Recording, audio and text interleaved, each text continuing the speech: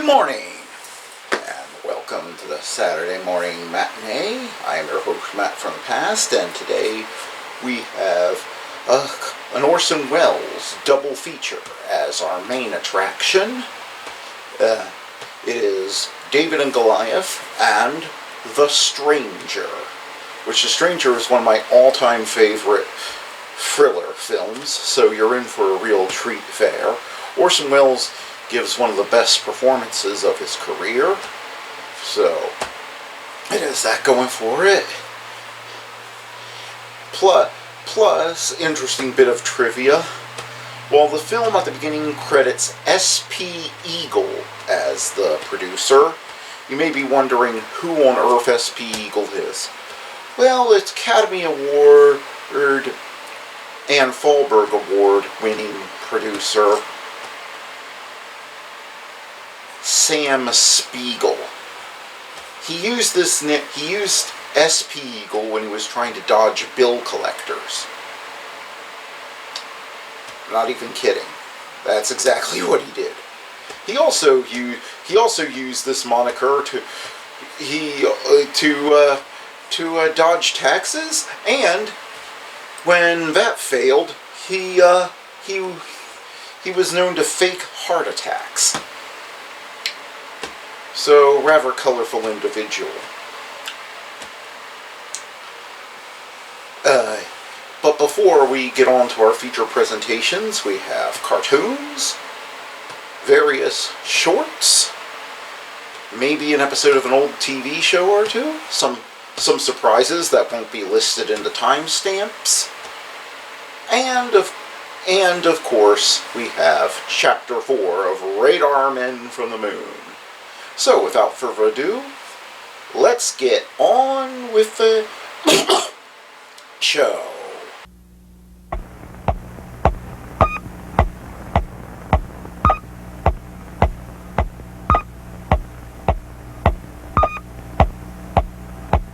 And now, stand by for adventure.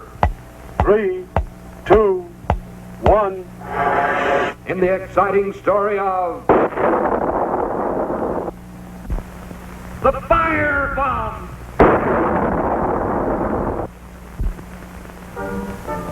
Of all the wonders of Futurian space science, none is more valuable to the people of the universe than Colonel Bleep's fantastic invention, the Futurian robot.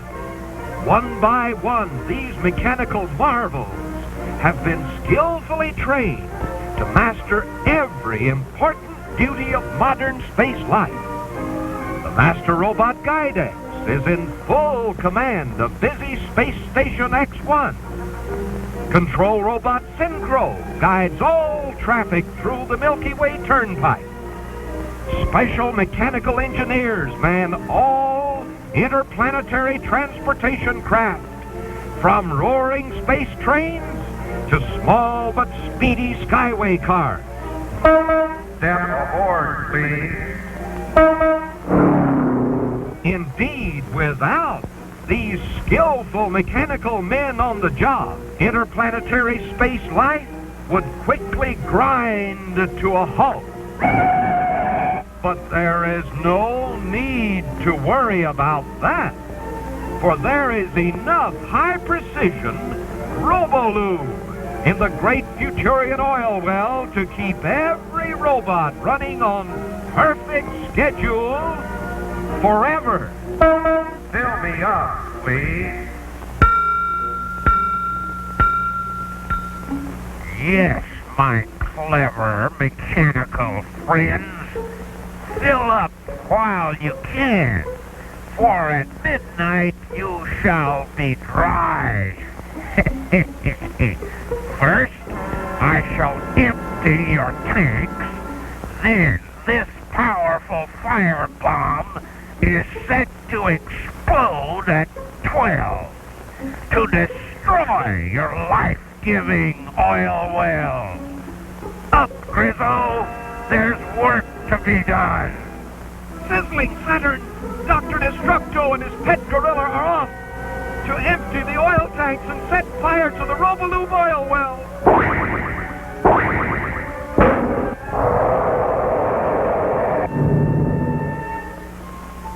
Futurian Fire Control Center, a powerful fire detector scans the sleeping skies.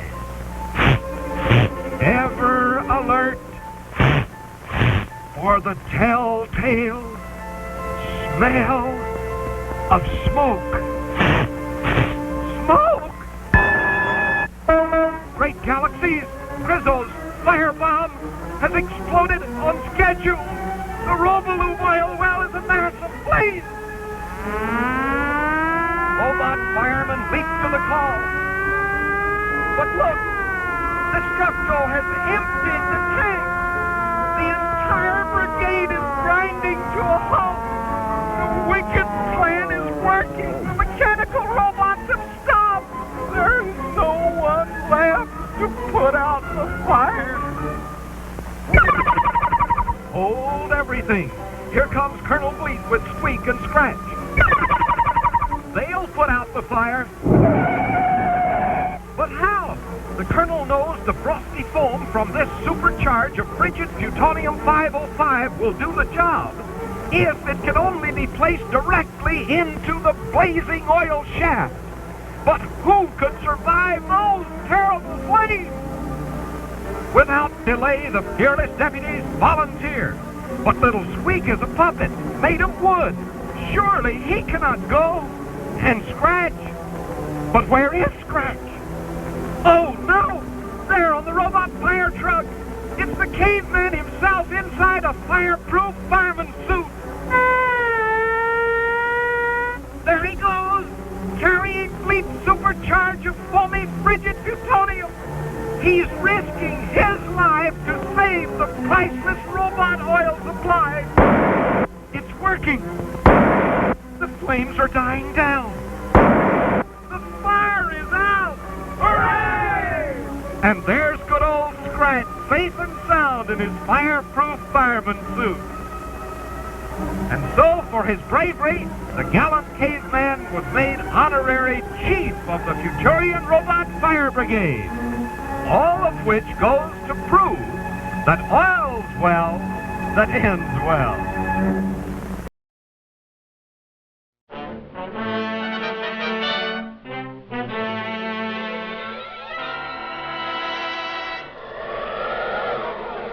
Up in the sky, look! It's a bird! It's a plane! It's Superman!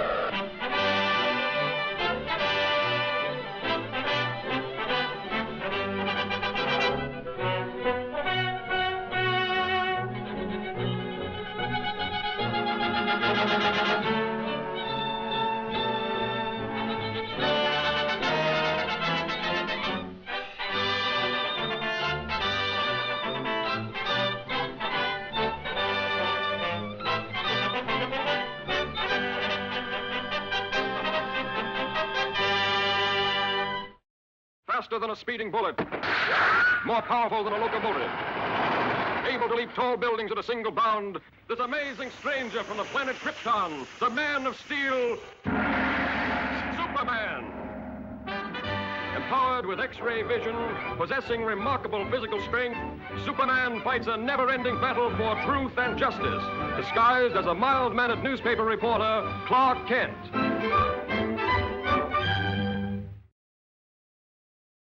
On this peaceful island, crowned by the great volcano Mount Mauna Kea, occurred the mightiest eruption that ever shook the earth, burying the beautiful city beneath it in molten lava and creating destructive tidal waves that raced around the world. For 300 years, this mighty volcano lay dormant. A new and more beautiful city sprang up at its base. But now, after centuries of inactivity, slight tremors are being felt. At the Bureau of Meteorology, a group of scientists watchfully check delicate instruments to determine the seriousness of this renewed activity.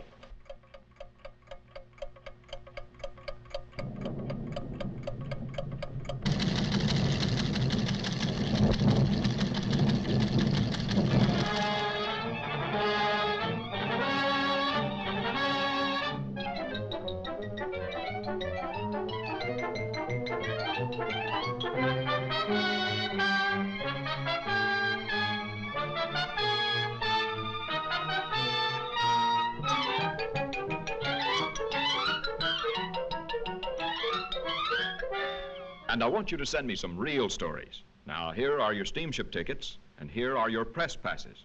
You'll need these down there. Goodbye, good luck, and for Pete's sake, see if you two can work together for a change. Right, Chief. So long.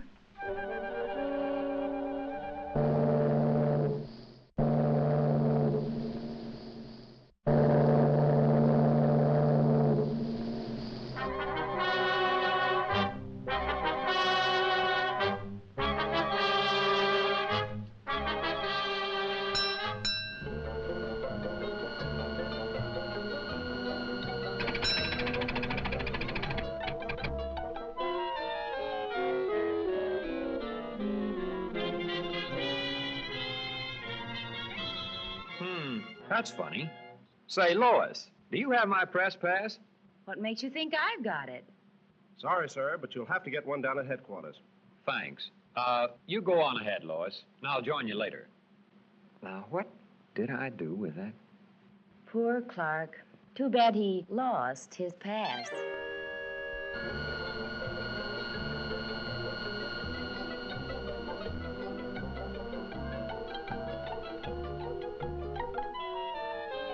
And from all indications, we can expect things to start popping at any time. In order to save the city, we've decided to blast the higher rim of the crater, thereby diverting the flow of lava away from the city and into the ocean below.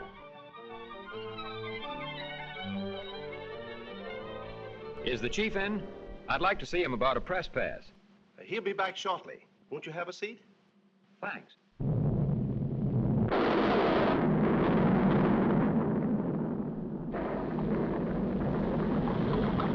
Wait here. Hello? Hello? Send up that corridor. Hello? Hello?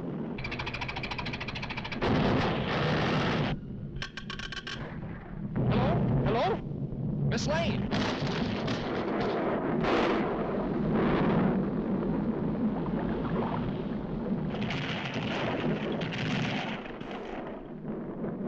Blast! Blast!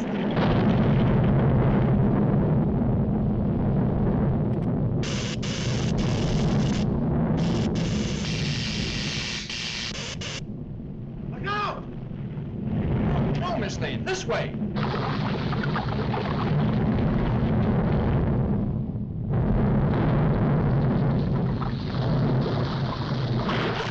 Lois!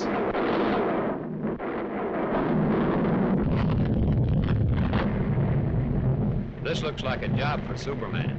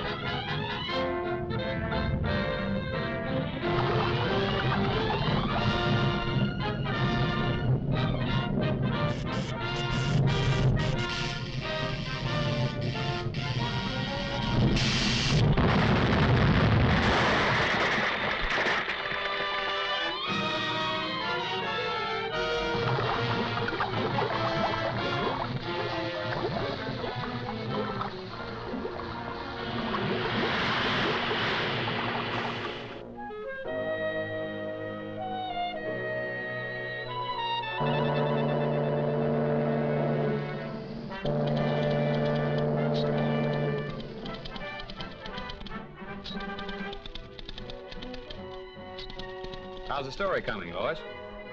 Oh, fine, Clark. Too bad you weren't in on it.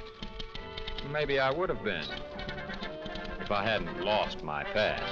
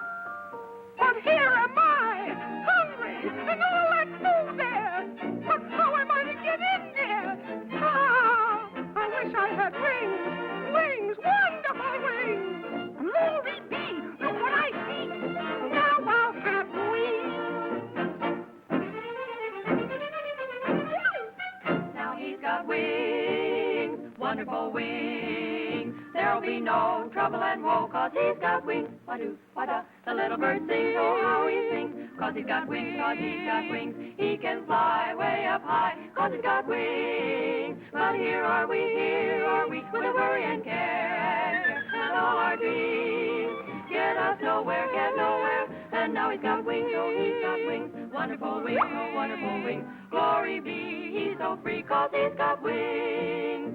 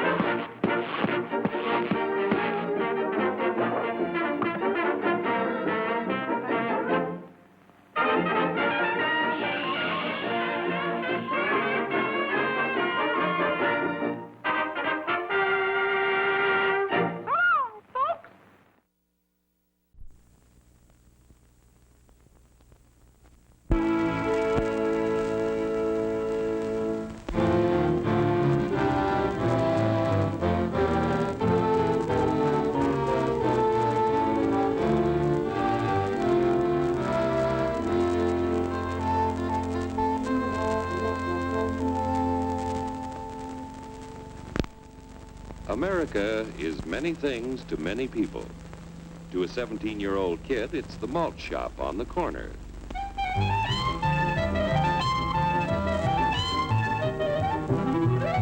To Grandpa, it's the front porch in the cool of the evening. To Mother and her family, it's church on Sunday morning. And to Dad, it's his favorite relaxation.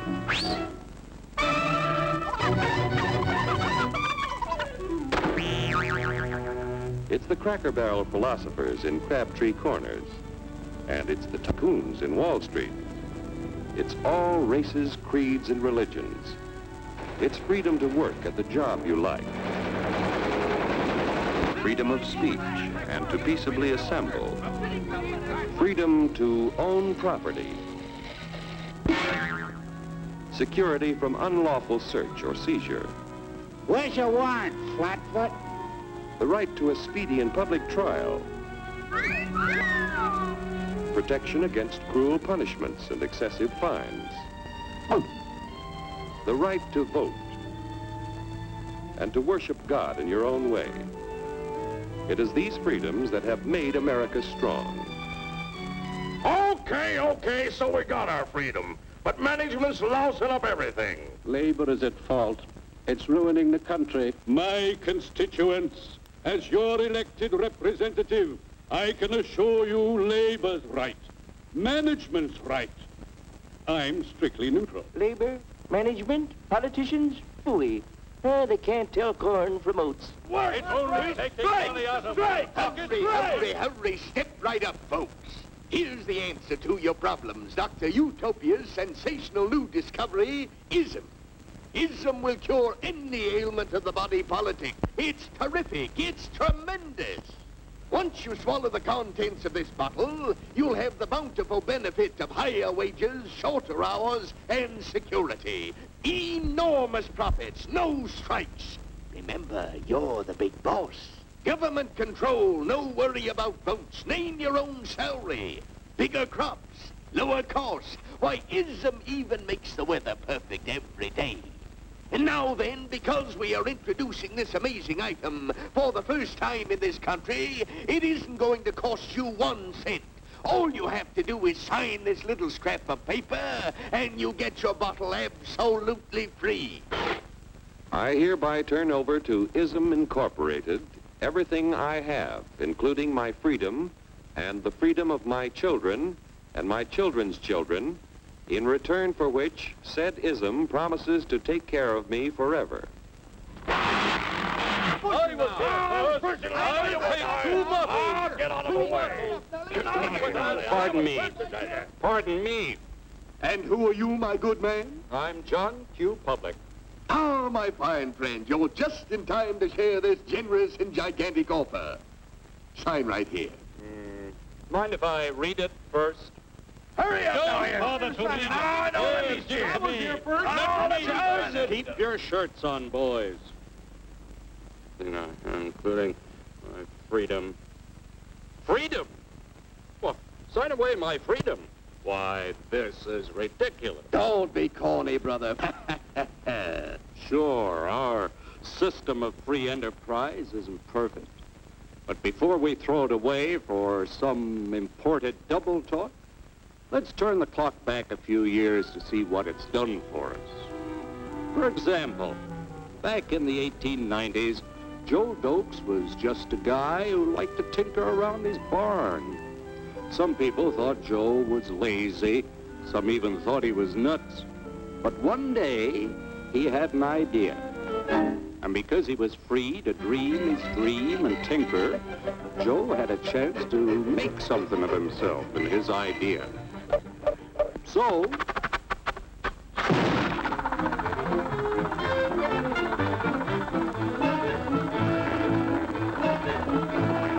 of course, some people didn't think so much of Joe's idea. But that didn't stop him.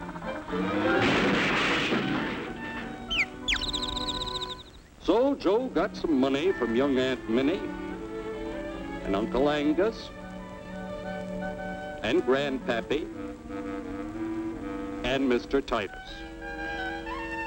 When Joe's friends and relatives used their savings to help him buy tools and property, they were capitalists. Don't blush, folks. It's nothing to be ashamed of. Now, naturally, Joe needed some help. So he hired Willie Lumpkin, who was out of work anyway, and before long, Willie had the know-how and became skilled labor. Because capital, management, and labor worked together, Joe's idea grew. It grew and did things even he never dreamed of. Today, the automobile industry provides millions of jobs that never existed before. And remember, this is a story of only one industry. There are thousands more scattered all over the United States whose history of development is pretty much the same. We've built a country under the American system that sends more young people to high school and college than all the rest of the world combined. Why, even in the Depression, our wages bought more food, clothing, travel, and entertainment than the wages of any other people in the world. Our country has a national income equal to the total national incomes of any other 6 nations in the world. With only 7% of the Earth's people, we drive 70% of the world's automobiles. That's just a sample of the things the capitalistic system has given us in only 160 years. Before signing up, you boys ought to try a little taste of Dr. Ism's formula to see what you'd get in exchange for your freedom. Go ahead, try it.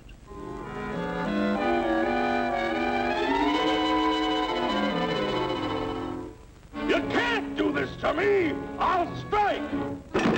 The state forbids strikes. Wait till the union hears about this! Ah, yes, the union. Welcome to our ranks, number 1313. I'll take this case to the Supreme Court. The state is the Supreme Court. Our decision is as follows.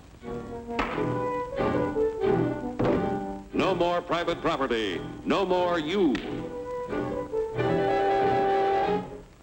The farm vote will put a stop to this. Farmers don't vote anymore. What'll I do for seed next year? You won't have to worry about next year. The state will do your planning from now on. We must fight to regain our freedom, or everything is lost. Everything! Everything is fine.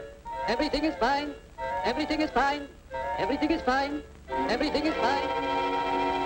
When anybody preaches disunity, tries to pit one of us against the other through class warfare, race hatred, or religious intolerance, you know that person seeks to rob us of our freedom and destroy our very lives.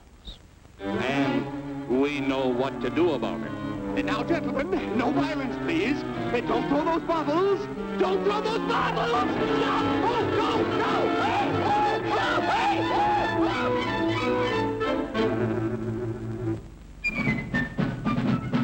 Working together to produce an ever greater abundance of material and spiritual values for all. That is the secret of American prosperity.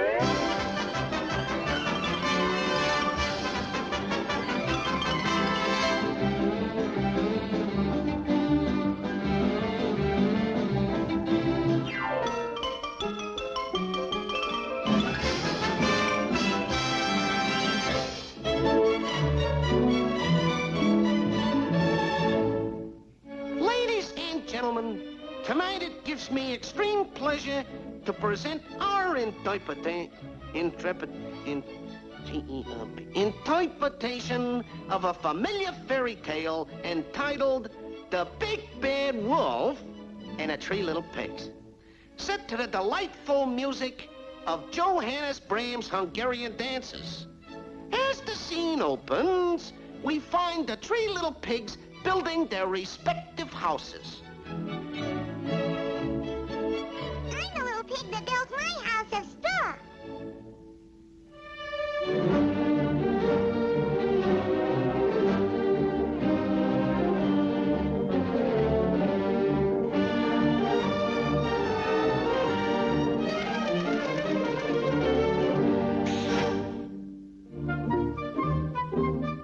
I'm the little pig that builds my house of sticks.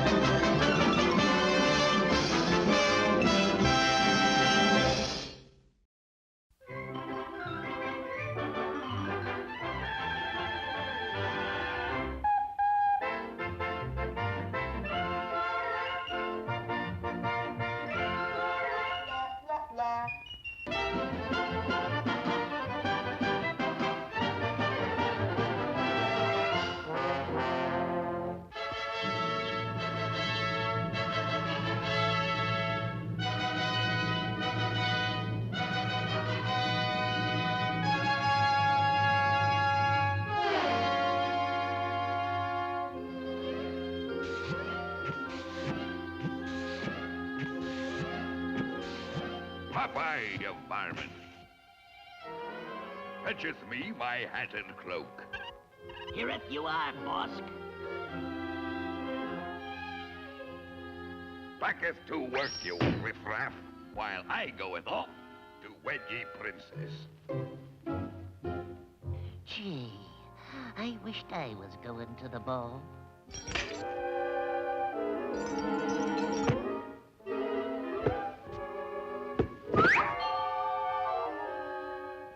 I'm your fairy godfather.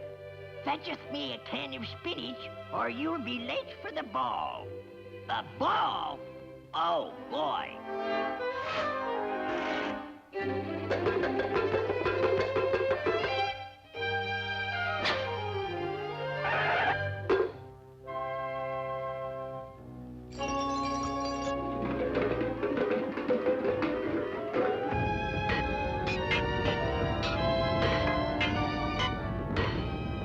Gee, now I can go to the ball. Just a minute.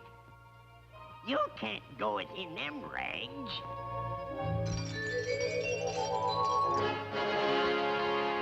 Wow, toodaloo. And thanks. Remember, returneth by midnight, or ye'll change back to rags again. Well, what do you know? He disappeared.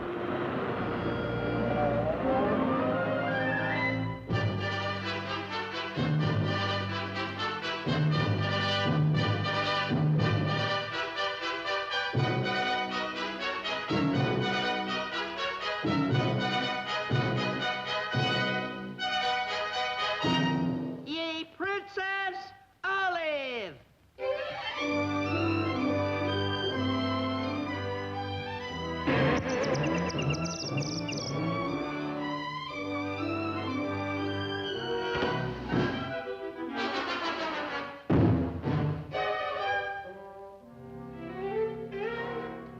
Allow me, fair princess.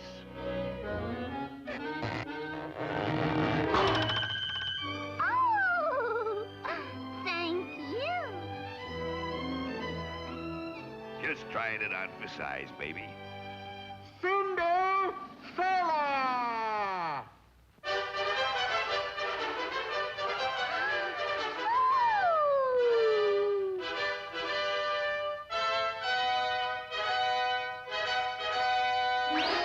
Ah, ma chérie, cometh with me to ye Casbah. Listen, you runt. I seen it her first. Soeth what? Boys, boys! Now ye men whose bestest with ye bow and arrow shall leadeth me down ye straight and narrow. Okay, baby. We're as good as hitched right now.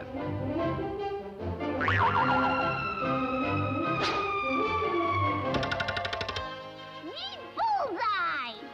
Oh, pretty good shot for an amateur. No, just watch your fisk.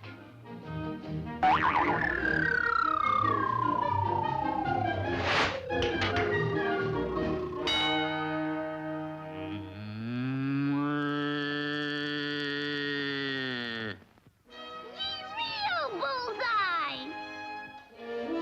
Pistols at 10 paces. Oneth, twoeth, threeth, foureth, fiveth, sixeth, seveneth, eighteth, nineth.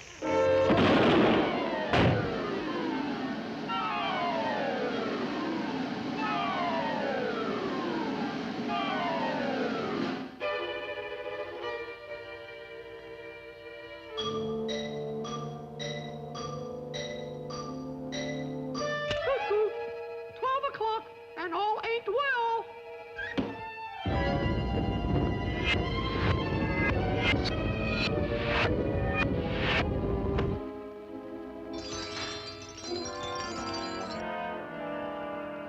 Get ye away from me, ye brute! How about a kiss for your new prince, princess?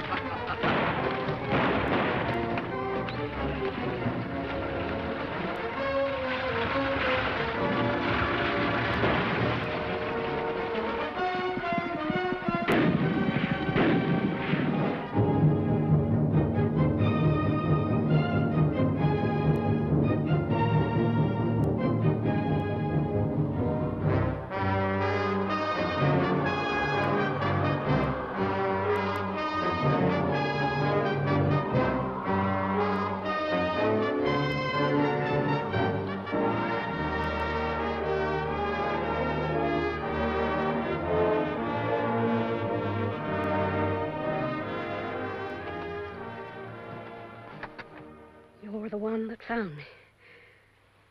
Yes, ma'am. Will you save my baby? Yes, ma'am. I'll save him. And I will help. Me too, ma'am. I want you, all of you, to be my baby's godfathers. And that is how three lawless men with a price on their heads fell victim to destiny and became three godfathers. Their story is a legend of the Southwest, filmed by John Ford, 5-time Academy Award winner. Their story becomes the most unusual Western ever made.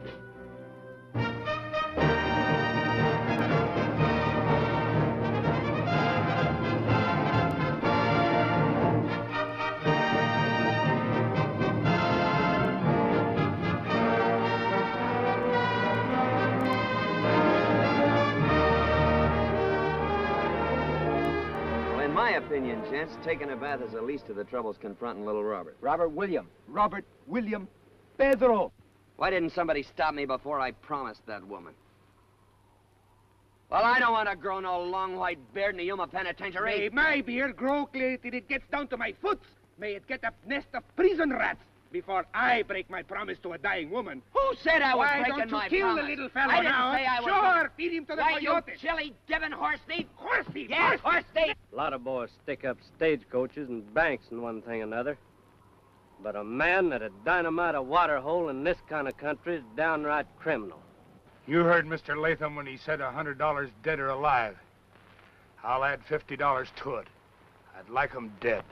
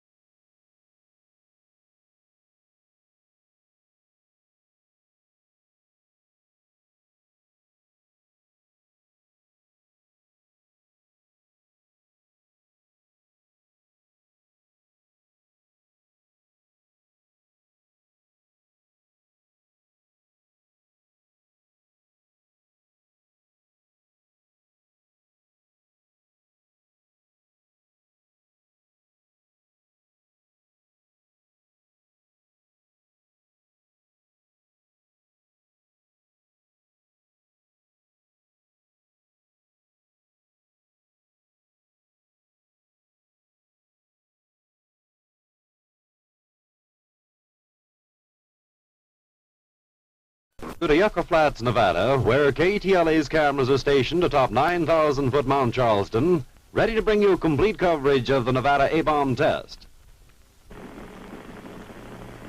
We're now going to use another type filter on another camera. This one is not as dense as the other, so you'll get an entirely different comparison as this particular lens is pointed up to the sun. Our cameraman, Robin Clark, is applying the filter to the front of the Zoomar lens.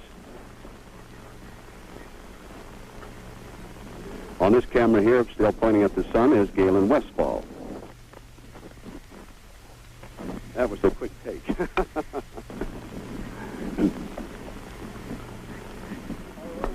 That, of course, is the famous Zoomar that Robin Clark is working on, Gil, and as I understand, that does from 8 to 22 inches, that particular camera right there, so they can really zoom in a great distance. Now, this is a different type filter, and as we said, it isn't quite as dense. Is that correct? That's right. In the rays?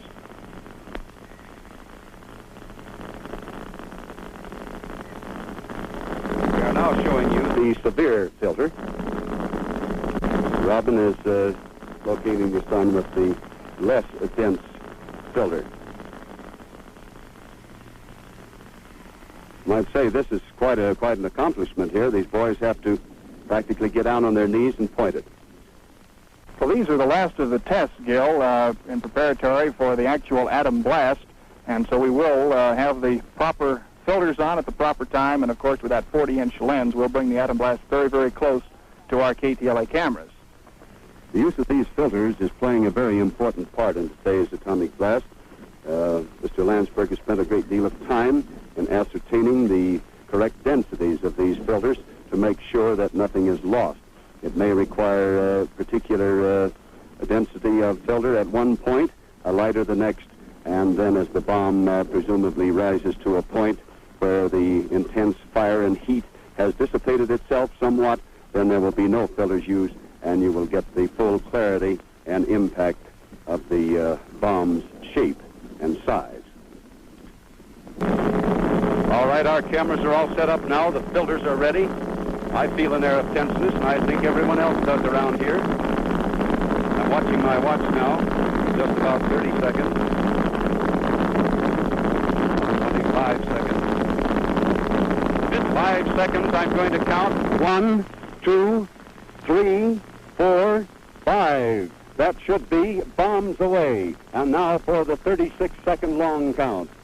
1, 2, 3, 4, 5, 6, 7, 8, 9, 10, 11, 12, 13, 14, 15, 16, 17, 18, 19, 20.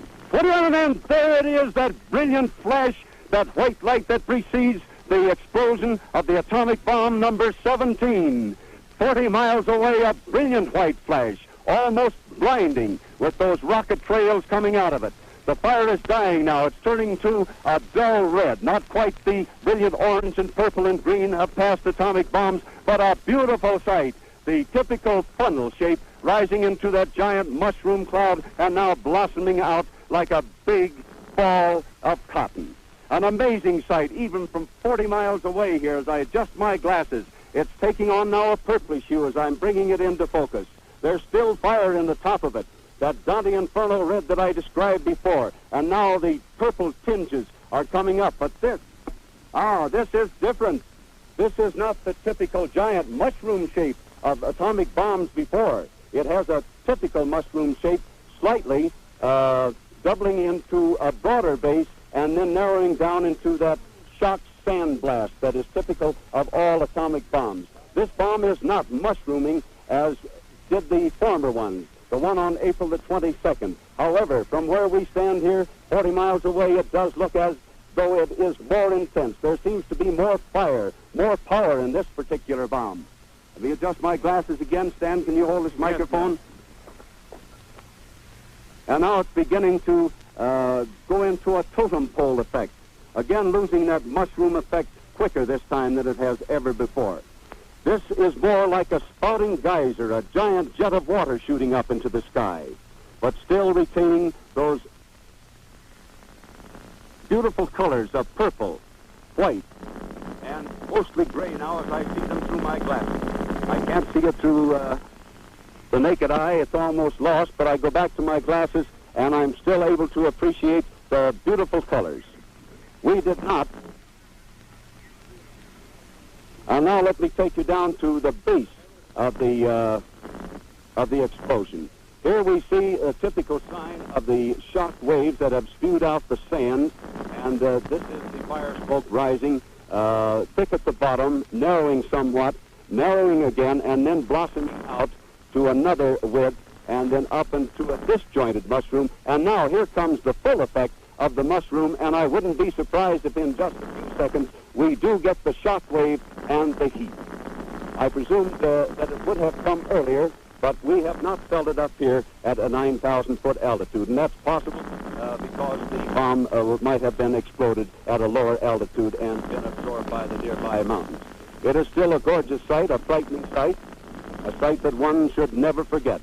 We are indeed happy to be able to bring it to you on your television screens today in its full glory. And to stand here this morning some 9,000 feet above Yucca Flats, wherein we witness the explosion of this 17th atomic bomb, it's almost like standing in reverence and awe of a scientific phenomenon, a combination of man-made metal and scientific endeavor. Plutonium, the man-made metal, combined with Mother Nature's gift to the atomic bomb, uranium-235. A awe-inspiring sight and a fearsome sight. We see now the vast top cloud disintegrating, taking on another shape, and following down this giant stalk, sort of like a jack and the beanstalk, we see the slowly changing colors again from the brilliant white of the top cloud to the darker shades, the lighter gray, and then down to that voluminous column of sand spout. That's the sand that rises from the desert at the percussion of the bomb. Sand that gives way and rises up in protest at being disturbed by this animal of science unleashed in all its mad fury. Some of that fury's gone now as we see it. The cloud's taking on an umbrella shape, sort of like a claw shape, and dismembering itself, like the child of mother is now on its own. This is the cloud that will disintegrate, go along with other clouds to form perhaps the cumulus clouds to the untrained observer in other states over which it passes. And this is also the cloud which will be tracked by the cloud trackers to determine the amount of yield, as they say in atomic energy parlance, the amount of intensity of the bomb.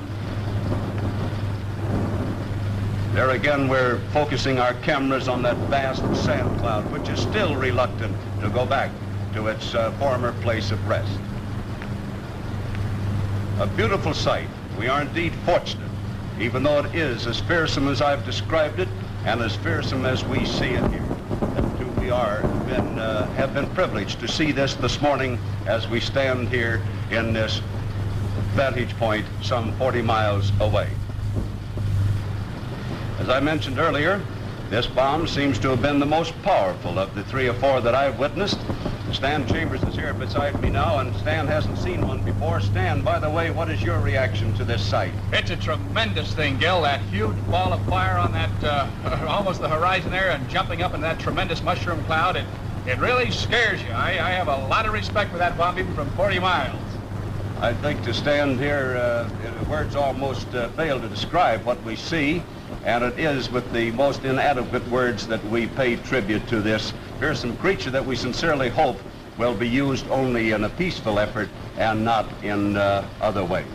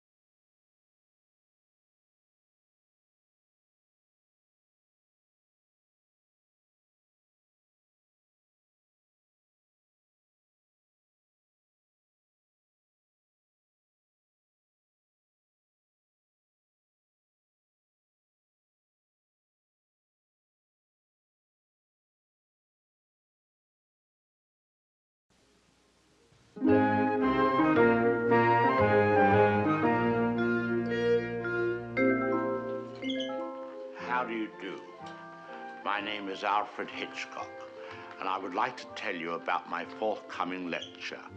It is about the birds and their age-long relationship with man. It will be seen in theaters like this across the country. In my lecture, I hope to make you all aware of our good friends, the birds. Theirs is a noble history, and through it all, man has played a conspicuous part. This cave drawing is one of man's earliest sketches of his feathered friend. One can see at once the loving care with which the artist depicted his subject. The story of man and his friends, the birds, is filled with many fine examples of ways in which these noble creatures have added to the beauty of the world. Take this plumed hat from the period of Charles I. How proud the birds must have been to have their feathers plucked out to brighten man's drab life. Here we have a later model, a refinement of the first. Here man, or rather woman, thought enough of the birds to have an entire one as a decoration. It's quite dead, of course. Naturally, the egg plays a very prominent part in my lecture. Not a word about which came first, however. I don't believe in dealing with controversial matters. Thousands of years ago, man was satisfied merely to steal an egg from a nest and use it for food. Now he has perfected this process by imprisoning each hen in a separate cage and by scientifically manipulating the lights so that she doesn't fall into the rut of the old 24-hour day. Thus, he can induce the bird to reach fantastic heights of egg production. Originally, there were many varieties of birds on Earth. Some have become extinct. The great auk, the passenger pigeon, and the famous dodo bird have all disappeared. Actually, they didn't exactly disappear. They were simply killed off. But of course, this is nature's way. Man merely hurries the process along whenever he can be of help. Man and birds have been responsible for a great many advances in our civilization. For example, the bird was the inspiration for the invention of gunpowder, and it was his speed that brought about the development of the shotgun. But man has not been unmindful of his debt to the bird. We have honored our feathered friends in many ways. We cage birds and show them off proudly in most of our zoos. And the turkey is traditionally our guest of honor at Thanksgiving. I suspect you never realized that if it weren't for birds, even some of our pastimes would suffer noticeably. Duck hunting, for example. Granted, bagging a fellow hunter can be diverting, but the supply is rather limited. I hope you don't mind if I have something to eat, but I'm rushed today. Planning the lecture has been most educational for me. I've begun to feel very close to the birds and have developed a real sympathy for our little... What was I saying? Oh, yes. I've come to feel very close to the birds and have come to realize how they feel when... I don't think I'll eat just now. Hardly proper with all of you here. Surely the birds appreciate all we've done for them. Don't you? Beautiful cage, fresh water, no other birds to bother you, none of that blinding sunlight. Oh! Now, why would he do that? Most peculiar. What on earth?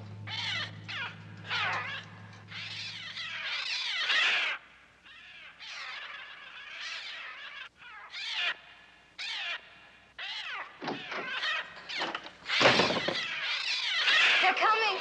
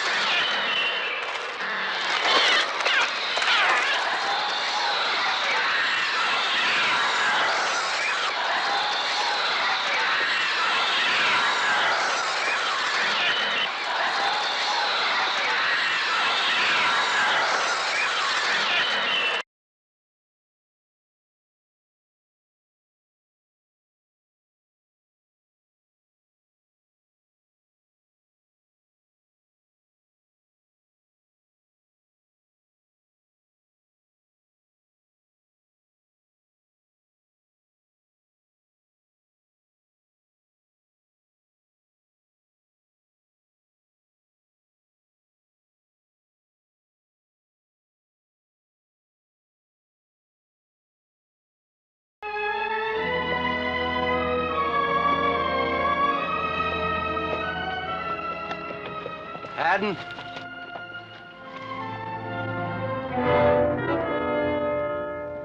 Those pig stickers mean what I think they mean? Yeah, Indian for barbed wire. Why? Oh, graves. Indians hereabout believe their ancestors are buried yonder. They call it the Mountain of the Dead. Sort of a sacred burial ground? Yeah, I guess you might say that. Even the Indians won't go much past here. Hey, wait a minute. We're not going in there, are we? Of course we're going in there. Burial ground or no burial ground. That's the best fur trapping country west of the Missouri.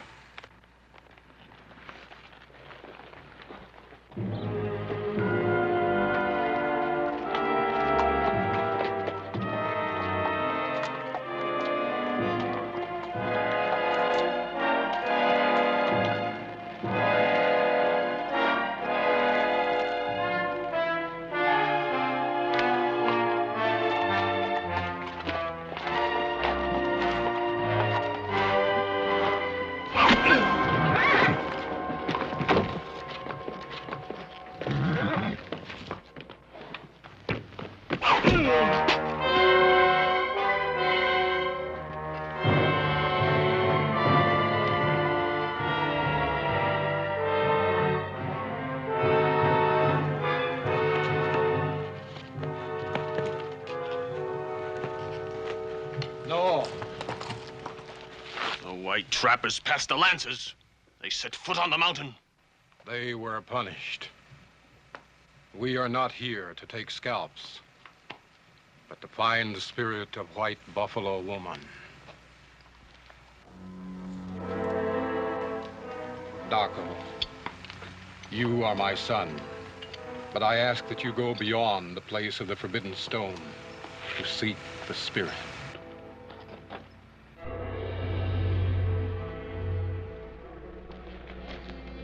If my brother is to go beyond the Forbidden Stone, I will go with him, my father. You know that you go to your death. We know, Father. Darko. Tolka. By these tokens of my medicine, the spirit woman will know you, my sons. You must not fail. Our lives are pledged, Father.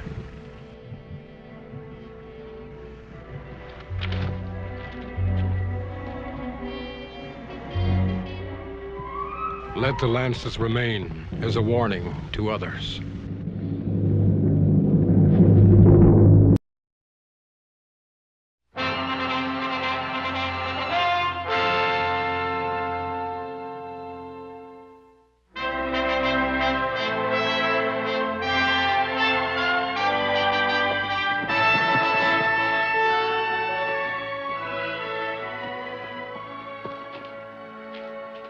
I wouldn't.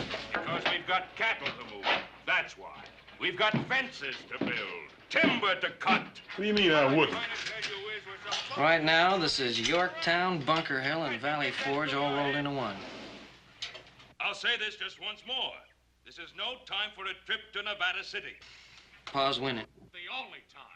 If I miss Ira Fairbanks this trip, who knows when I'll get another chance to see his windmill.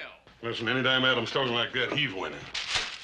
Now, you know as well as I that we have Roundup facing us next week. And you talk to me about windmills. Yes, windmills. And you know as well as I that it'll take a miracle to get the water up on that north section. And Fairbanks Windmill might be it. Fairbanks Windmill. All this man has is a theory. We know nothing about him or his reputation.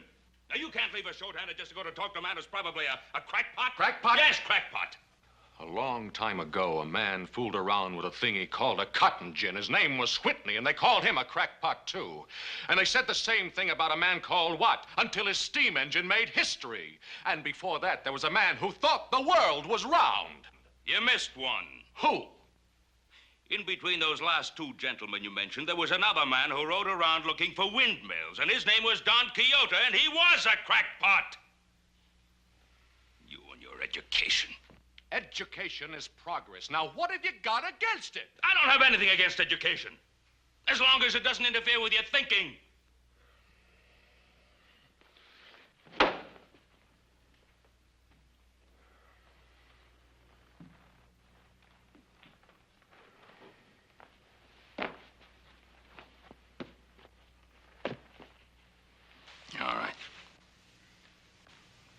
Just get back as soon as you can.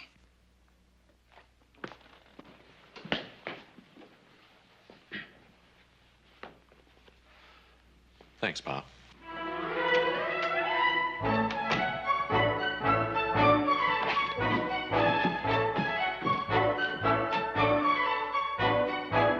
Hey, Adam, what... Nice day for a ride.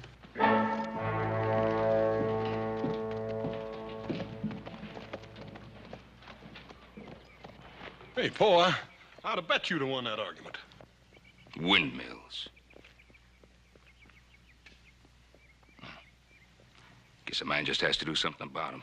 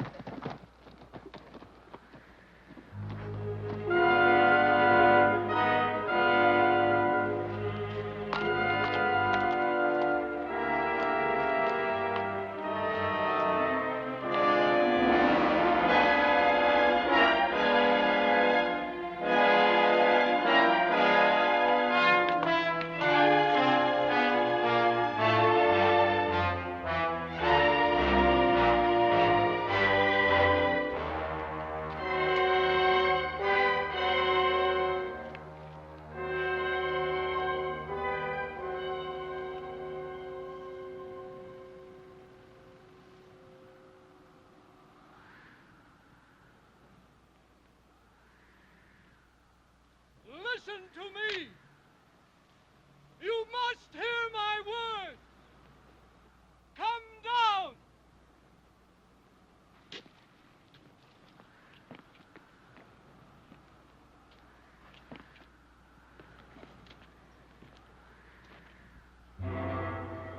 Spirit woman.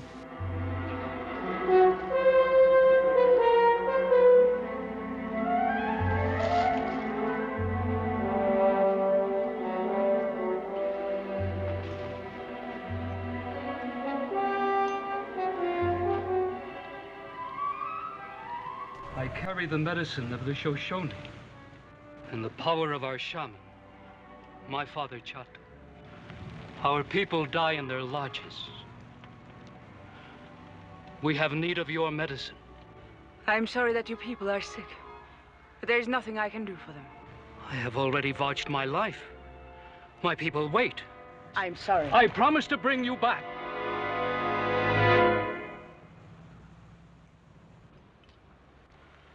You are flesh. You are as I, as other people, even as a young squaw of our tribe. Please, you must not do that. You must not touch me. I touch you, and I live. My father would not believe that... I don't care about your father. Let me be.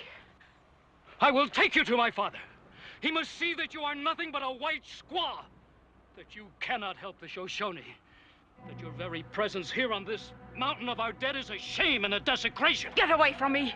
I don't care about your superstitions. Stand up for me. I know what would happen in your village. You would kill me. Squaw, I would kill you here and now. Put it down. I said put it down.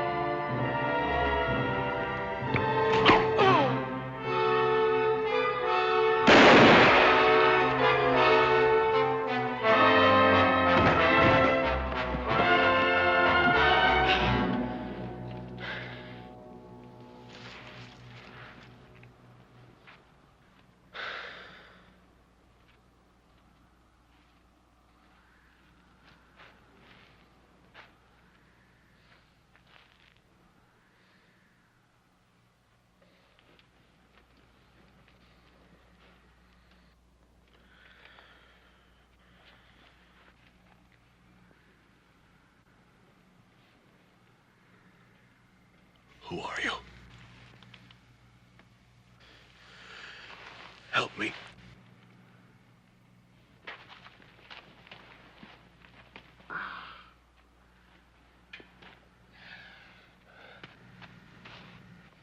back!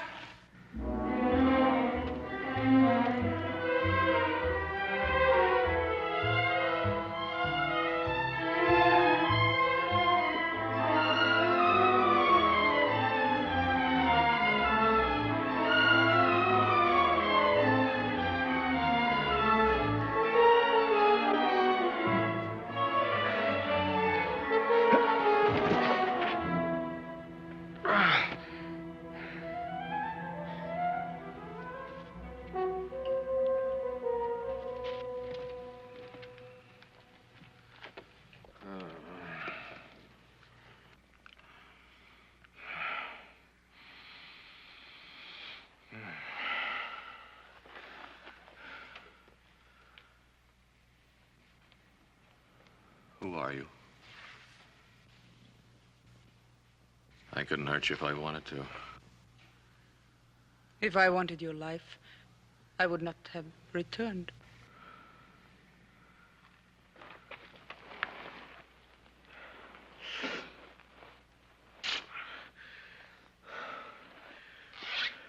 Will you tell me who you are? I'm called White Buffalo Woman. White Buffalo Woman. The spirit woman of the legends of the Plains Indians?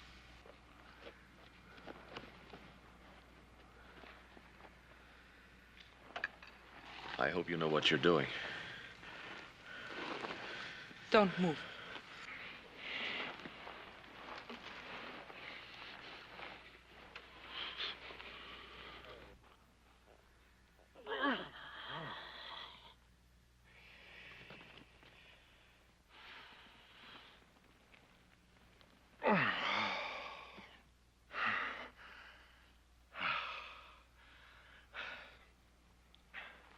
Thanks.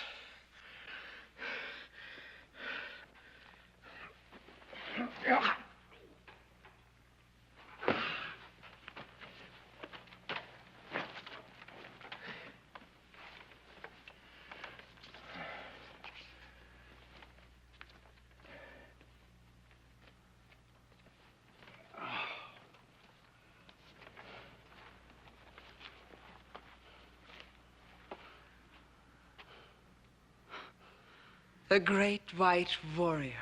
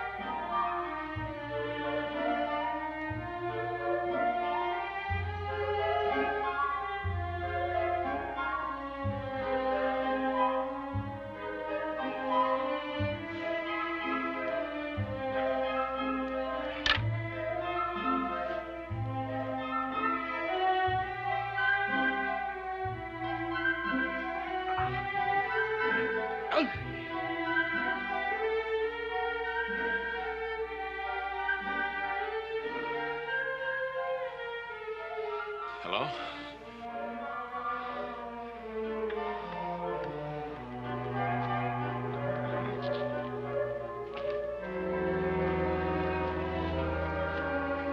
Hello? Anyone here?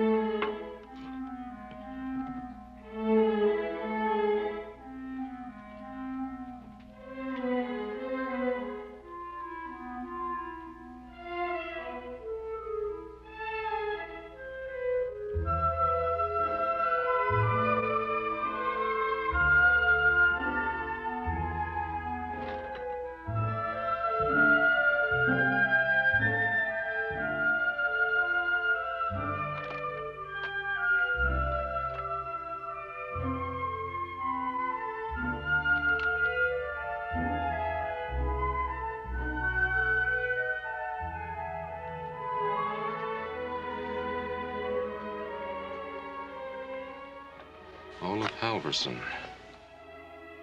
Born 1810. Bergen, Norway. Married to Elizabeth Carr, Bridgeport, Connecticut, 1838. Daughter Ruth, born August 3rd, 1840. Wife died 1846.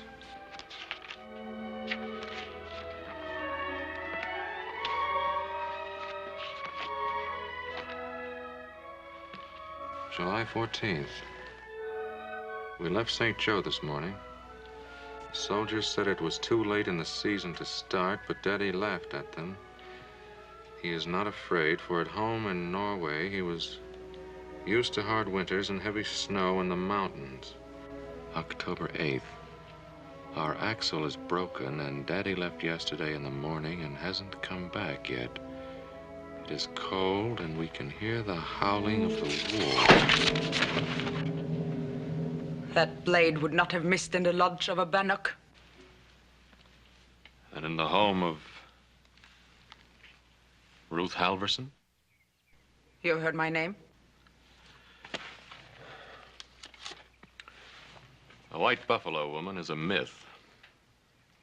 But Ruth Halverson is, or was, real.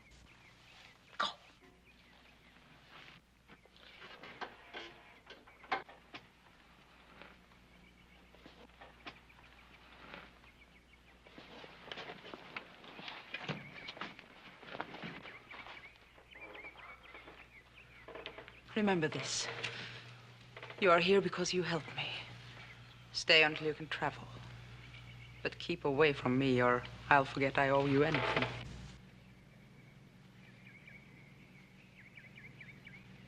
In other words, welcome.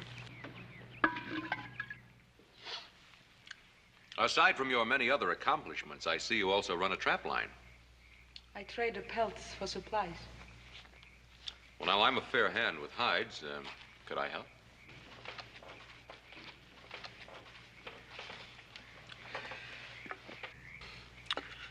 Until I can travel, you're going to have to put up with me. Now, there's no reason why we can't try to understand each other. How? We could start with Ruth Halverson. Ruth Halverson was a child. What happened after your father left the wagon? I never saw him again. In the spring, a bannock hunting party found me. They took me to their village. I stayed there as one of them. Until the hunters came. White hunters. They wanted our furs. And when we refused, they attacked us. All the braves, the women, the children, they killed. I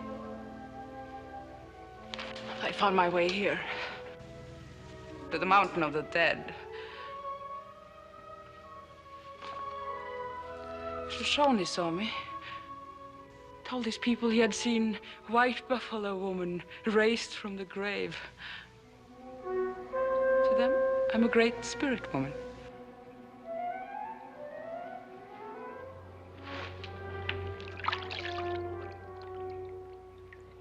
Until today, they have left me in peace here, in my own world, to live my own life. Ruth, the only real life for you is with your own people.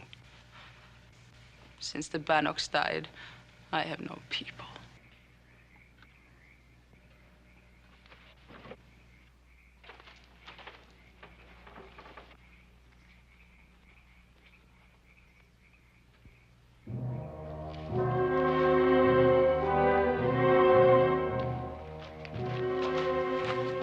Shaman!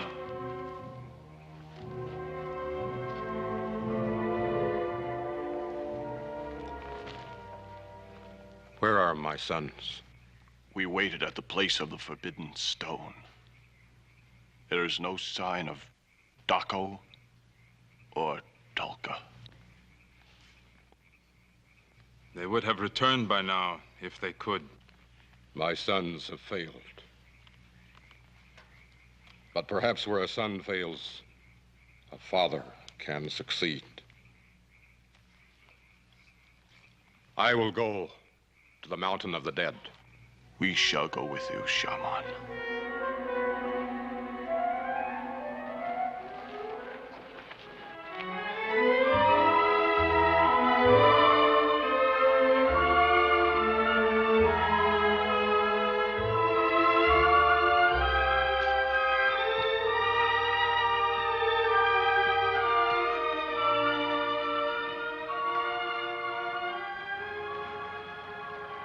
They call this the Mountain of the Dead.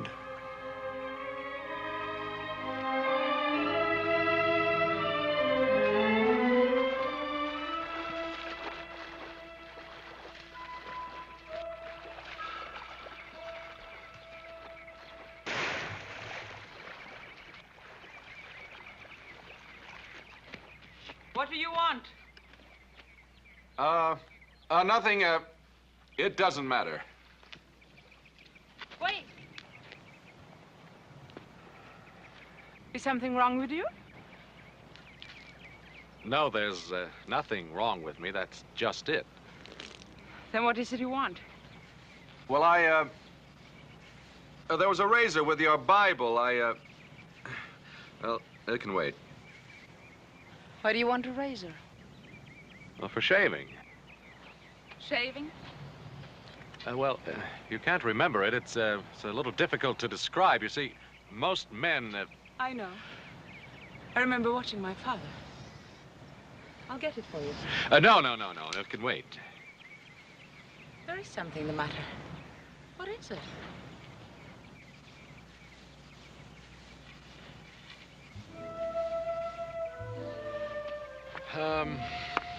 My education just interfered with my thinking for a minute.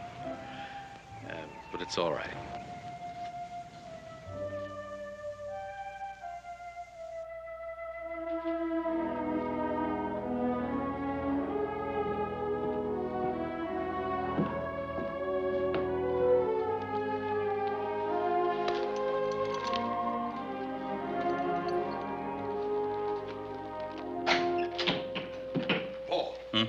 Paul Adams' horse just came in. Adams' horse? Yes, sir. He's still got the saddle on him.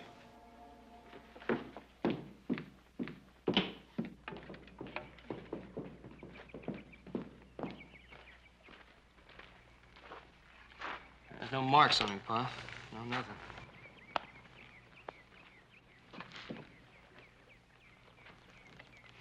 Horse seems to be all right. Yeah. Nobody's ridden him for a while either. Yeah. Fool boy. Probably got down for water. Come on, Pa. You know better than that. Paul, I think we ought to go after him. Joe, you get some food ready. Right, Pa.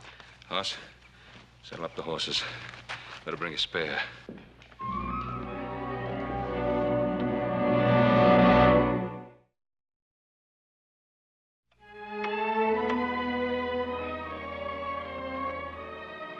My father had a big strap to make his razor sharp.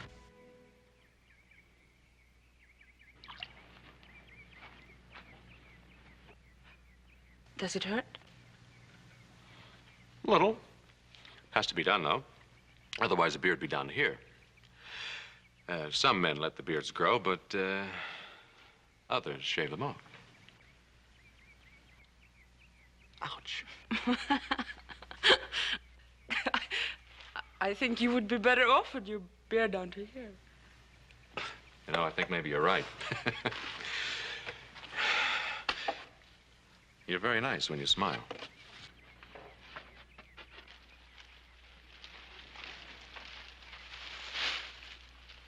You've done enough. I can finish. It looks much better. Naturally, it takes a real engineer. Let me help you.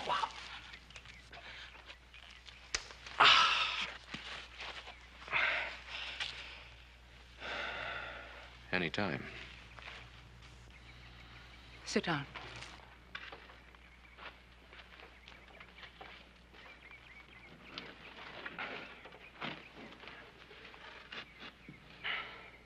Building a roof with one leg. Man has to earn his keep.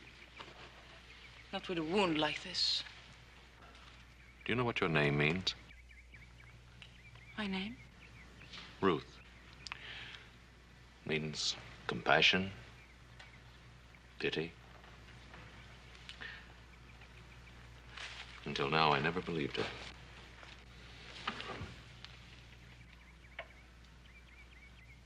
You will be able to leave very soon. Why are you afraid of me? I fear no man. Ruth? You forgot this.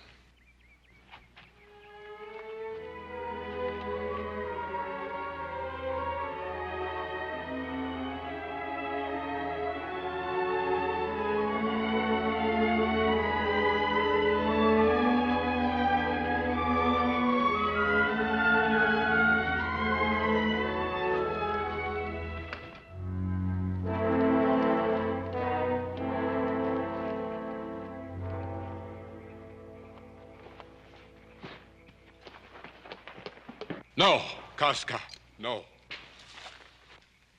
Do you too wish to be struck down by the medicine of the white buffalo woman, as my son was?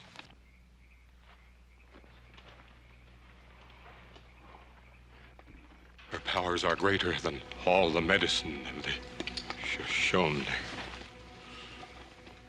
That is why she must go back with us. Only she can save our people from the great sickness. Tiowa, Casca, find her camp, then return to me.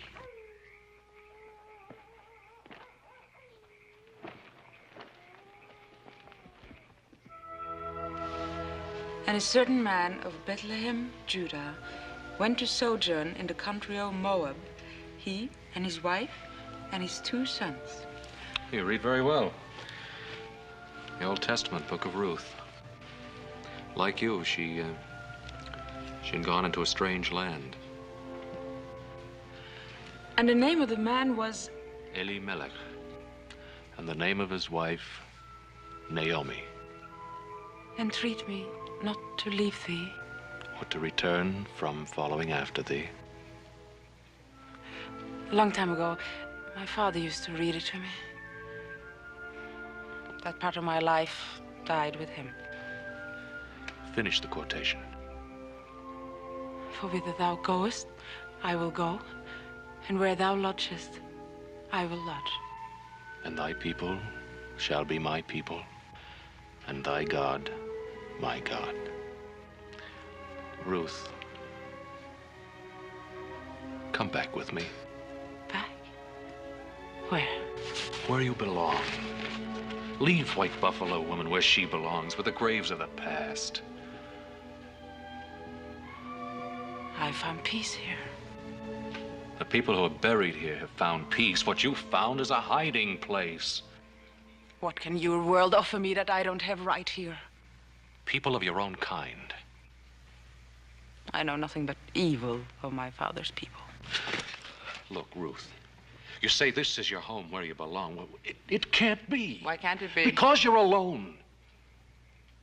I have a stubborn father and 2 hard-headed brothers. To me, they're home, no matter where they live. I have no one. On this mountain, you're a legend. And a legend leads a lonely life. In the world out there, you wouldn't be alone. Music, books, sound of laughter. All you have to do is come back and let me do the rest. Ruth, come back with me. No, let me be. Ruth, you can't keep on running. Whatever you're hiding from must be faced, and now. I can't. Please let me Ruth, go. Ruth, tell me now what really happened. 2 of those men caught me. I fell and they were there laughing. They grabbed me and one of them hit me and I got my hand on a knife. His face. He screamed. And I broke away and ran. And ran. And now you can forget it.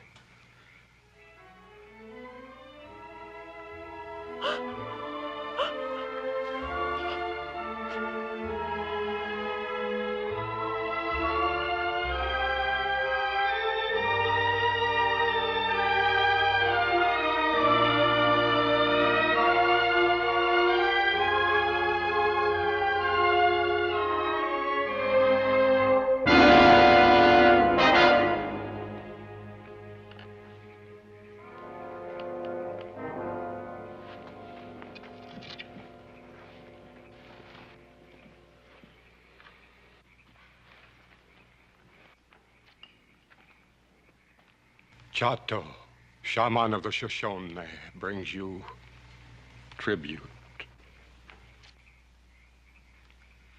I accept your tribute, Chato. But not your presence here with your warriors. Only the spirit of the great white buffalo woman can conquer the sickness that has come to our lodges.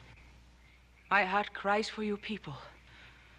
But the white buffalo woman must stay here with the ashes of the past. The ashes of the past are the lies of a white man.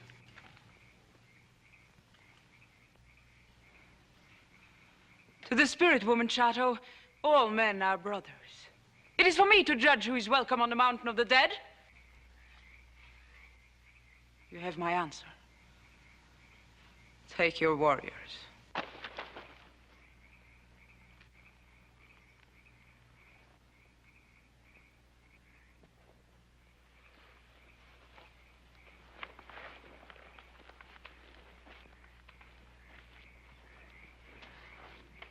You must go. Not without you.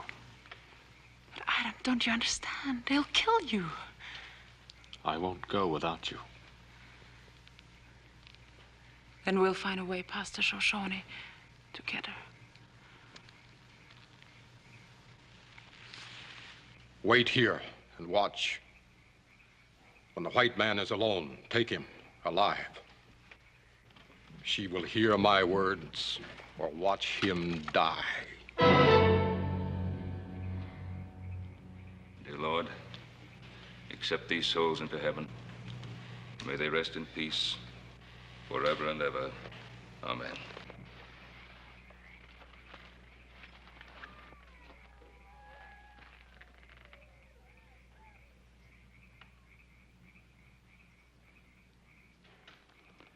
From the signs, Adam got this far. But he didn't meet the same fate these two trappers did. Where do you think he'd go from here? Must have gone into the mountain. Adam would know better than that. Yeah, maybe he had no choice. Well, we're not going to find him standing around here.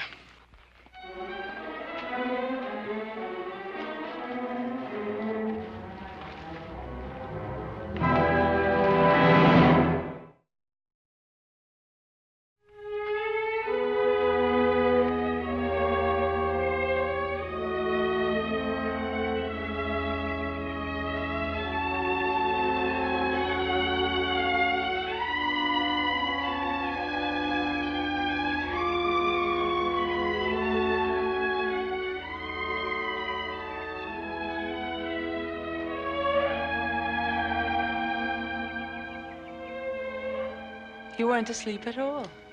Didn't you ever hear of the spider and the fly?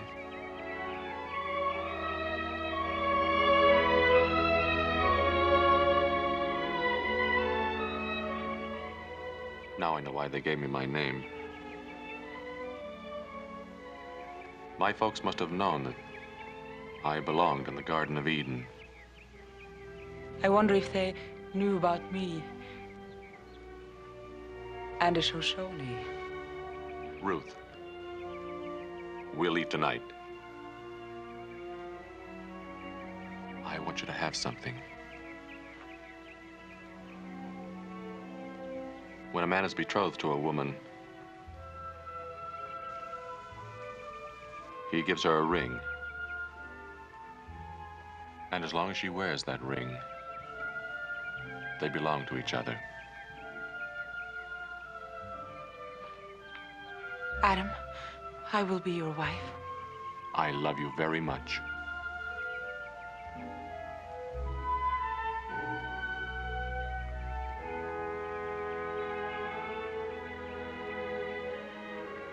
Love,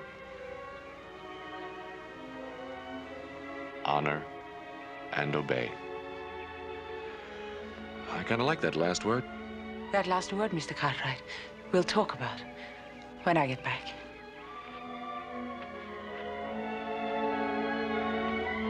Adam? It's a beautiful ring.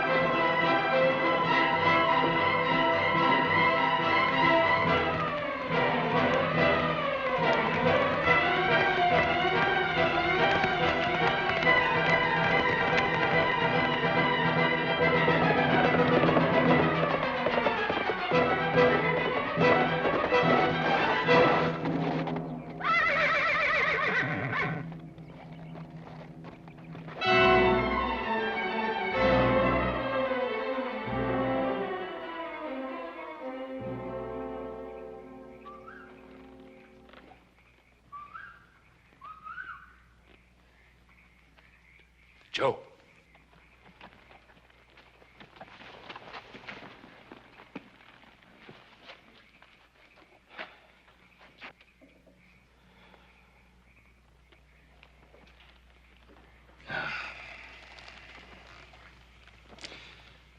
We must have missed something.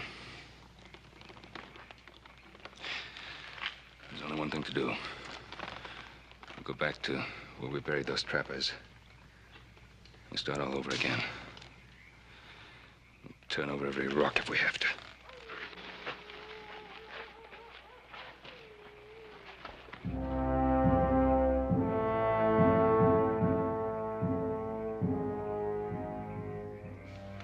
Shall I bring the spirit woman now? No, Koska. The spirit woman must come to us willingly. She won't come here. She will for you. It won't work. You're You're the wrong bait.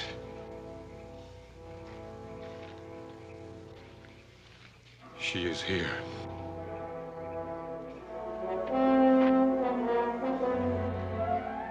Ruth, get out of here!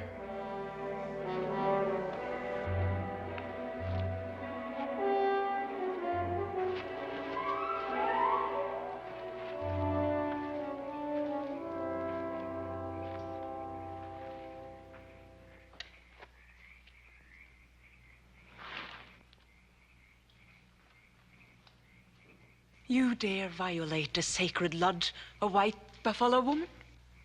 You would not hear my words. And this one? Did the Shoshone make war with the wounded? My people must have the medicine of the spirit woman, or they will die. And a white man? He will die, unless you go with us. Release him, or you will die now by the hand of white buffalo woman.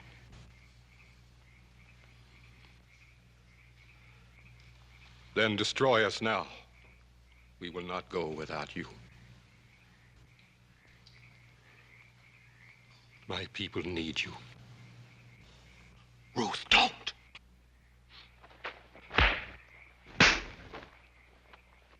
Stop! Spare his life, and you shall have the medicine of white buffalo woman. Cut him loose.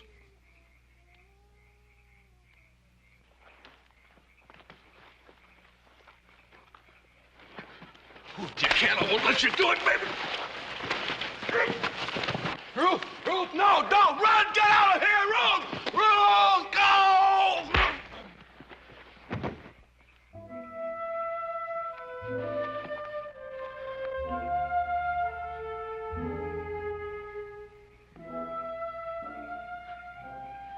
For whither thou goest, I will go.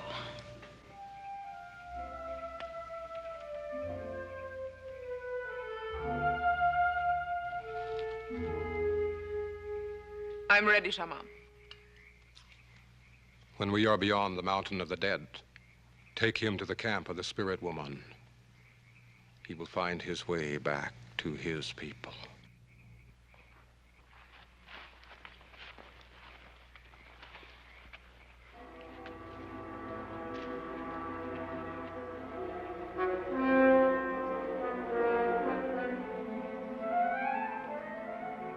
I'm ready, Shaman.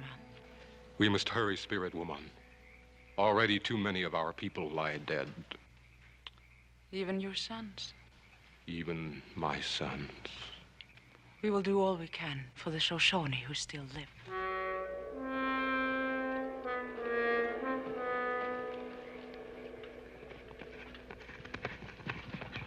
Pa, horse!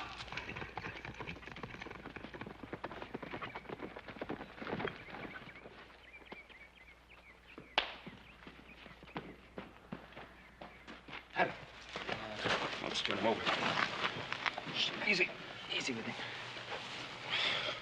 Adam? Huh? Ruth? Easy, boy. Dadgone, Adam. Looks like you tangled with a grizzly. Got beat. Shoshone took Ruth. Who? Girl that saved my life. She lives here. Girl here? Fever. She's not imaginary, she's real. Her name's Ruth Halverson. There's a Bible in the hut. How come the Shoshone took her, Adam? They thought she was a spirit. Reincarnation of one of their gods. I'm going after her. I gotta find her. You try to stop me, I'll walk all over you, both of you. Pa? Found a Bible. Some writing in the front.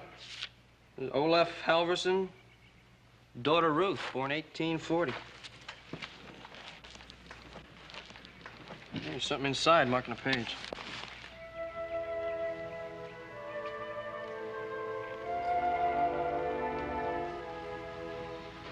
I gave her this ring.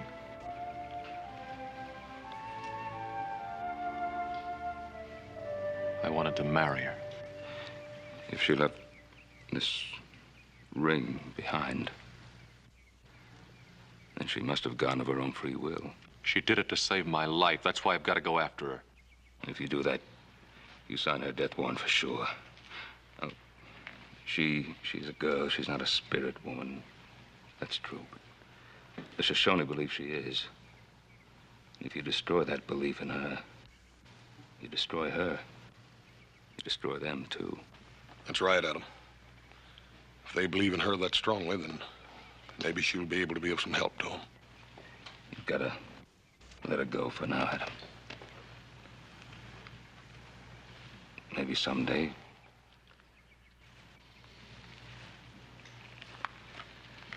Come on, let's get some food.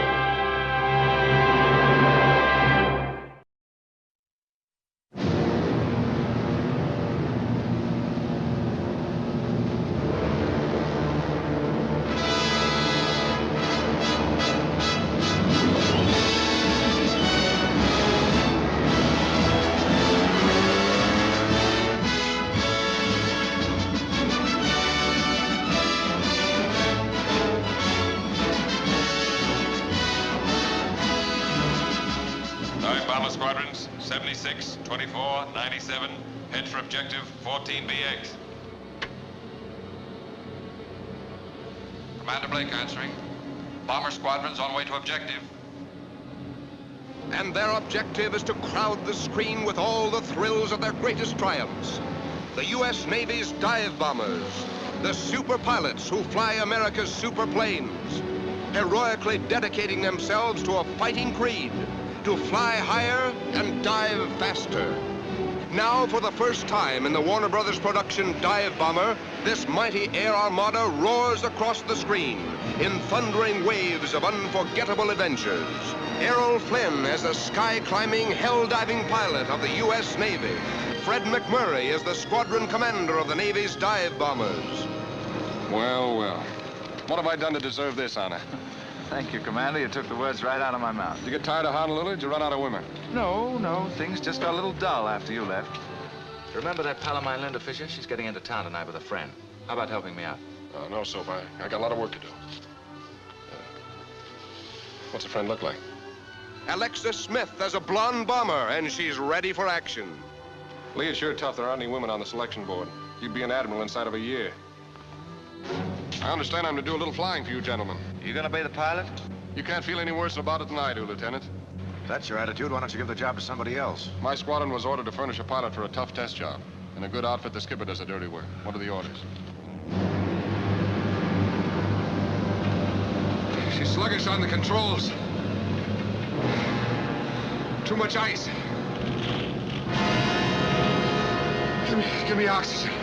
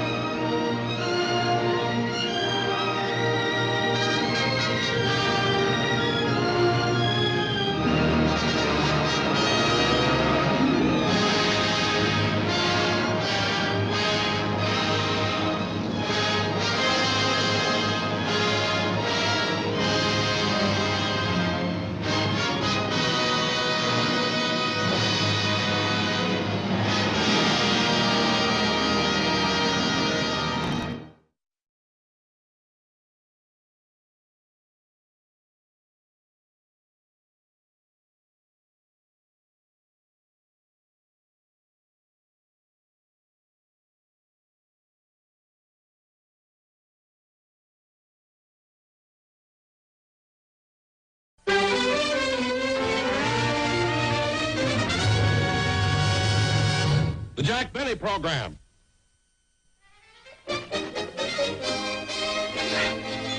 Uh-oh. Mr. Benny be through with his rehearsal. I better get his makeup ready. Oh, for heaven's sakes, I can't do everything. Hello? Yeah, this is Mr. Benny's dressing room. Now, I'm sorry you can't talk to him now. He's rehearsing. Yeah, he's rehearsing. I said he was rehearsing! What do you think, he ad-libs all that stuff?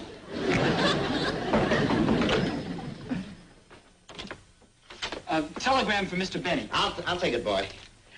Don't go away, I want to give you a tip. Where's Mr. Benny's pants? Oh, there they are. I should know where they're. Here you are, quarter. Thanks. So long.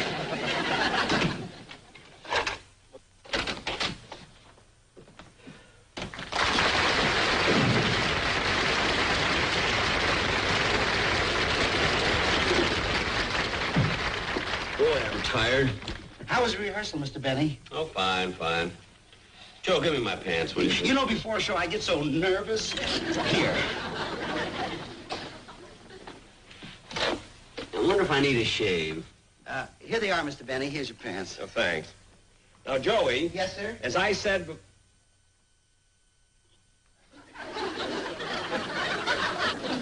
Joey, who took a quarter out of my pants?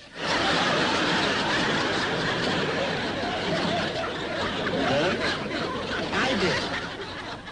I gave it to the telegram boy. The telegram was for you, so naturally I tipped him with your money. But a quarter was too much. Well, how do I know you tip by weight? All right, just go, will you? All right, I'll go. You're such a stingy.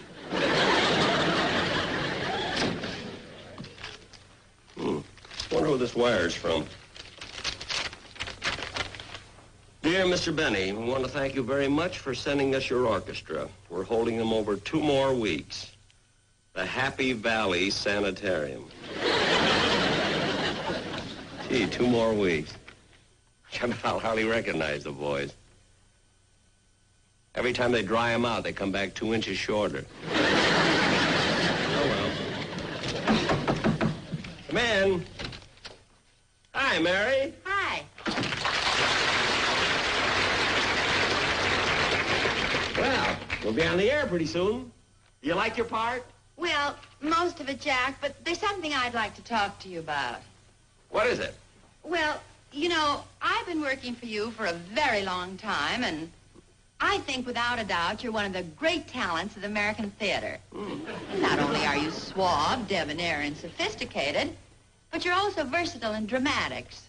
And without a doubt, the dean of American comedy. Oh, well, thank you, Mary. Now, what is it you wanted to talk to me about? That line. Don't you think it's too long for my opening speech? For heaven's sakes, Mary, I put that in myself just to show up my other qualities. I'm sick and tired of my writers always making me a cheap and stingy character. Jack, don't blame it on your writers. You are parsimonious and you know it. Parsimonious? What's that? It's a high-class word meaning open up your wallet and let the sunshine in. Miss Livingston, if you're insinuating what I think you are, then you should have been here just a little while ago when that Western Union boy came in. What do you think I tipped him? An ounce and a half. How'd you know? Joey told me. That blabbermouth. Hey, Mary, do me a favor, will you? Sure. Put my links in here. Okay. Cufflinks. Thanks. Come in. Hiya, kids. Hi, Bob. Come on in. Thought you might like some soft drinks. Oh, thanks. Thanks, Bob. Say, Jack, could I borrow your powder? Yeah, here. Here you are, Bob. Say, Jack, about that song that Mary and I are going to do on the show today, how much time are you going to allow us? Oh, about 2.5 minutes. Have you got a good arrangement of it? At the best. Made by one of the boys up in Happy Valley. Oh, good, good. Yeah, Remley brought it to me this morning. Remley? Remley's out of the sanitarium? I mean, how did he get over the wall? He didn't have to. He's got a corkscrew, goes right through cement. No kid. Yeah, one of his kids gave it to him for Father's Day. Well, he must have been surprised, huh? Yeah, he didn't know he had that kid. Well, here's your shirt, Jack. Oh, thanks, Mary. You know, I've been thinking about that number that Bob and I are going to do. Mm-hmm. Well, I don't think I want to be in it. Why not? Well, singing out in front of so many people makes me awfully nervous. Oh, for heaven's sakes, Mary. Look how many times I've walked out on the stage in front of people with my violin. And I'm certainly no Heifetz, or Isaac Stern, or a Misha Elman. You can throw Spade Cooley in there, too. Oh, quiet. Look, Mary, if you're worried about the song, why don't you and Bob run over it right now? Now? Certainly, we've got plenty of time. And look, Bob, here's the way I'm going to introduce it. You see, I'm going to say, and now, ladies and gentlemen, Mary Livingston is going to sing. And with her is my guest star, that very charming and talented and popular young man, Mr. Bob Crawford. I like New York in June. How about you? I like a Gershwin tune. How about you? I like a fireside when a storm is due. I like potato chips, moonlight, and motor trips. How about you? I'm mad about good books, can't get my fill. The way young lovers look gives me a thrill. Holding hands in a movie show when all the lights are low may not be new, but I like it. How about you? I'm fond of artichokes. How about you? Jack Benny's corny jokes. How about you? I like to window shop on the avenue. I like the human race, opera, and bouillabaisse. How about you? I'd like a pizza pie. I'm hungry too. I wonder who will buy. I wish I knew. Let's be fair. Let's be sociable. I'm not negotiable. We know that's true. But we like it. How about you? Told you Mary was going to be fun. Oh, you were worried about it. Well, didn't you do Well, I've got to go change my clothes. I'll see you all later. Okay, Bye, Bob. Bob. Mary, it'll be a few minutes before the show. Why don't you sit down? Oh, We'll okay. relax a little bit here.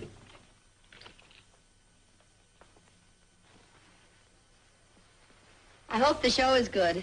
You know, Mama watches every program I'm on. Hey, by the way, Mary, how's your mother enjoying her stay in? 10 minutes airtime, 10 minutes airtime. Hurry! 10 minutes airtime. We haven't got as much time as I thought. Well, better get my tie on. Gosh, I hope that song is good. You know, Mama's my severest critic. Well, I've got a critic, too. You know, I always rush home as soon as the show is over to find out exactly what Rochester thought of it. Rochester? Yep. And believe me, he's a good judge of material, too. I go by everything he says. Well, Jack, I'll see you on stage. Okay, Marion, don't be nervous or anything. Gosh, I hope Rochester likes the show.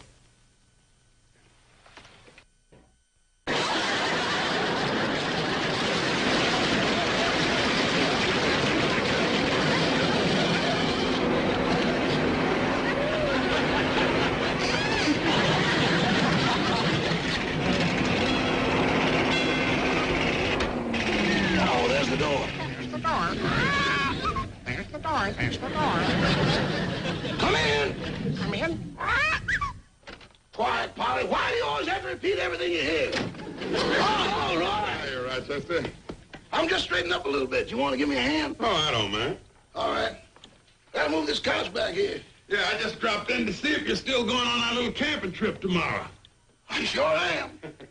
You know, it isn't very often that I get 2 days off. And I wouldn't miss it. Where are we going?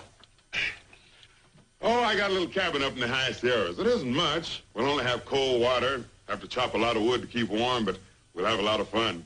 Sounds good to me. Oh, pardon me, I got to put this thing away. Ah! Put it away, put it away. Rochester, what kind of gadget is this?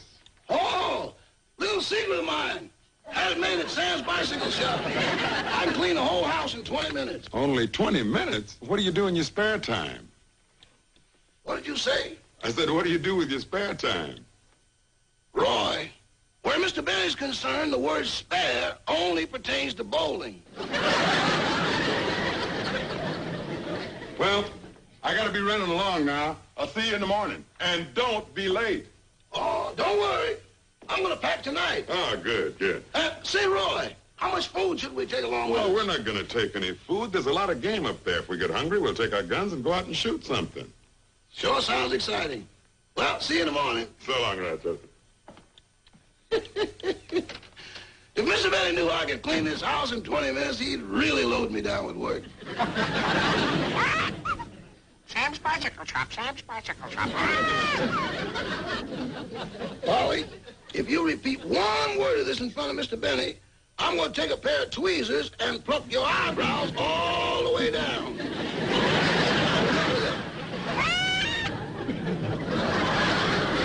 Oh, look what time it is. It's almost time for Mr. Benny's television show. I better get set to watch it. Turn it on, turn it on. I will. Sam's bicycle shop. Polly, forget about that.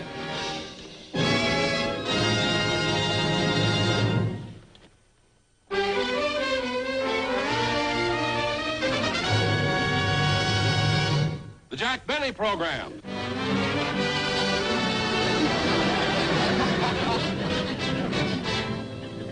Thank you, thank you, thank you, and good evening.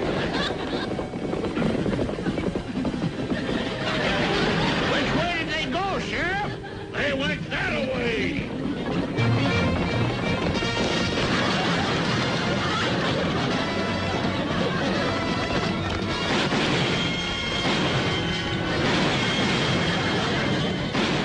Oh, my goodness, I fell asleep and missed the whole show.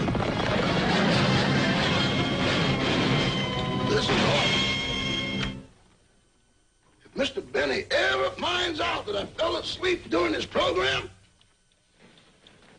he'll put me in irons and hang me from the highest yard arm. Boy, how he hams it up.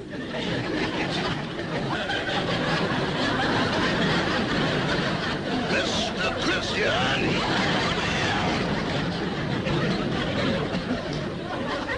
Boy, I don't want to go through that again.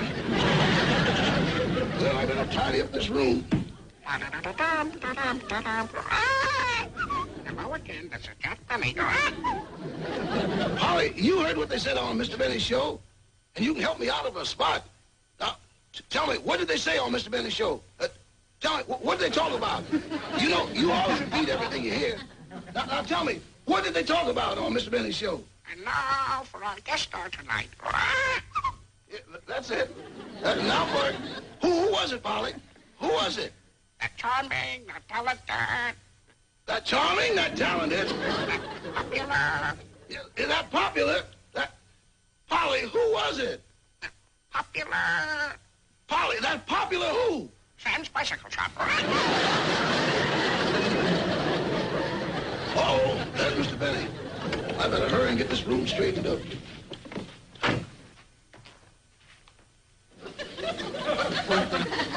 Well, Rochester, what did you think of my show? Well. Well, what? Well, would you like me to fix you a sandwich? Lovely ham. No, I don't want a sandwich, Rochester. Tell me, what did you think of my show? I mean, did you find it entertaining? Well. I mean, did it hold you? Hold me? Boss, I didn't move out of that chair. I better go fix you the sandwich. Rochester, come back here. Now, look, this is important. You see, I can't improve my shows unless I get an honest opinion. Now, tell me the truth, Rochester. Did you really like it? Boss, while your show was on, I didn't see anything I didn't like. That's about as honest as I can make it. Thanks. Hello, Polly. Now, Rochester, you see, you've given me an overall opinion of the show, but which part, let's say, did you like best? Which part of the show? Well, I especially like the way you introduced your guest star. That talented, that charming, that popular. That was class, boss. Real class. Yeah. Now, shall I fix you that sandwich? Yeah. Only wait a minute. Oh, here's today's paper. Thanks. I like New York in June. How about you? Yes, a nice song. Sure glad we had it on our program today. I like a Gershwin tune. How about you? Yum-be-dum-ba-da-dum. Boss, that song you're humming is one of my favorites. It is? Uh-huh. But I haven't heard it in a long time. Well...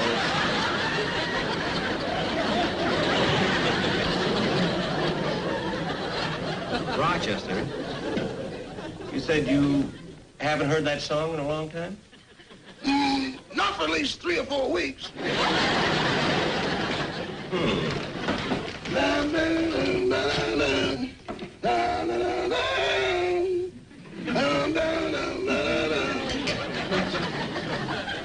Rochester, you didn't watch my television show today, did you? Well... Answer me. Did you or did you not watch my television show? Rochester.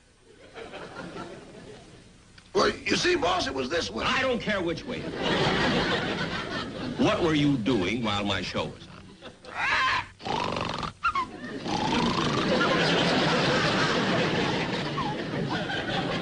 Oh, so that's it. Thanks, Bob. You were asleep, weren't you? Well, boss, I turned on the set, and then I made myself so comfortable, I fell asleep. Look, Rochester, if you must sleep during a television show, why does it have to be mine? Why don't you sleep when Bob Hope is on? I tried that, but the laughs kept waking me up. Oh, the laughs kept waking you up, huh? But during my program... Slept like a baby. Imagine missing my program. The one person I depended on. But, boss... Don't but boss me. There's no excuse for missing my show, Rochester. Can I get you some coffee? I don't want any coffee. You can go to your room. But I gotta start fixing dinner. I'll prepare my own dinner. And as for you, you can stay in your room without dinner. Now go. But, boss... Go.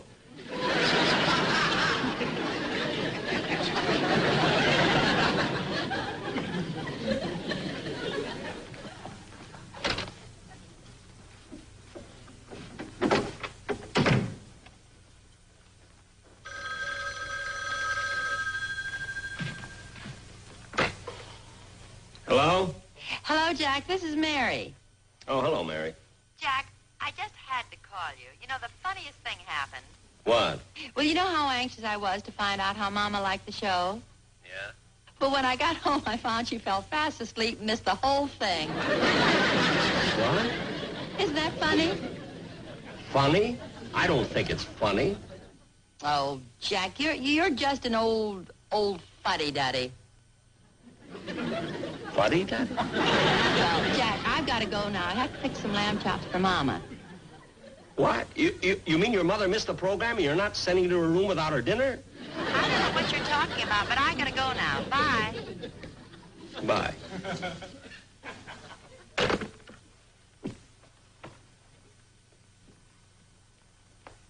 You're a fuddy-duddy. Fuddy-duddy. Fuddy-duddy.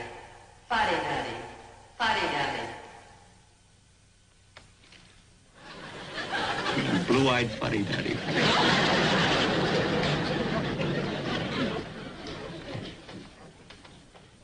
Well, maybe Mary was right. It's funny at that. Falling asleep and missing the program. I don't think the boss will be mad at me very long. By the time I get back from Roy's cabin, he'll be all over it. I don't know why I got so upset with Rochester. I'm going to his room and tell him to forget it.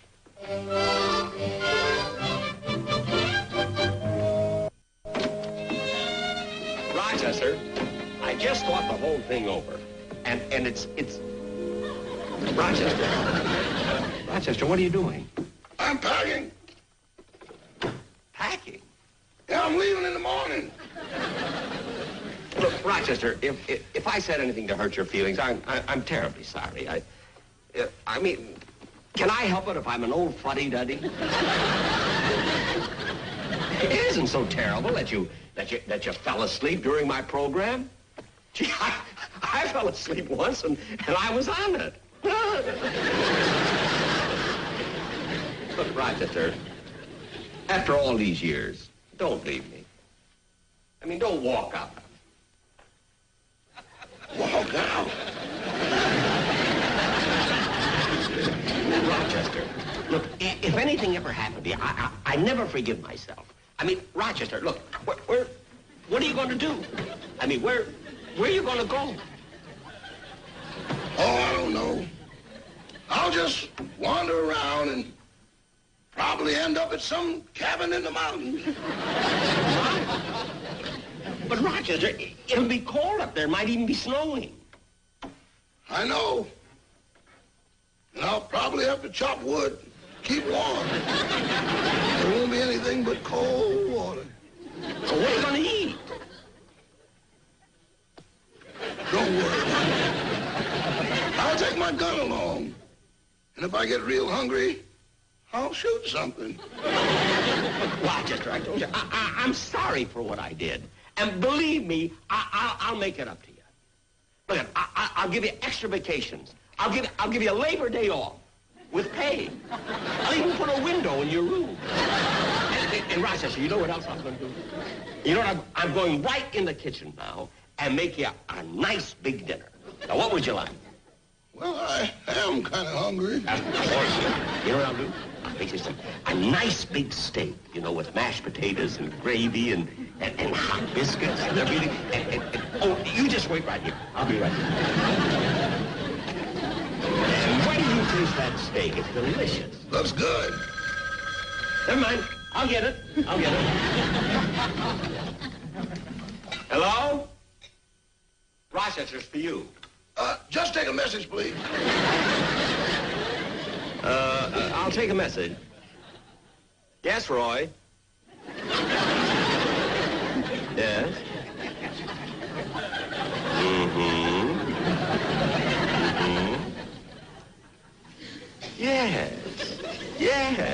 Yes, he's all packed. Yes, he's going to leave with you in the morning. Yeah, goodbye, Roy.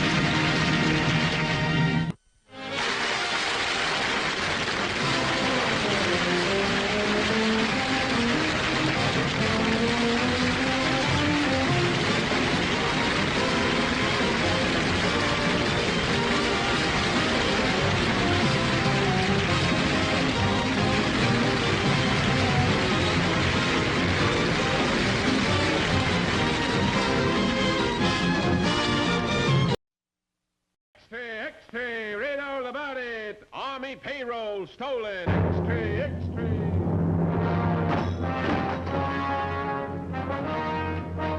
Turn around. You're on the wrong track, pal. Wrong track with the wrong man. Save it for Washington. We're flying back today and we're taking it with us. No, we're not.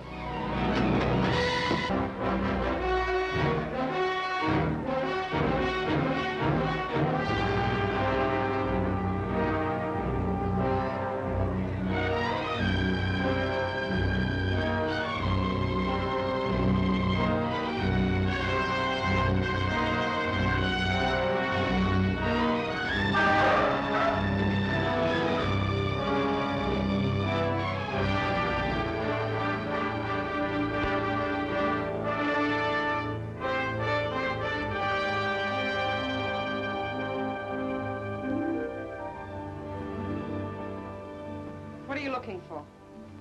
Huh? Well, just a few $100,000. There's nothing here. All right, where is it? Darling, I don't think you'll shoot me. You're taking Halliday's word against mine. The word of a guy you don't even know. You little fool.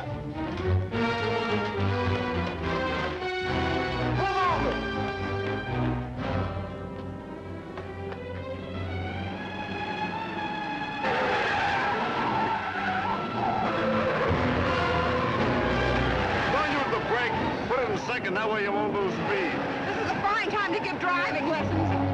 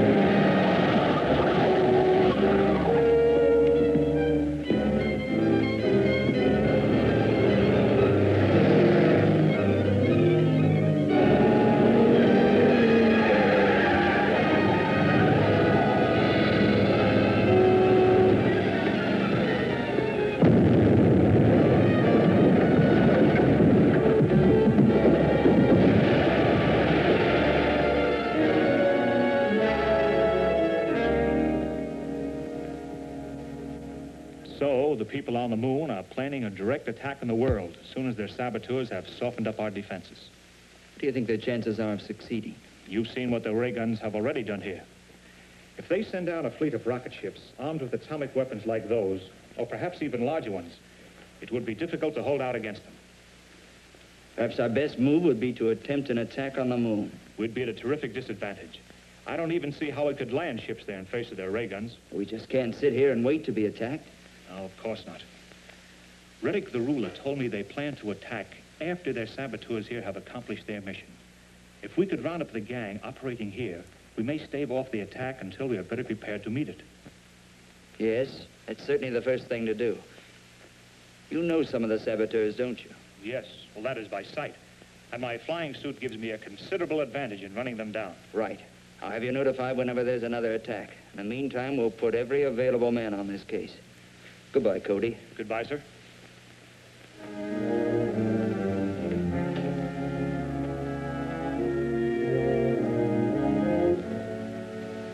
I'll have this ray gun finished in a short time now.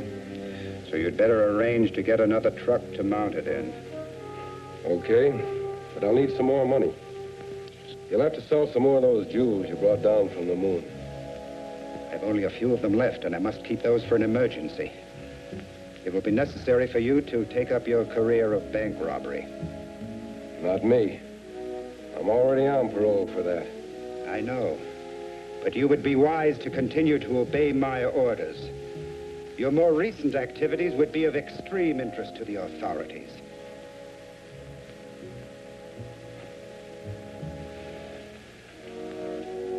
Will you need someone to help you? Yeah, but they'll have to do the dirty work. Of course, I'll go along to check on them. Very well. Make your arrangements at once. Select a bank which is located in a not too heavily patrolled area.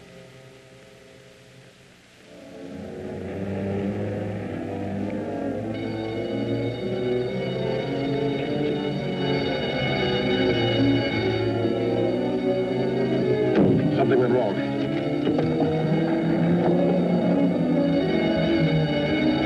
Here they come.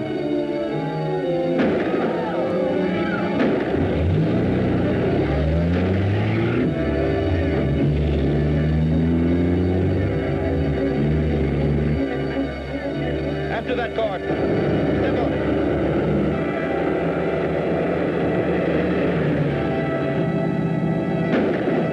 We ought to lose them now. We're out of traffic.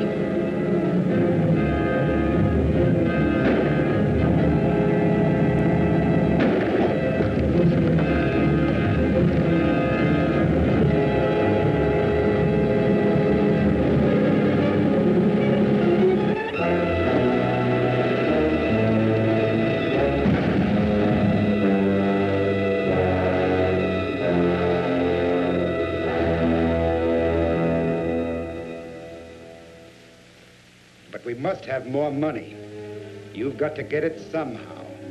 Not by any more bank jobs. I'm too hot in that business now. I'll have to figure out something else. I'll radio the moon. Perhaps Reddick can advise us. Krog calling Reddick.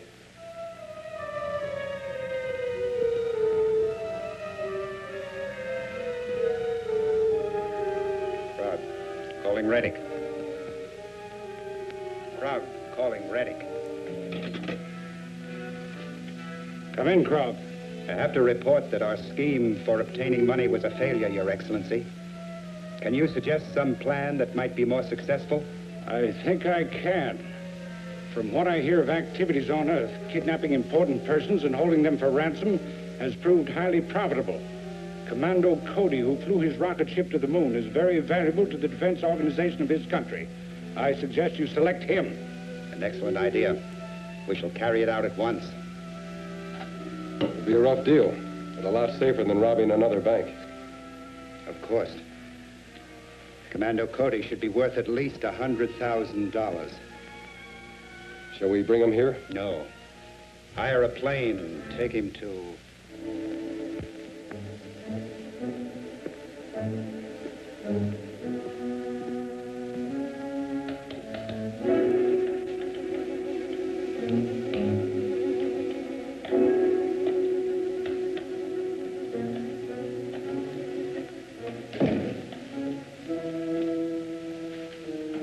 Where's Cody? Right over there.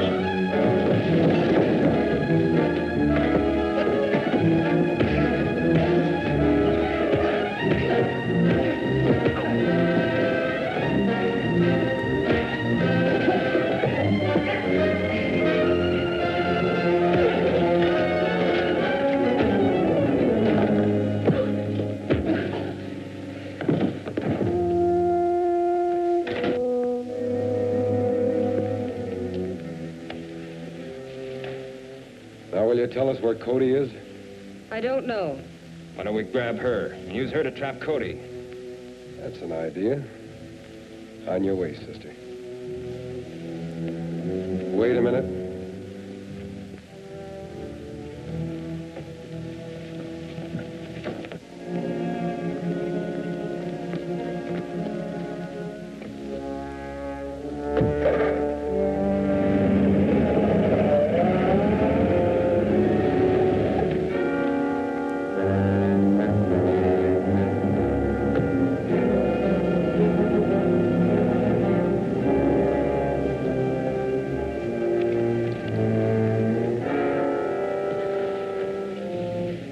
What happened?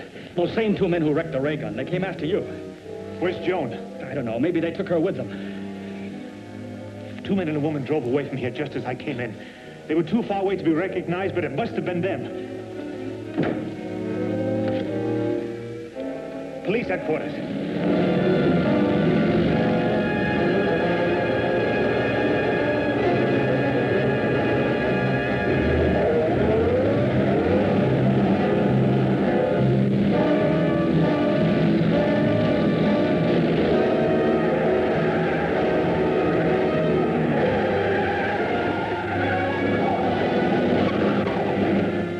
Okay, I'll tell him.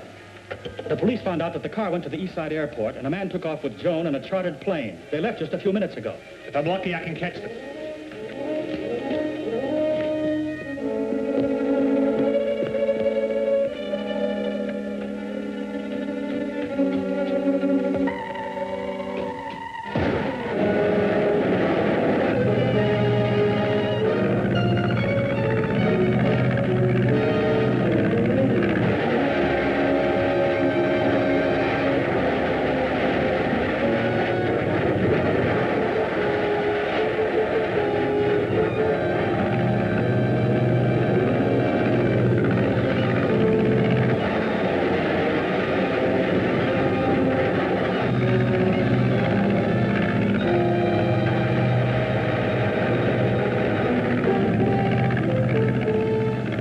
Excited, sister. I'll take care of him.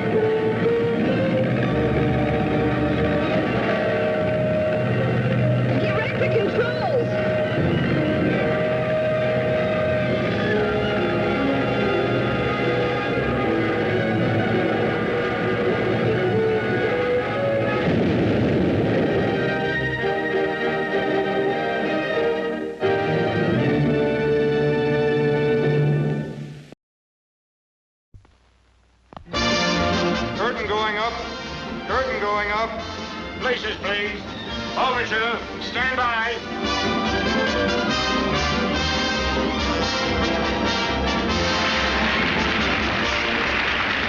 I'm a Yankee Doodle dandy. Yankee Doodle do or die.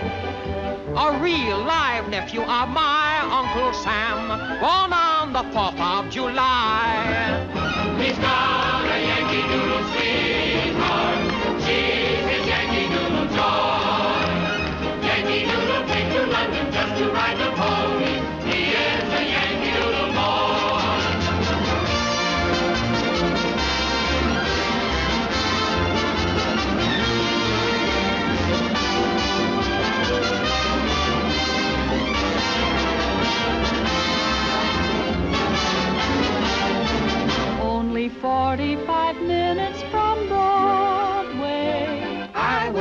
in Virginia. That's the state that will win ya. Give my regards to Broadway. Remember me to Herald Square. H-A-W-R-I.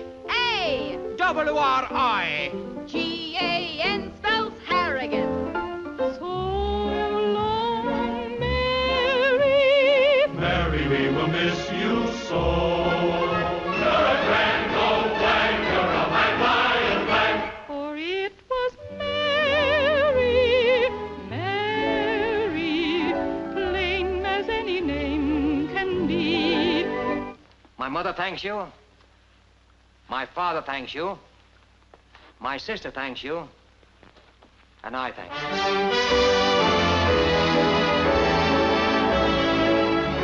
Why are you so concerned, Faye Templeton? Oh, I don't care for Templeton. I'm looking out for you. Ever think about yourself? Not much lately. Haven't had time. The minute I saw you without your beard, I knew here was a little boy who needed a lot of looking after. So I gave myself the job. There are a lot of singers, you know, but very few really good looker-afters. I'm not interested in Mr. Cohan or his plays. Well, now, you're making a great mistake, Faye. He's the most original thing that ever hit Broadway. You know why? Because he's the whole darn country squeezed into one pair of pants. Say, Dad, will you talk to Josie and tell her just because she's going to be married, there's no reason to break up the act? George, I'm afraid your mother and I are breaking up the act before Josie is. You hear that, Sam? All three of them walking out on me. You get that curtain up. You can't ring down on a George M. Cohan song. Over there, send the word over there, that the Everybody sing! The Yanks are coming, the drums run coming everywhere. So prepare, say a prayer, send the word to beware. We'll be over, we're coming over, and we won't come back till it's over there. Over there.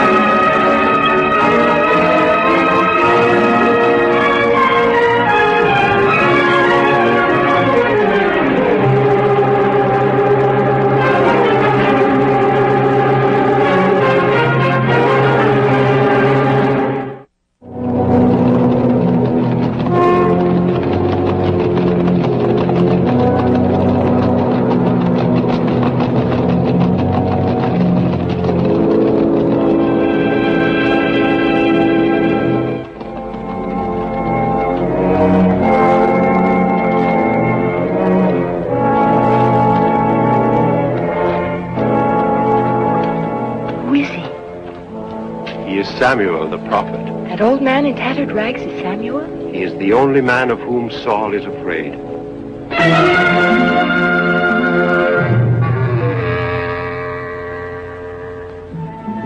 Your Majesty, the prophet Samuel is coming into the court.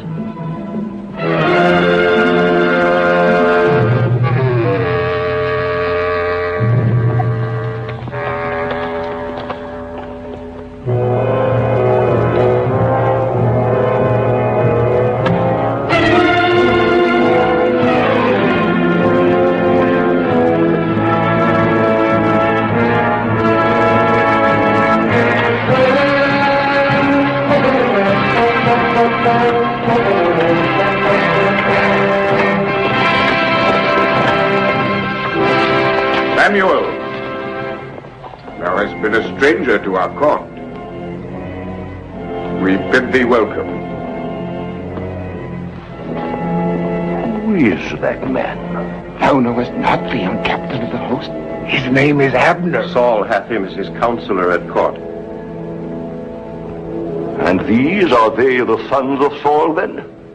Jonathan, Ishvi, Ishbosheth. His sons. His sons. When I grew old, I made my sons judges, for I had judged Israel all the days of my life. But my sons would not walk in God's ways, but took bribes for prejudice judgment.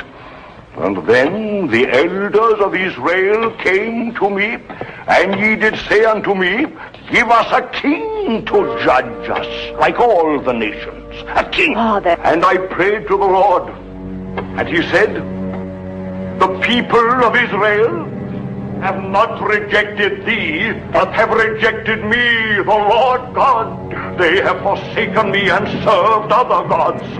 So they do also unto thee, Samuel. Now therefore must they have a king to reign over them. Yea, so spake the Lord to me in the darkness of my heart. And I told his words to all of ye who asked to me a king, and I said to ye, This king will take your sons, and appoint them for himself and his chariots, and he will set them to reap his harvest, and to make his instruments of war, and he will take your fields and your vineyards, and give them to his servants. And ye shall all cry out on that day, because of your king. But ye would not hear me. Nay, ye said to me, Nay, but we will have a king like all the nations, a king to judge us and to fight our battles.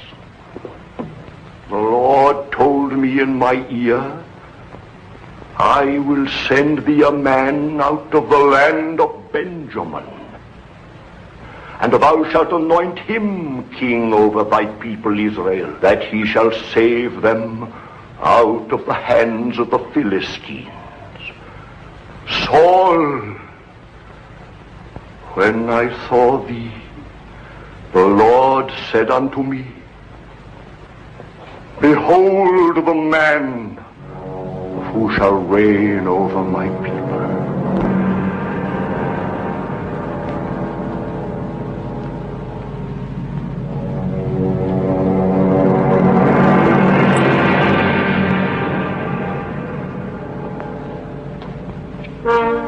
Samuel, of all in Israel, thou art beloved of the Lord.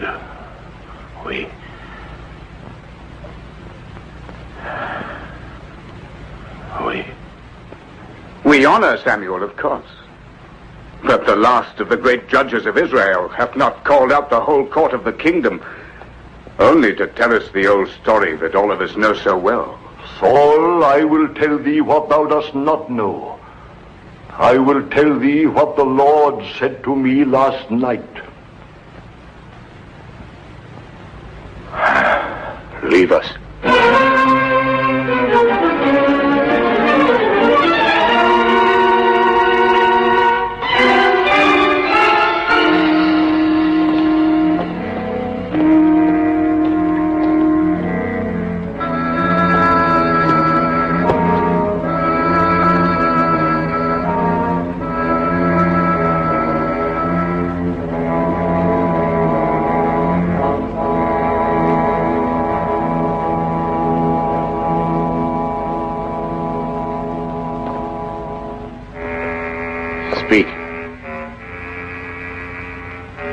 The glory of Israel is departed, for the ark of God is taken.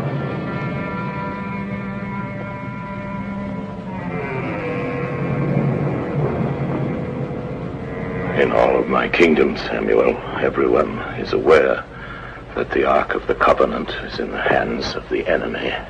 This was a needful sacrifice, not to be avoided in making our peace with the Philistines. Saul, when the ark was taken from thee, the Lord hath rent the kingdom of Israel from thee on that day. Pay no heed to him, sire. Samuel is old beyond the years of wit. Old indeed. Near to death, Saul.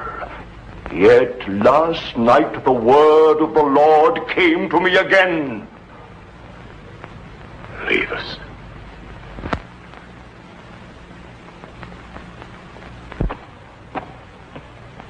Samuel, what said the Lord unto thee? The Lord said, It repenteth me that Saul is king. Aye, for he hath turned back from following me, and hath broken my commandments. Thus spake the Lord, and it grieved me, and I cried to the Lord all night. And when he answered me, he said, How long wilt thou mourn for Saul, seeing that I have rejected him from reigning over Israel?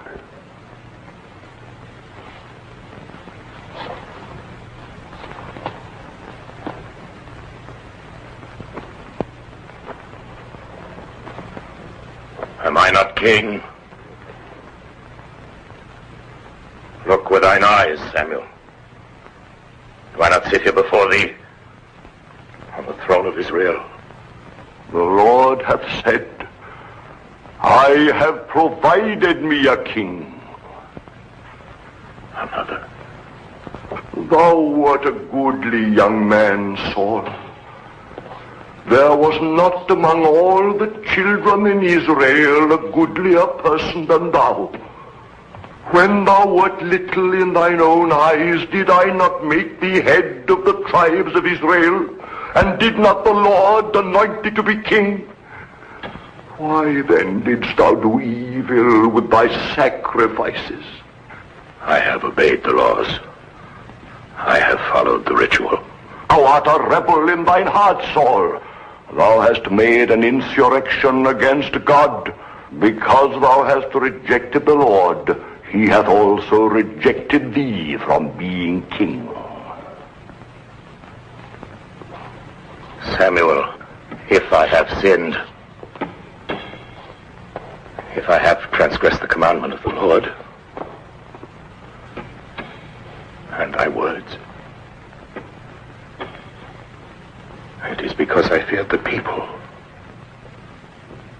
and obeyed their voice. Samuel,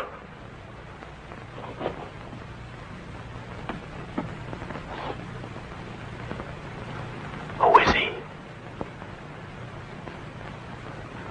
Who is that man who shall be king in Israel after me? The Lord said to me, Look not upon his height, for the Lord seeth not as men seeth. One pure in heart. Who is he? Ere I die, it hath been given to me to anoint one king who shall be chosen from Bethlehem. And the Spirit of the Lord shall be upon him from that day forward.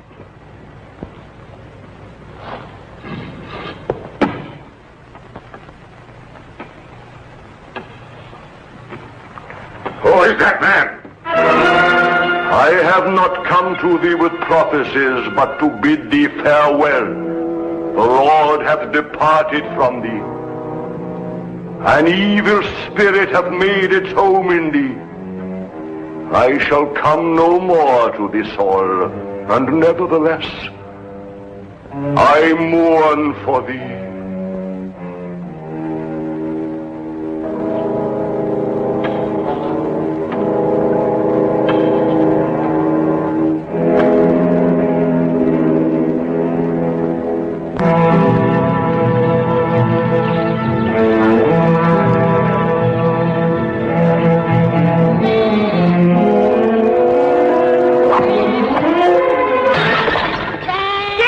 it! Wonderful, David! Egla! Egla!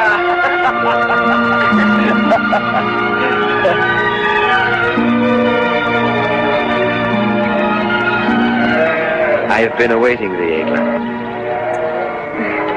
The last born, does he please thee? Aye, he's beautiful.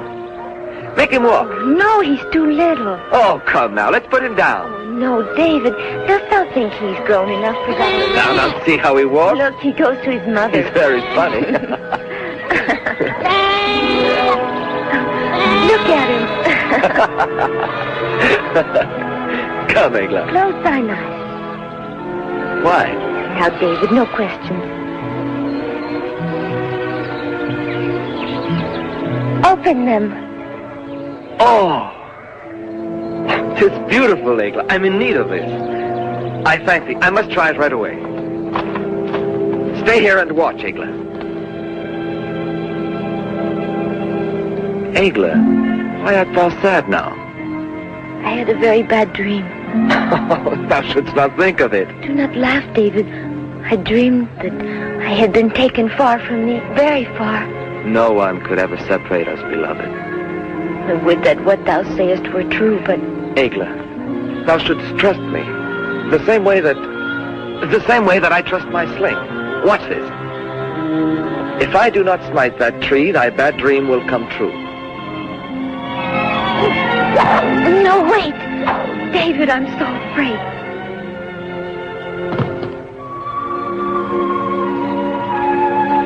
Why art thou afraid? I'm here with thee.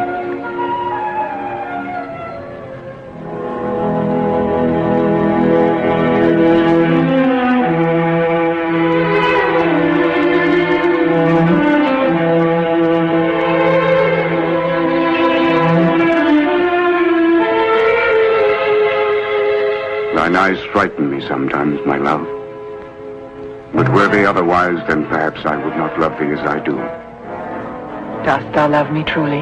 Why dost thou ask, Mirab? Please forgive me, Abner. Oftentimes I think that the advantages of courting a king's daughter might well be the only source of thy feeling.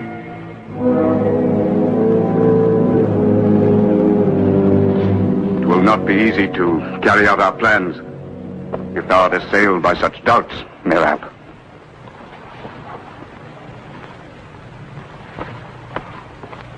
I love thee, Abner. I shall help thee till thou hast realized thine ambitions. Our ambitions. Nevertheless, 'twill be an arduous undertaking. But not for the captain of the host of Israel and for the daughter of Saul. There will be many hindrances. From thy brethren? They will not be difficult, I am certain, Abner. As for my father, be thou not fearful about him. The quick victory of the Philistines was indeed a terrible blow to him. I, with my great host, shall pass over the land of Saul. The land of Saul. Our last victory over Israel was not complete because I did not slaughter that old imbecile. But our new invasion will be the end of Saul, and thou, Gothar, shall be the new king of Israel. Remember when old Saul was my captive? It was thee who asked me to spare his life. What did we keep as our spoil? The sacred ark. But now, I want much more than that.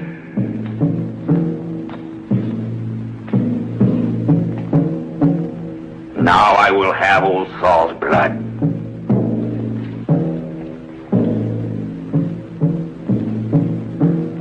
Each one of ye shall rule over the land ye will have conquered.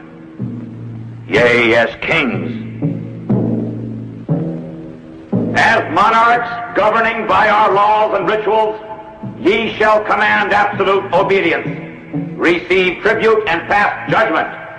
Yet none of ye shall ever forget that I shall remain your king.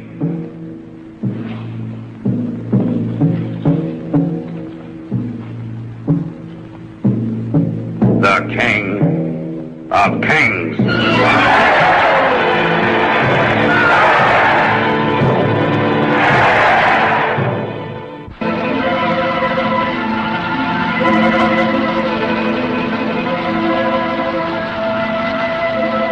A few days have passed so swiftly, David. My turn to plow will pass swiftly, too. Thou wilt think of Egla? Thou askest me that? I shall be without thee for so long. Art thou afraid? No, David, with thee not. And in a storm, if I were not with thee? Then I should be afraid. But I should run to thee wherever I were. Truly? Aye, Egla, truly. And if it were raining very hard? Of course, even were it to be another flood. Thou art so kind to me, David.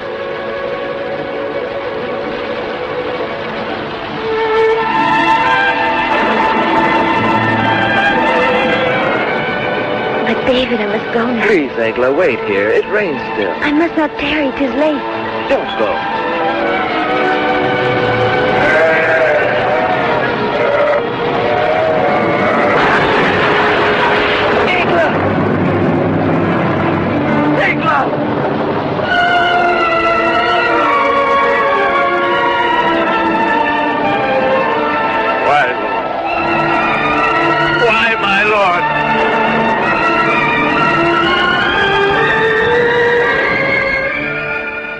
Thy hope is a vain one, Father.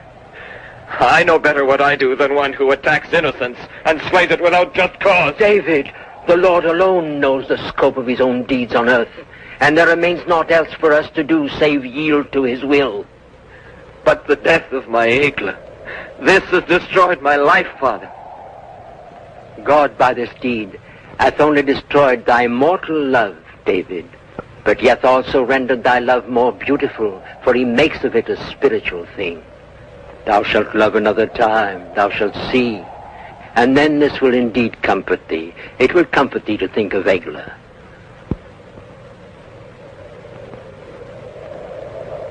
Pardon me, Father.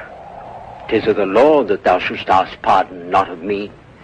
And I pray to the Lord that he will give thee pardon.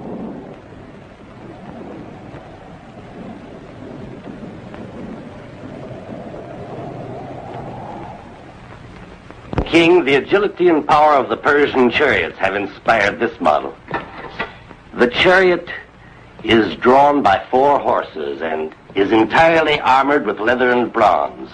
Here and here, these lances will revolve like so many scythes and wreak havoc in the enemy infantry. Then thou thinkest we are invincible? Oh, there is no question, my lord. But the most powerful weapon that I know is an enormous man. One whom nature has endowed with inhuman strength. He is not like other men. He dwelleth in the caves beyond the town of Gath, refusing all commerce with the world. A human weapon that would sow fearsome panic in the enemy ranks. When he is unleashed, he cannot be stopped. And who is this man? His name is Goliath. Who is able to enroll such a monster in my ranks? A petty cutpurse, a rascal named Creth. He is waiting without, my lord. Show him in.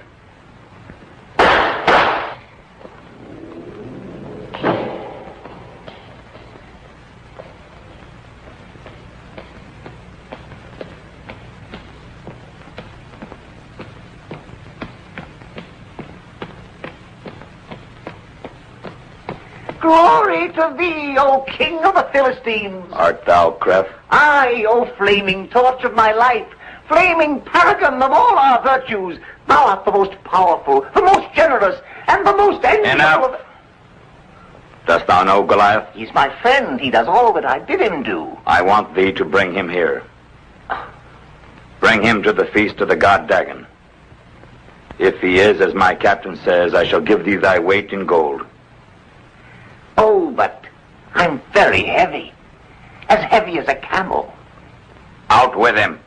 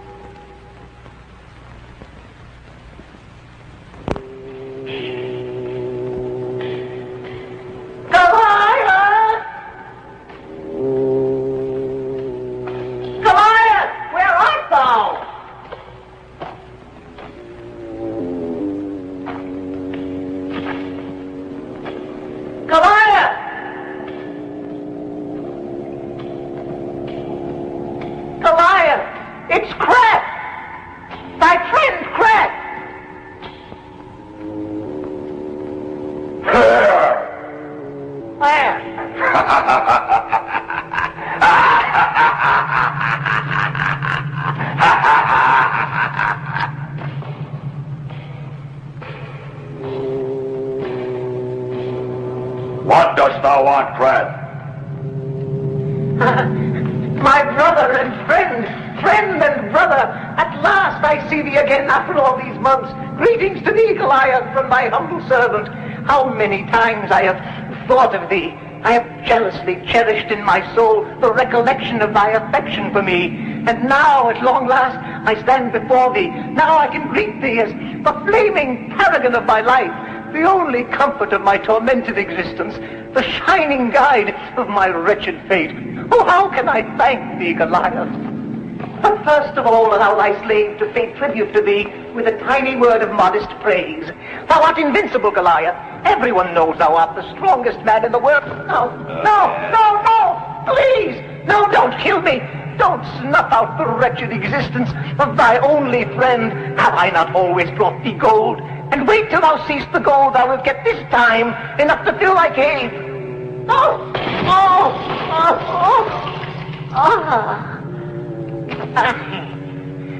Thou wilt always be my best friend, Goliath. But I'd better tell thee the reason why I came here to see thee. King Ashdod sent me to see thee. He's mustering men for a great war. If thou agreest to fight for him, he will give thee all the gold thou desirest. Aye, and that's not all. There's more. There will also be the king's personal present to you. The most beautiful girls in Philistia. Say that thou wilt, Goliath. Thou must. The most beautiful girls.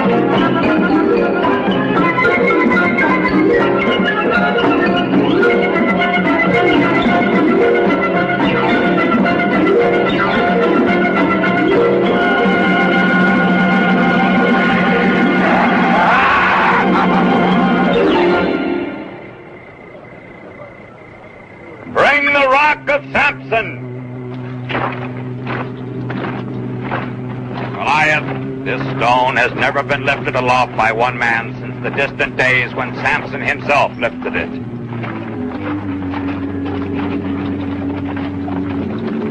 This will be the true test of thy strength.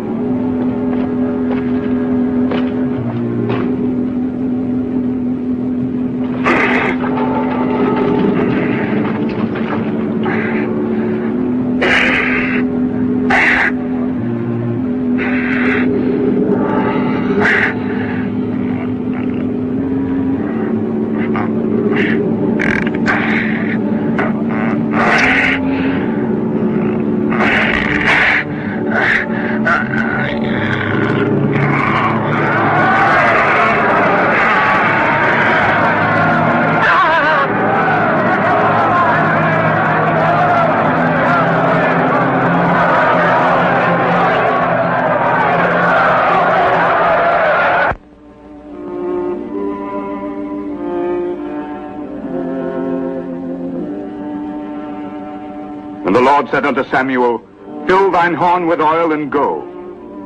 I will send thee to Jesse the Bethlehemite, for I have provided me a king among his sons, to save Israel out of the hand of the Philistines.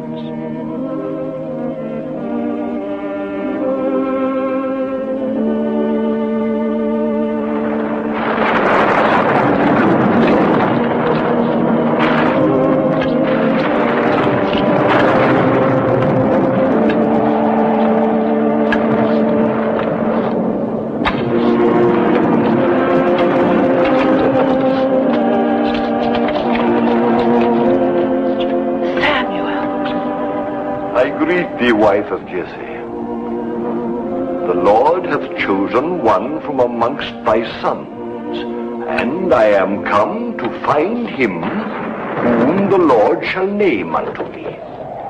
This is Eliab, our firstborn son. The Lord said, Look not upon his height, nor his countenance, for the Lord seeth not as man seeth. If the foreordained of the Lord is here, it could only be this one, Abinadab. Neither is he the one the Lord hath chosen.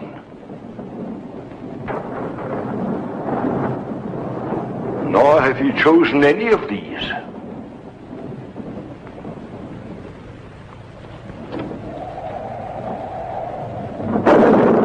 Thou art certain that thou hast here all the children of Jesse?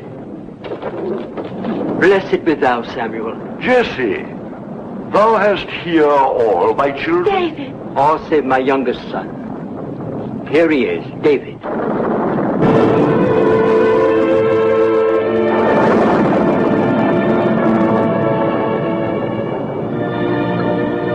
Aye, this is he.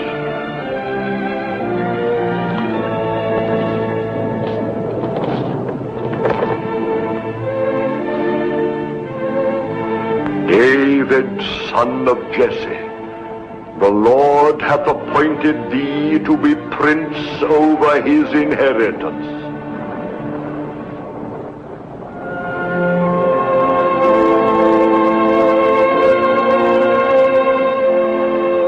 Thou art troubled in thy heart, David.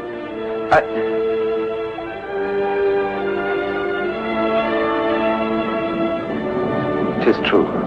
I am troubled. It is written, Who knows what is good for a man in his life, in all the days of his earthly life which he spendeth as a shadow? For who can tell a man what shall be after him under the sun? Aye, we know that thou art a prophet, Samuel. That which is hath been already, and everything to be hath already been. And God seeketh again that which is passed away. It is also written, Far better a poor but wise youth than an old and foolish king. If thou speakest thus about me, Samuel, 'tis true I am indeed poor, but wise. I shall come to thee again, For the Lord hath told me that I am to anoint thee king.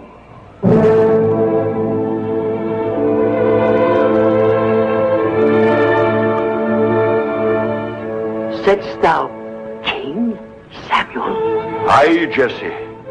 It is not the son of Saul, but your son David who shall be called by God to reign as king in Israel. But of the great events which await thee in the future, David, thou must not ever speak to any man. These things must all be kept secret. Forget it not. Go thy way. Eat thy bread with joy, for God hath already accepted thy works.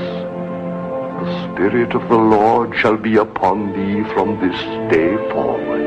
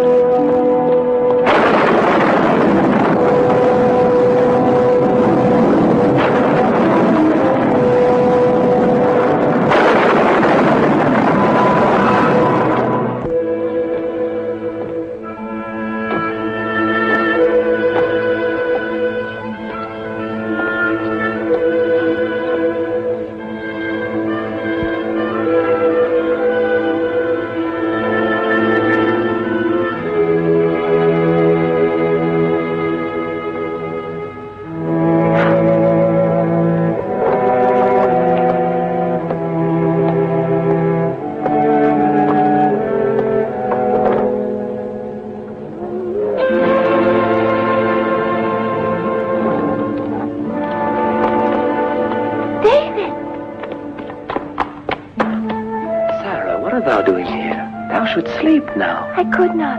Shh. Art thou leaving? I am going now. Then I wake father and mother. Oh, no, Sarah, don't. No, please say farewell to them for me. But may I not come with thee? No, not now, Sarah. But I shall return soon. I shall wait.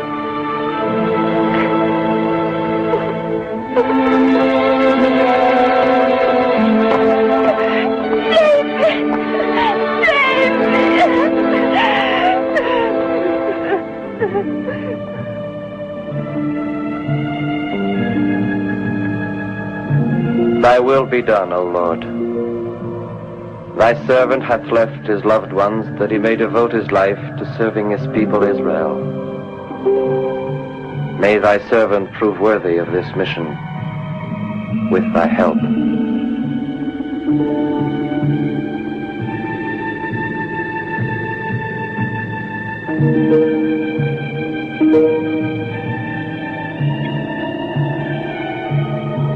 Many trials await thee, David, but with thy faith thou shalt be strong. Thy departure will in days to come bring great joy to thy loved ones. In 3 days and nights thou shalt have reached Jerusalem.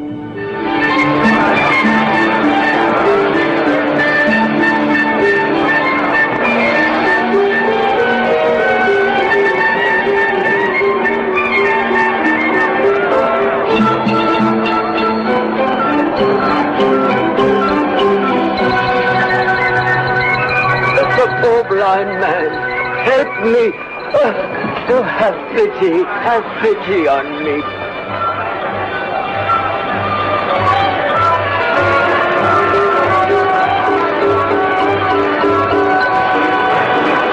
The finest snakes in Israel. The most beautiful snakes in Israel. 2 shekels. It will bring thee great fortune. Only 2 shekels. Greetings, shepherd. This way. I have 2 slaves for sale. Slaves from Moab, cheap at 30 shekels. In the fields they can pull plows better than oxen, but you can feed them for much less. They're cheap at 30 shekels. It's like giving them away. Aye, shepherd, what sayest thou? Aye, unyoke them quickly. Give them to him. Go, ye are free. Thou buyest slaves to set them free, shepherd? And let none of ye touch them either. Thank you, kind Lord. Thank you.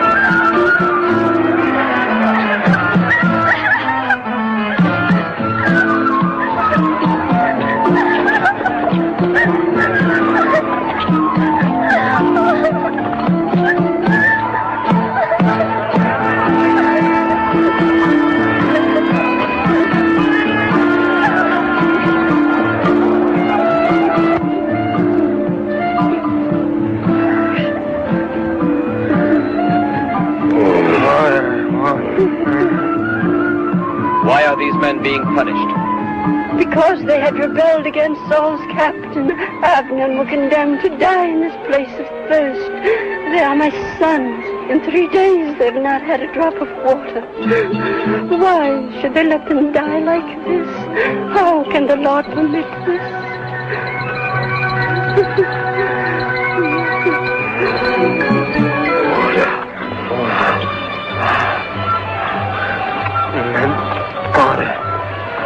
Look at that. Water, give me. Oh, they will kill you. Let's go. Please go. Drink. Do not be afraid. Go.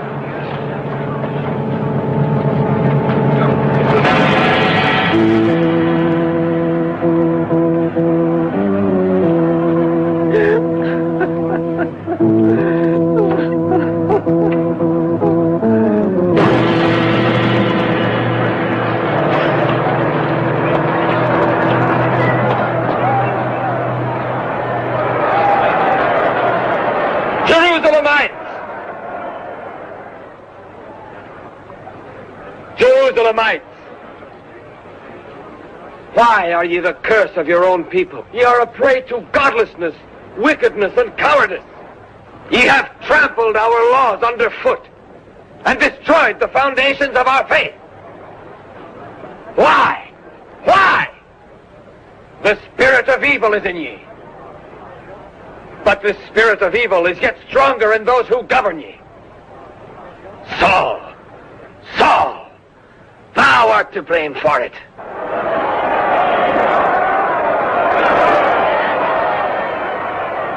Thy corruption and perverted ways of living have made thee an evil man and have destroyed the good life in us. Rise against the false liberties which the tyrants of Israel have given to you. I say that ye will remain prisoners of your evil spirits if ye do not find in your hearts the strength to rebel and to redeem yourselves. Damned shall ye be that still remain in the bottomless chasm of sin.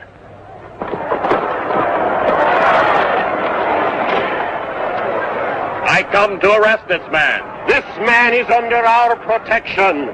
Come, shepherd, into the house of God.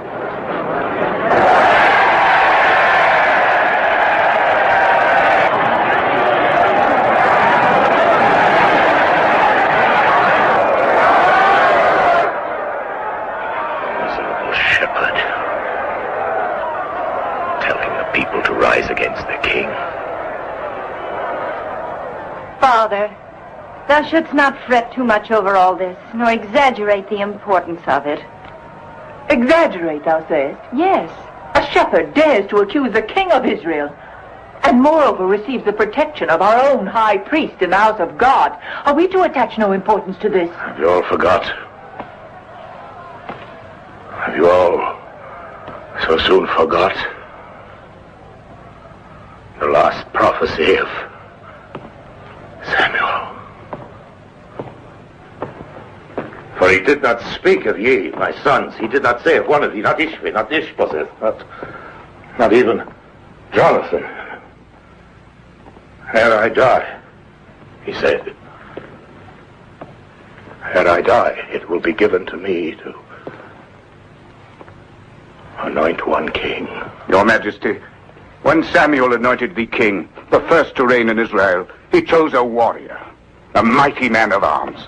This David is a mere boy. I want him brought to me. But this is impossible, Father. He's in the priest's care. I, the high priest, protect him. Protect him from what? I want this David brought to me. How shall we do it, Father? By force? I have commanded you to do this. Sire, leave this matter to me. No, if I leave it to thee, Abner, ere long thou shalt leave him with all the other thieves, criminals, feed the vultures in the royal orchards. Now, first I must see him alive. I would talk with this shepherd. Bring him to me.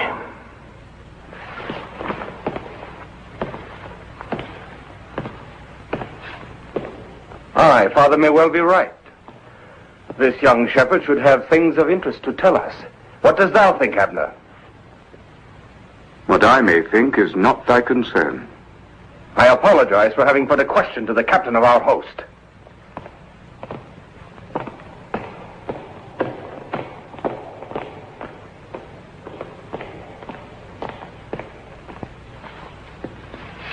There is far too much stirring among the people now. I would not have this David sow more trouble in the soul of thy father, already vexed by the prophecy of Samuel. So thou too fearest this David? I fear no man, Merab. But I am wroth at the evil spirit of these false prophets. Were I only king of Israel. And thou shalt be. Thou shalt sit on this throne one day.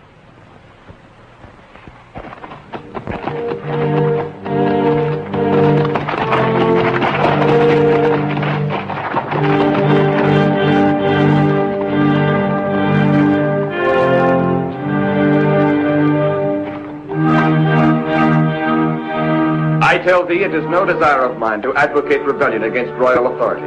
I am not at odds with the laws of Israel, nor the rule of my king. Dost thou suggest perhaps that it is no longer permissible to speak one's own mind? By stirring up the people, thou hast gone against the supreme authority of Israel. I have seen vice and corruption rife everywhere. Wherefore I said that which I said. The insolence of this shepherd is an affront to the court. Oh, I think not, Merab. For hath not David made clear the reasons why he behaved the way he did? I believe that we should hear David further. Unless, of course, it doth displease ye. I would have an opinion on one matter from this wise shepherd. This is ridiculous. To seek the counsel of a shepherd, indeed, one might as well seek the judgment of the people. This wretched shepherd is not here to judge us, but to be judged. As one of the respected counselors of Israel, Benjamin of Gaba is fully entitled to speak here. So if it please thee, thou shalt put thy question to David. I thank thee, Princess Macau. There is one clause in the peace which we made with the Philistines, putting a limit on the making of weapons and stating that only our officers and palace guards may bear arms. David, son of Jesse, what thinkest thou of these limitations? My prince, to my mind, there is but one way to solve that riddle. 'Tis shameful to ask a shepherd to solve riddles which concern only rulers. We will hear this, shepherd.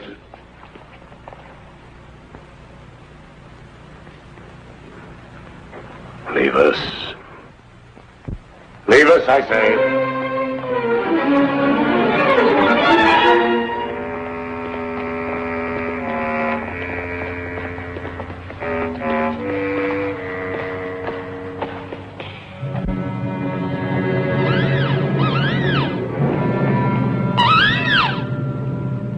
Dost thou believe in omens? There above our heads sits the bird of night. That bird is an evil omen. David of Bethlehem.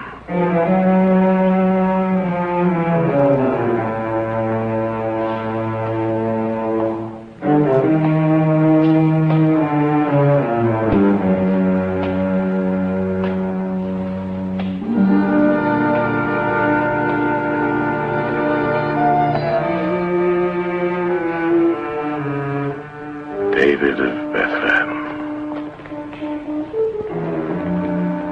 Thou hast grievously offended me in public. I am aware of it.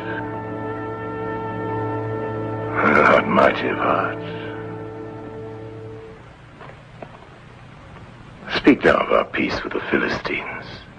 Majesty, the treaty limits the use of weapons to the officers of our host and guards of the palace.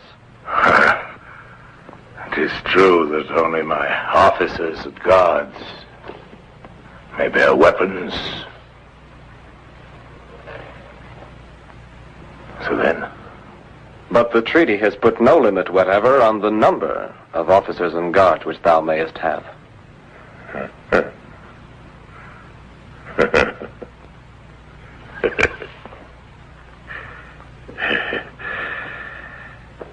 David, thou hast a sharp wit.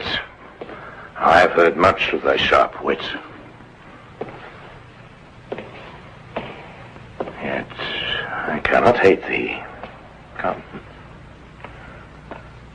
Come nearer to me.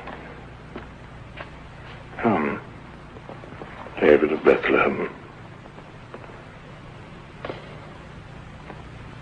Drink. I am not thirsty, O king. Thou mayest choose either cup, and I will drink from the other. No, I will drink from both. They are not poisoned. I have sent out my servants to the markets and to the countryside. I have inquired about thee, David of Bethlehem. I hear thou art a wily hunter and have cunning hands for music. Wilt thou play for me, David? Wilt thou stay and sing my songs to make my spirit well again, David? I shall obey thee, O king. Thou shalt obey me. Aye. Thou shalt stay in my palace. Thou shalt remain with me, David of Bethlehem.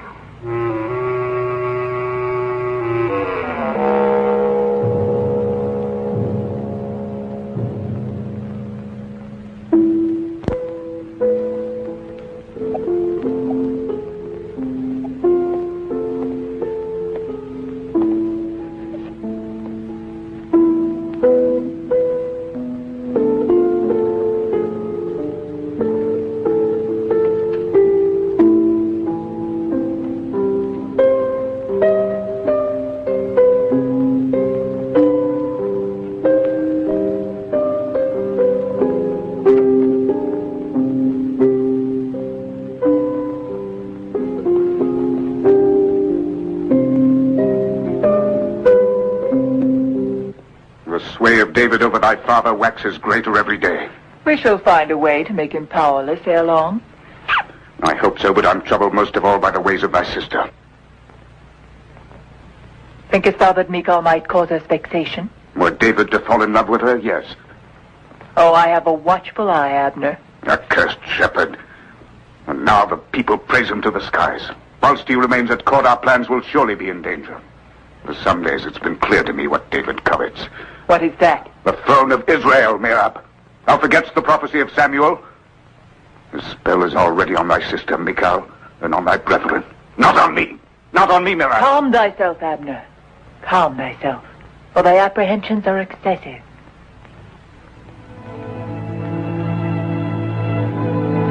Thou, Saul, thou who wert the victorious hero of 100 battles, thou hast suffered thy first defeat. Why? Because thou art no longer the Saul of yesteryear, the Saul who was beloved of all the people of Israel, the Saul who was feared by his enemies, the Saul of whom my father Jesse so often spoke.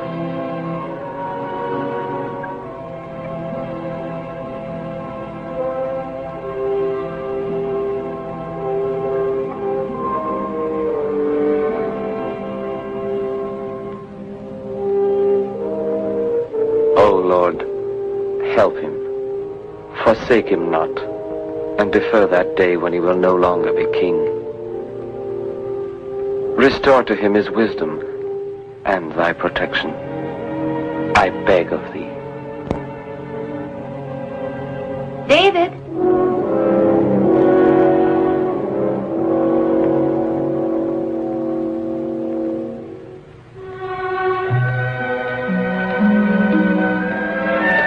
But what art thou doing all alone here in the throne room? Nothing, my princess. Nothing.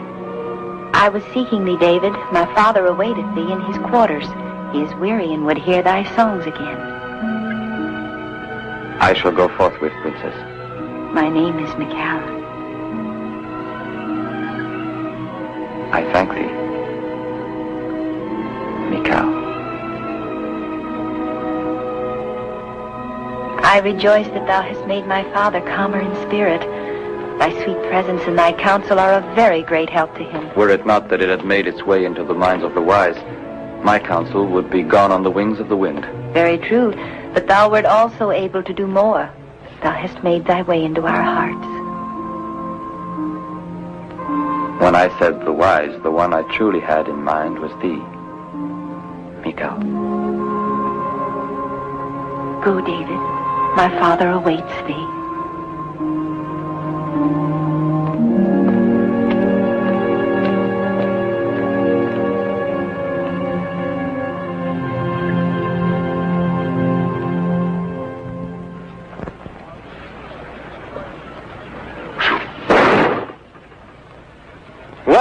Well done, Jonathan.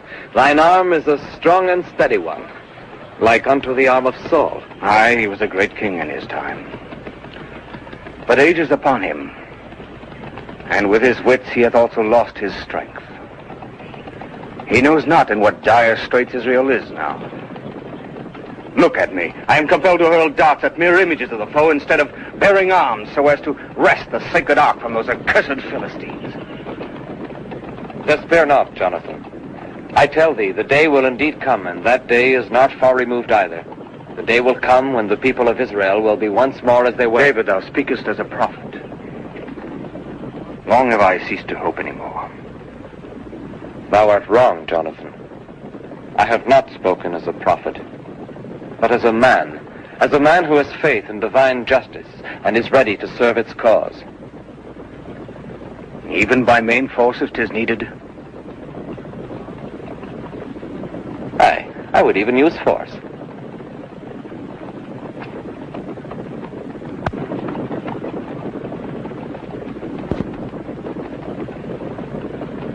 And this, how does it serve thee? This is the weapon of the prophet. I shall show thee.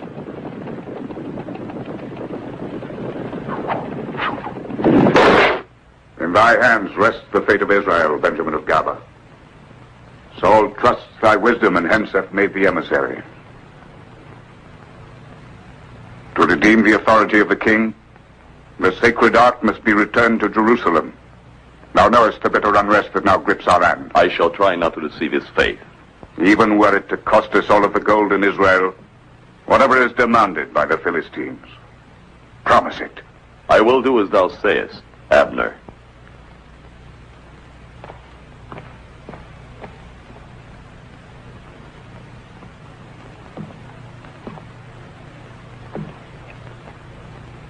Listen carefully, Lazar. The Israelites are ready to pay whatever thou wouldst, provided thou returnest their sacred ark.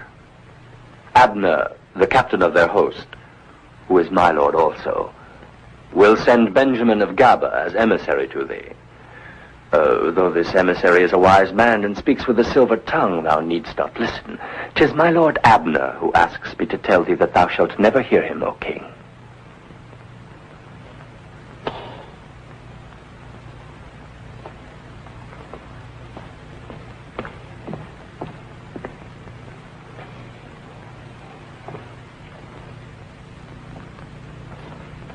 The madness of this Saul. He dares ask for the ark. I shall take the ark to Jerusalem only when I have slain old Saul.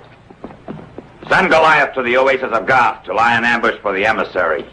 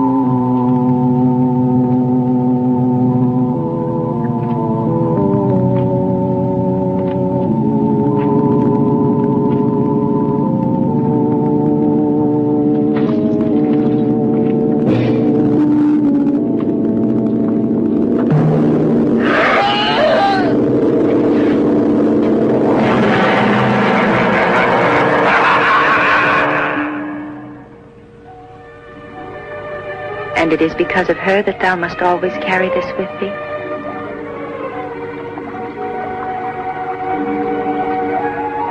Is she beautiful?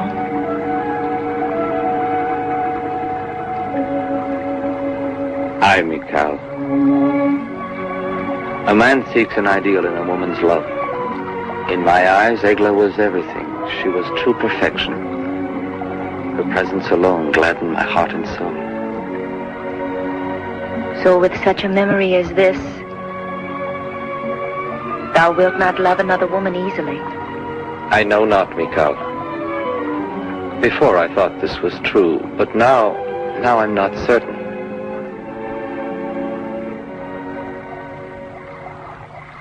The murder of Benjamin of Gaba is indeed a hard blow, my king. Israel will long mourn him. He was one of Israel's greatest men. This mishap may stir up the feeling that we need a new king. A new king to restore the good name of a crown now scorned. But this peril could be easily avoided. And how? By making David thy emissary to the Philistine king Ashdod. David? Aye. David is the only man who has a chance of succeeding in this mission. He hath already given sufficient proof of his wisdom and cunning. Very well, call him.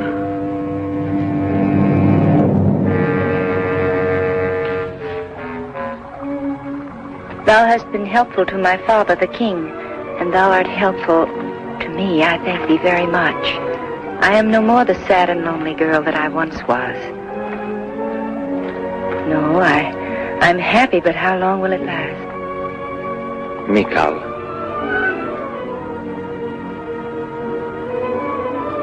It can last forever if thou wilt.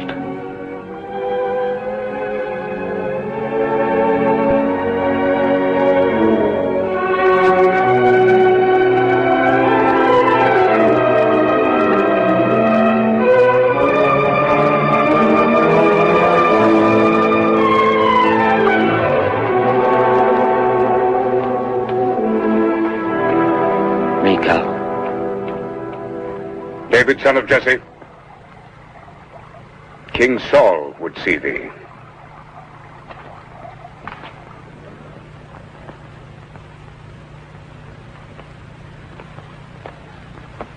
Why art thou in my quarters? Hast thou finished thy sweet tryst with that shepherd now? That shepherd is a counselor in the court, Mirab. One who turns to his prophet the evil spirit dwelling in the king. Our own father. What sayest thou? That he is trying to strengthen his place in court and is using thee to do it.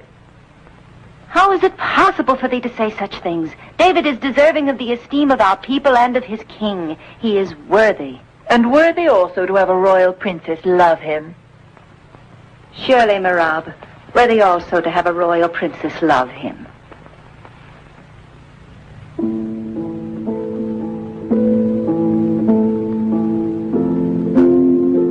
Samuel is dead. mourns. They buried him in Ramah in his birthplace. But the Philistines, they're gathering themselves together, the Philistines. I've seen them. I've seen a host of them. Now I'm afraid and my heart is greatly troubled. When I inquired of the Lord answered me not.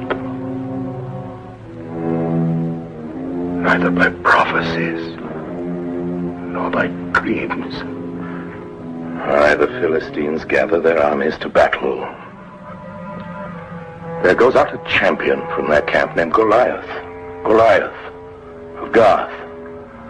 Goliath, whose height is 6 cubits and a span. He hath a helmet of brass upon his head, and is armed with a coat of mail, and the weight of the coat is 5,000 shekels of brass. The staff of his spear is like a weaver's beam, and his spear's head weighs 600 shekels of iron. And this man hath said, I defy the armies of Israel. Give me a man, that we may fight together.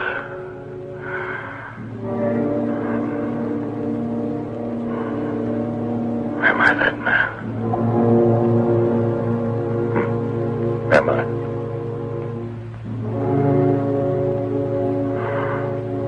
Am I that man? Thou hast great confusion in thy heart, David, but thou must have no fear. 'Tis the will of God that guideth thee. He will give thee strength so that thou mayest return to his chosen people, the sacred ark, the symbol of Israel's faith. Go thy way, David, son of Jesse, and tremble not in thine heart. Aye, Samuel.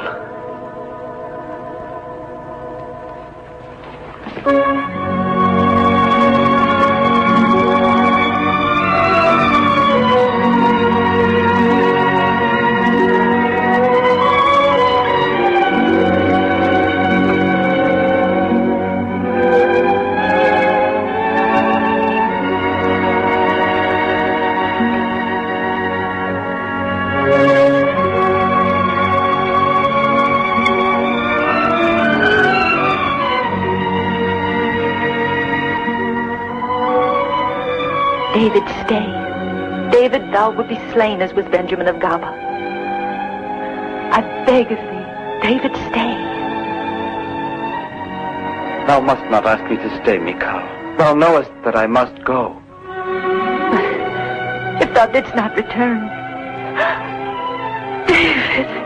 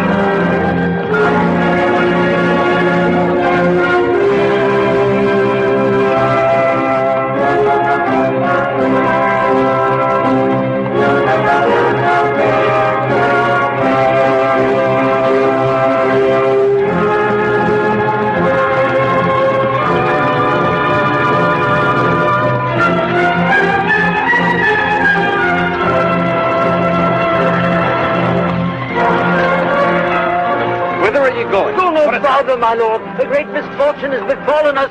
The Philistines are destroying everything. 'Tis the end of Israel. Now, return to Jerusalem and warn the court. The rest of you follow me.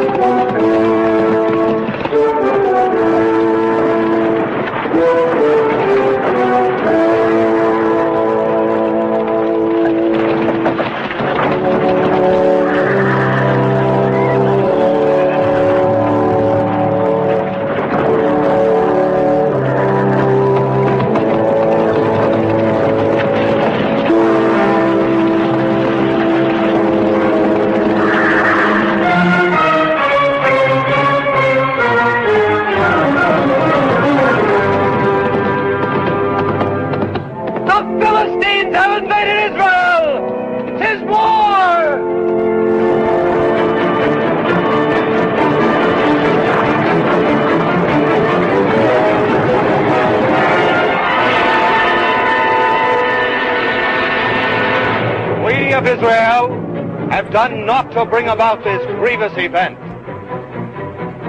The mercenaries of Ashdod have invaded our land. They have already destroyed our outermost cities and slaughtered our people. Ere the new moon rises, they will be at the very gates of Jerusalem. Jonathan, thou hast forgotten that Jerusalem is the heart of Israel, and that to leave it undefended might be a grievous error, for the enemy hath more than tenfold the total of all our forces. Remember that another defeat might well be the last one. No, Isaac. Fear. Accursed, shameful fear. Gaze on it. 'Tis here among ye. 'Tis fixed like a shameful mask on all your faces. 'Tis the same fear which prompted ye one day to betray my father Saul in another battle. Ye went mad with fear and fled. Cowards! But there is no one who can stay that host, Jonathan. This will be the end of us. No, not yet. The eyes of Ashdod will never come near enough to see the city of King Saul. It's for us to attack them!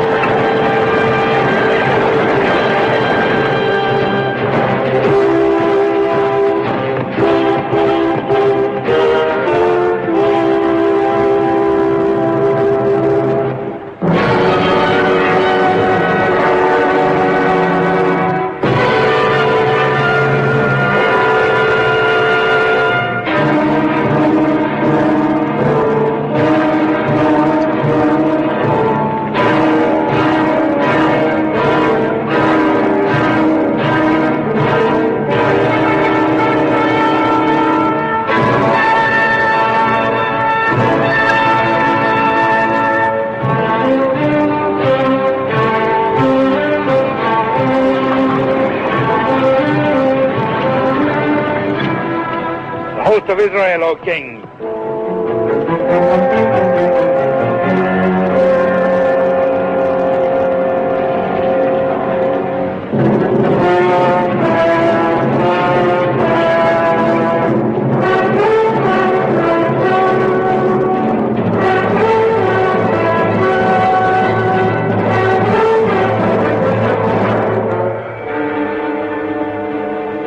This is madness. Wherefore didst thou not stay, Jonathan, to defend Jerusalem? David, my place is here. We should attempt the impossible to stem the Philistines. But 'tis suicide. Behold them. The impossible is for God to perform. I shall go alone to Ashdod and speak with him as I did once with Saul.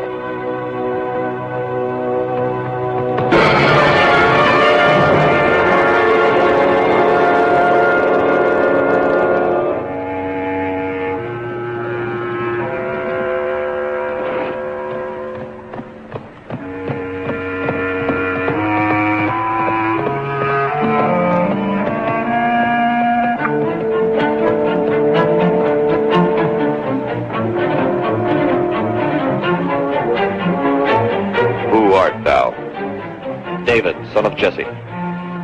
David, son of Jesse? The shepherd David.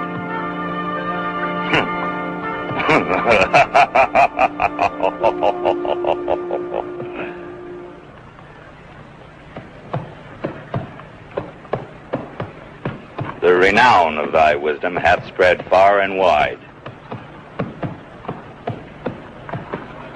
But it is useless. Useless, stupid wisdom. So it is in thee that the Israelites trust.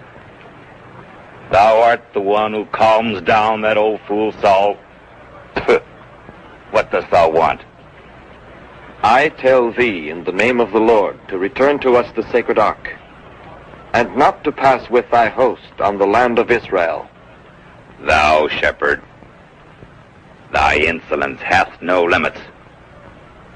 Thine Israelites have armed anew, despite the peace which we made with them at Gath. And thou askest me to keep my host out of thy land? I do not ask thee to keep it out, but God wills it so. Such is God's law. Thou canst not destroy a people that is defeated. Such is God's law. My only God is gold. My only law is Goliath. Defeat Goliath, and I shall not destroy Israel. David, son of Jesse. Goliath!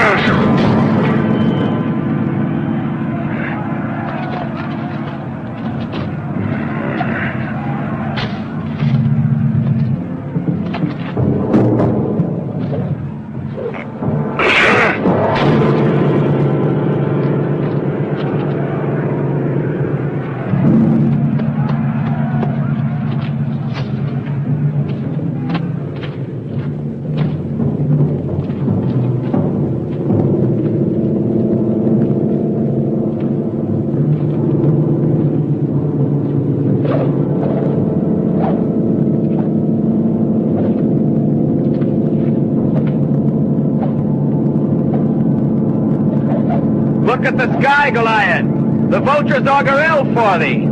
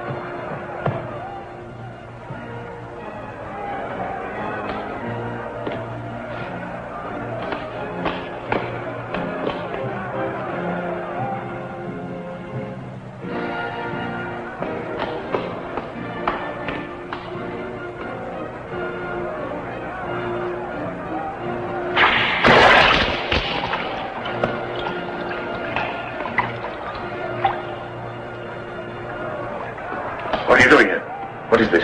Trick? You're practicing here. And this? What is this? A target? A wineskin? Are you rehearsing the murder of your king? No, O king. The wineskin is below the throne. This is proof that the man that we would kill is he who is thine enemy here in thy very court. I will be grateful to you. Aye, but now get you gone. And hold your tongue so I shall have them cut out of your mouths. Away with you. Away. Return not to Israel till further order. Abner? Are you mad, Abner? I told you to plan this deed alone. It is a secret, known only to us. A secret, you understand, from all Israel.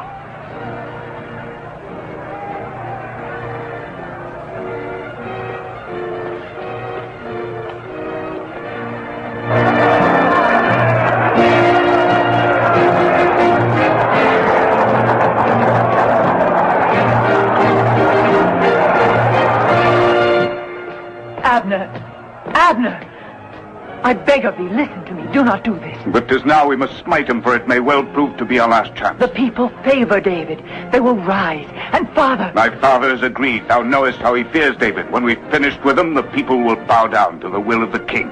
No, do not do this. Entrust the task to others. I must not, Merab. I will not have it go wrong. I must do it myself. Listen, Abner. Let us forego all this. Let us flee from here. Oh, do not do this. I beg of thee, do not do it. Let me go, Merab. No. There's no time to lose. No. Let me go, I said. Abner! Abner.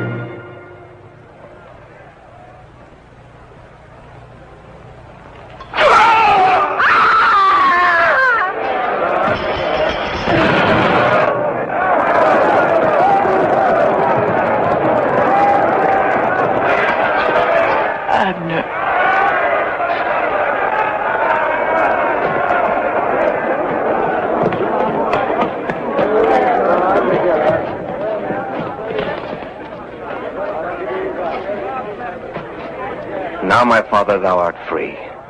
Thou hast slain thy evil spirit. No. He has slain Abner. He has slain Abner. And the evil spirit in Saul is still living. It will perish only with his death. I know my destiny, Merab. I know also the destiny of my people Israel. Take him away.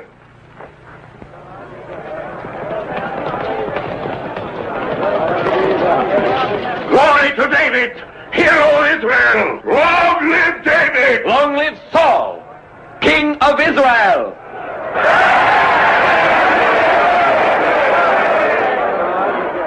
I have sinned, David, I admit that. I wanted to do thee harm. But on this day thy soul is precious to mine eyes. Michal, take thou my daughter, her will I give thee to wife. Be thou valiant for Israel, to fight the Lord's battles.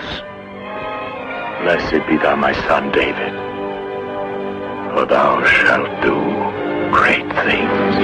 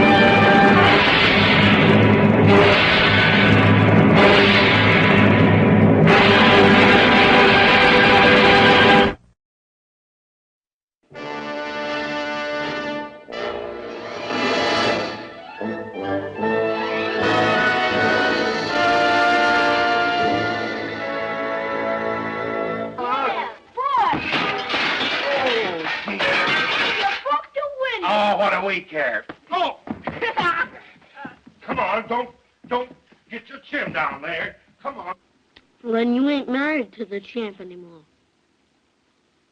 Well, then I guess you're not my mother. No. You're going to go to your mother's. I'm not going to have any sniffling around. You're going to stay with her, and I'm not going to have any more back talk from you now. That's all. No, sir, champ, I ain't gonna go. I'm telling you, I ain't gonna go. I'm telling you, You're going to go. Please, You're champ, going to your mother's now. Oh, no, I want to stay with you, please. You're not going to. You're going to your mother's, Dick. Stay with you. No.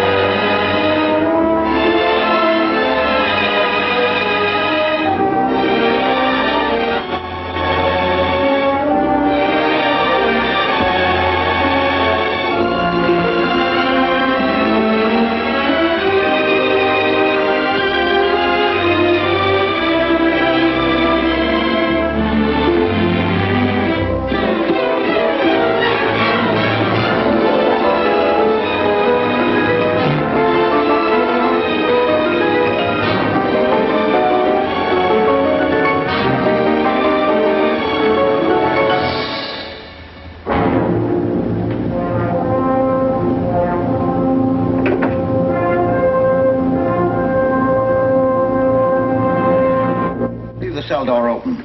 That's all there is to it. Let him escape. In my view, it's all very irregular. It might entail the most embarrassing repercussions. Exactement. Certainly. It's the responsibility of the first magnitude. I'm sorry, Mr. Wilson, but you must... Blast all this discussion. What good are words? I'm sick of words. Hang the repercussions and the responsibility. If I fail, I'm responsible. Leave the cell door open. Let him escape. Let him. It's our only chance. Monsieur. Well, you can threaten me with the bottom pits of hell, and still I insist. This obscenity must be destroyed. Do you hear me? Destroyed!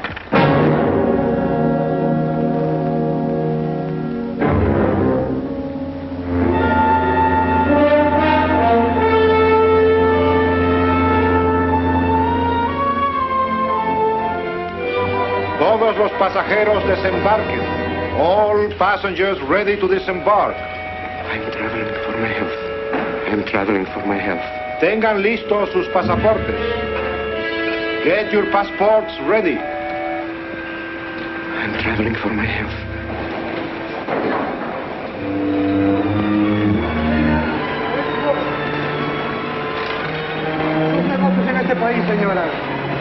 Je n'ai pas compris. I don't understand. New business in this country, senora. I'm joining my husband. Next, please.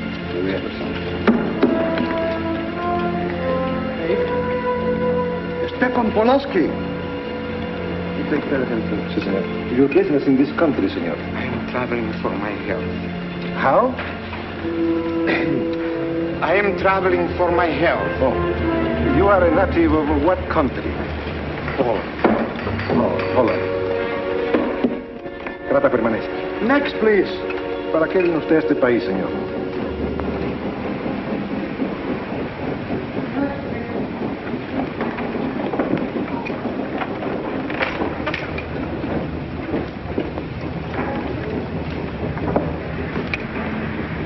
¿Qué pasó? Yo lo voy a seguir a pie, tú vete en el carro. Ah, bien.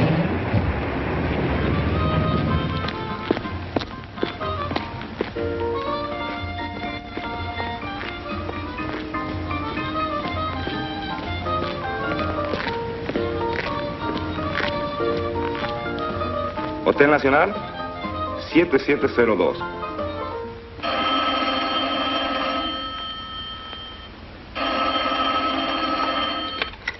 Hello? Yes? You haven't lost him. You're sure you know where he's going? My wife is following him. He's going to the photographer's, probably to get a new passport and new instructions. Hold it. I wish to know the whereabouts of Franz Kindler. Franz Kindler.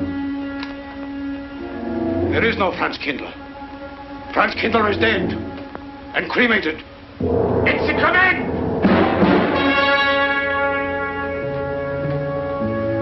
I have a message for Franz Kindler from the All-Highest. It is forbidden. I command you in the name of that authority.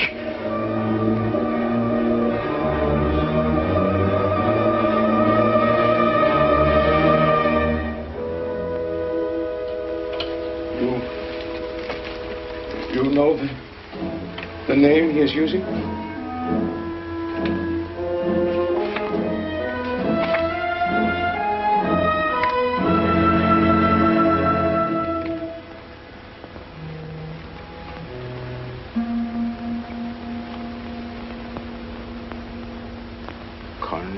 Connecticut.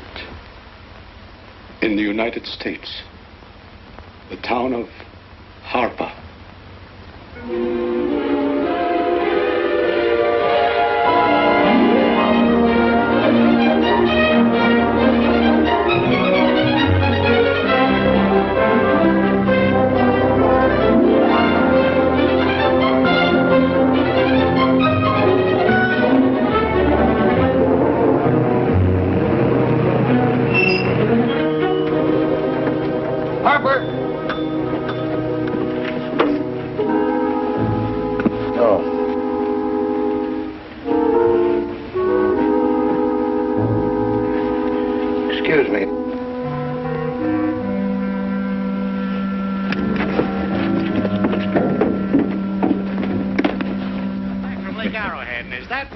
The hotel gave me a room that was so small, every time I closed the door, the knob got in bed with me. And you know how cold those brass doorknobs are on a winter night. I had so many blankets Good afternoon. in that bed, I had to use the phone off to find a place to get Have a nice trip? You know, it got so Yes, cold thank that you. at 4 o'clock in the morning, I got up and lit a Quite a fire. story you have here, Mr. I had a fire in your nightshirt. You Potter. know what I That's was. me. The place We was sell about full of everything rats. here. And two of them started fighting. Well, I told the manager, I said, hey, there's 2 rats fighting in this room. He said, what do you want for $1.25? A bullfight?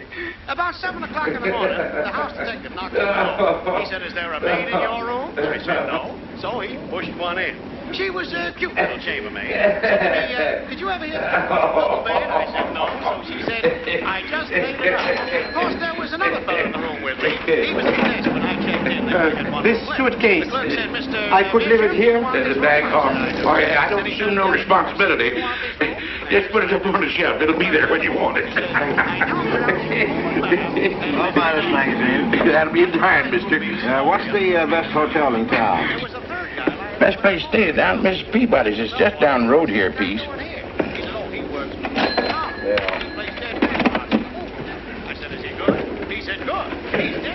This way, mister. Yes, thank you.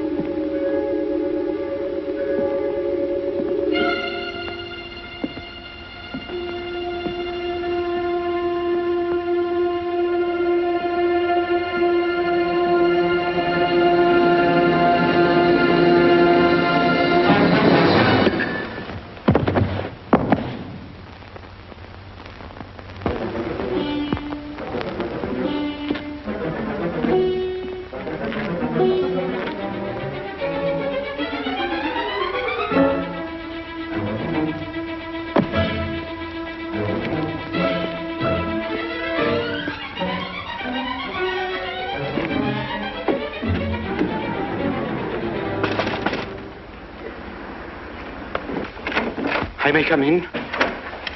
Yes, of course.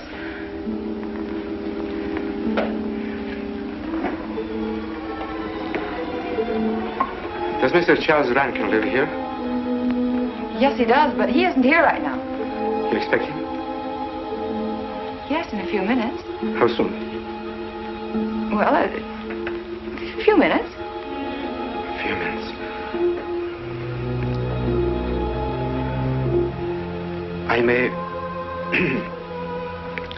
I may wait here? Well, yes, if you like. Would you like to sit down? Thank you. You a friend of Mr. Rankin? Yes, a friend. I'm Mary Longstreet. How do you do? How do you do?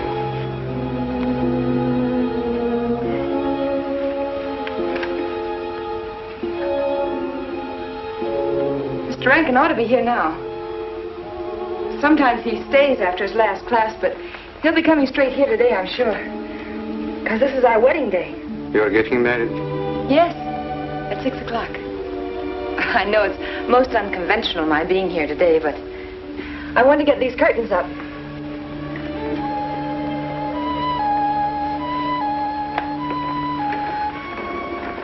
When he comes, which way does he come? Why, from Webster Hall. It's the big dome building right over there, you see? I shall meet him. Well, who shall I say that...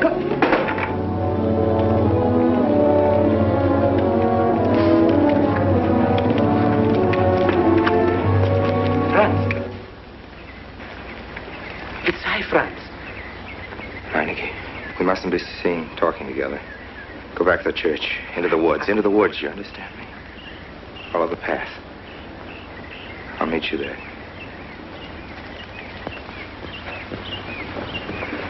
Hello, Professor Rankin. Hello, man.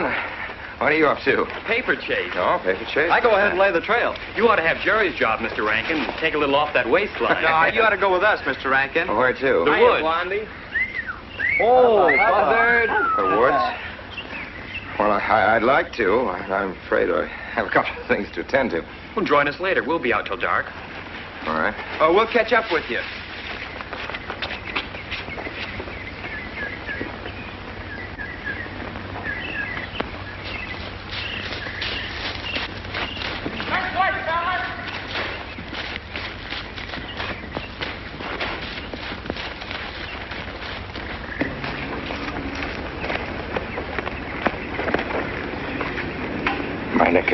Yes, Meineke. I thought I had been hanged.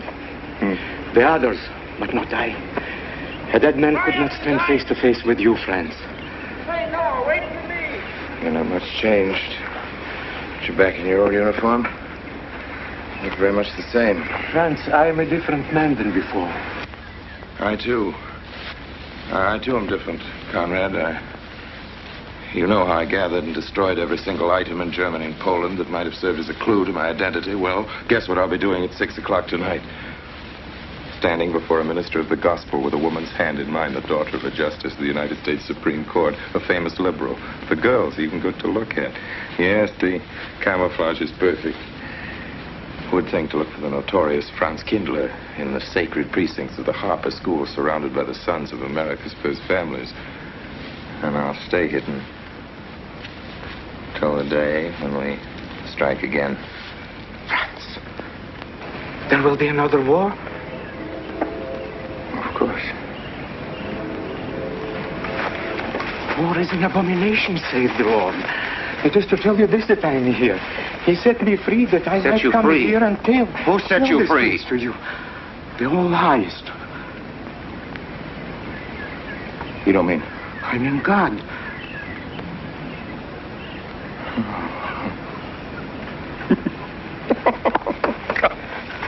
Franz, I'm a new man since I found you. You, Conrad, religious. Franz, all doors were open to me. All doors. It was one of God's miracles.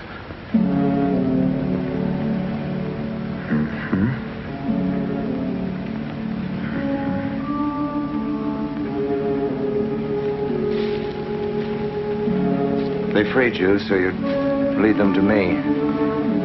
Have you been followed? Were you followed here? Yes. Who followed you? The evil one. He looked like any other man. He was dressed like any other man. He even smoked a pipe. But I recognized him through his disguise. And I killed him, striking from on high down. God's will be done. You killed him, the man with the pipe? The man who followed you? No one else followed you?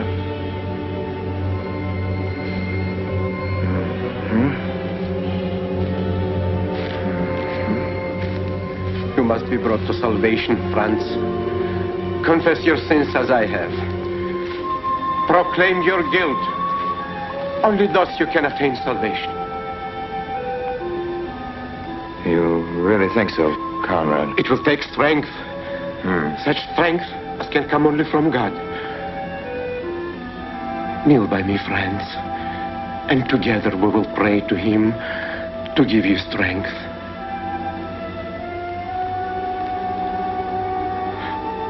I have sinned against heaven and before thee. I am not worthy to be called thy son. Say these words after me. I despair of my sins. I despair of my sins. O God of all goodness, how could I ever have offended thee? Of all goodness.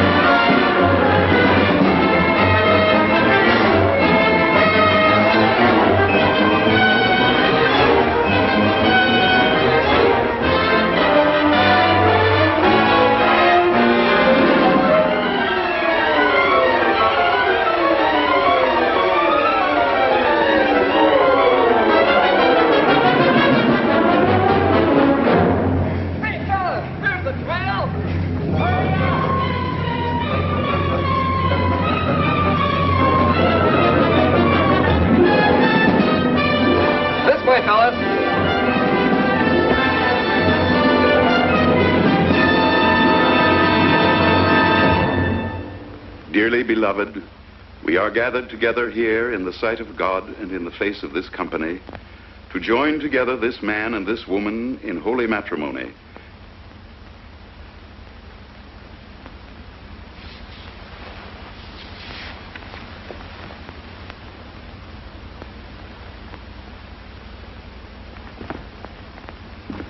And forsaking all others, keep thee only unto her so long as ye both shall live. I will. Afternoon. Afternoon. Wedding? Yep. Judge Longstreet's daughter. He's Supreme Court Justice, you know. Bottle of aspirin, please. Right back there, third shelf down from the top. You'll see the big ones on the left, the economy size. You have to get it yourself, mister. Right back there. All your needs are on our shelves. Just look around and help yourselves. Right in there. Right this one. That's it. That's it. Living down to Mrs. Peabody's? Just a few days only. Some coffee, too, please. Or should I get it myself? Cafeteria style around here, mister. That's right. Self-service. The usual thing. Yes, that's $3 even, Mr. Todd. No limit on the cream. But all the people around here take it black.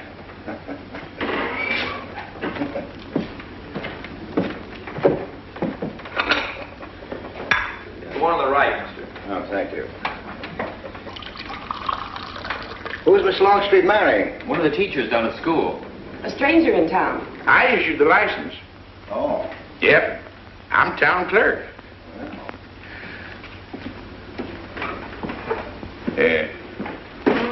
Checkers? All right. Town clerk, huh? Yep. Well, that must be quite a responsibility. Oh, town clerk runs the town, you might say. We usually make it for 15, 20. We often play as high as 25 cents a game. Well, that's kind of stiff for me, but I'll take a flyer. Make $1 million, lose $1 million. That's the way it goes.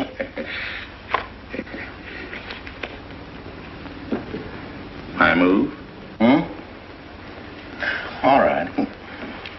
Well, you must know just about everybody in town here. Not just about. Know everybody. Here on business? Mm-hmm. Uh-huh.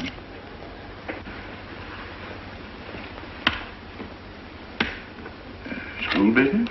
Oh. No. Selling something? Mm-mm. No. Buying? Oh, antique dealer. They all come to Harper. Judge Longstreet's got the best collection in these parts. Won't do you no good, though. No, I don't suppose he'd sell. Happen to know there are any other out-of-town buyers here? Let me... Come to think of it, there's a fella come in this morning. Yeah? Came on the same bus with you. Okay. Left a suitcase here, never did come back for it. He might have been one of them. No, he was more of the missionary type. Wasn't in here but a minute, just looked in the phone book. Tiny little fella he was, thinnish, unfortunate looking. Hurt your head, mister? No, nothing serious. Oh, that's too bad.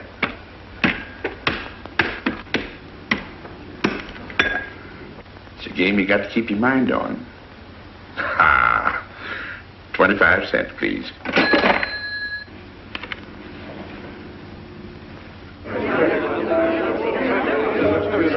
I won't pretend I'm not disappointed. Hello, Father.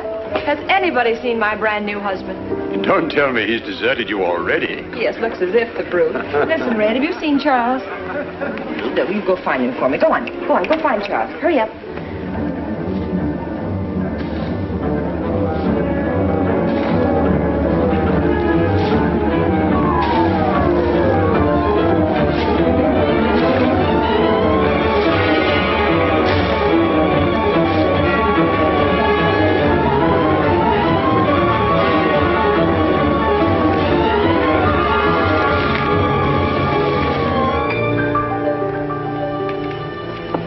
looked everywhere for him, Mary, and I can't find him. Well, I wonder where he could be. I'm getting worried. Are you, darling? What about? Charles, you've changed. Don't you think you'd better? After all, aren't we supposed to be going on a honeymoon or something? Give me 5 minutes.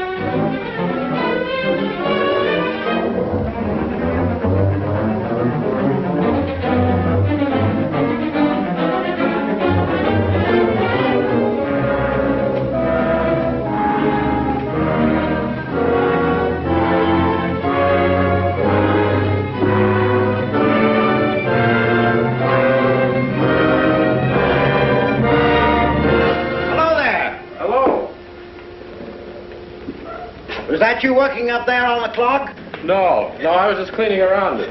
Oh, it's a beautiful thing. From what I can see out front, beautiful. Yes. My name's Wilson. Oh, I'm Longstreet, Noah Longstreet. Oh, I'm glad to know you. Mr. Wilson? I couldn't judge any too well out front, but I'd say it was late 16th century, probably by Hobrecht of Strasbourg. The clock. Well, I wouldn't know. My brother-in-law's going to work on it. Is he up there now? No. He's on his honeymoon. He plans to work on it when he gets back. Oh. Is he an expert? Well, yes, but it's really more of a hobby with him. Really? Well, it is with me, too. He has to be back on Friday because of the examinations. Oh. He's one of the teachers at the school. His name is Rankin.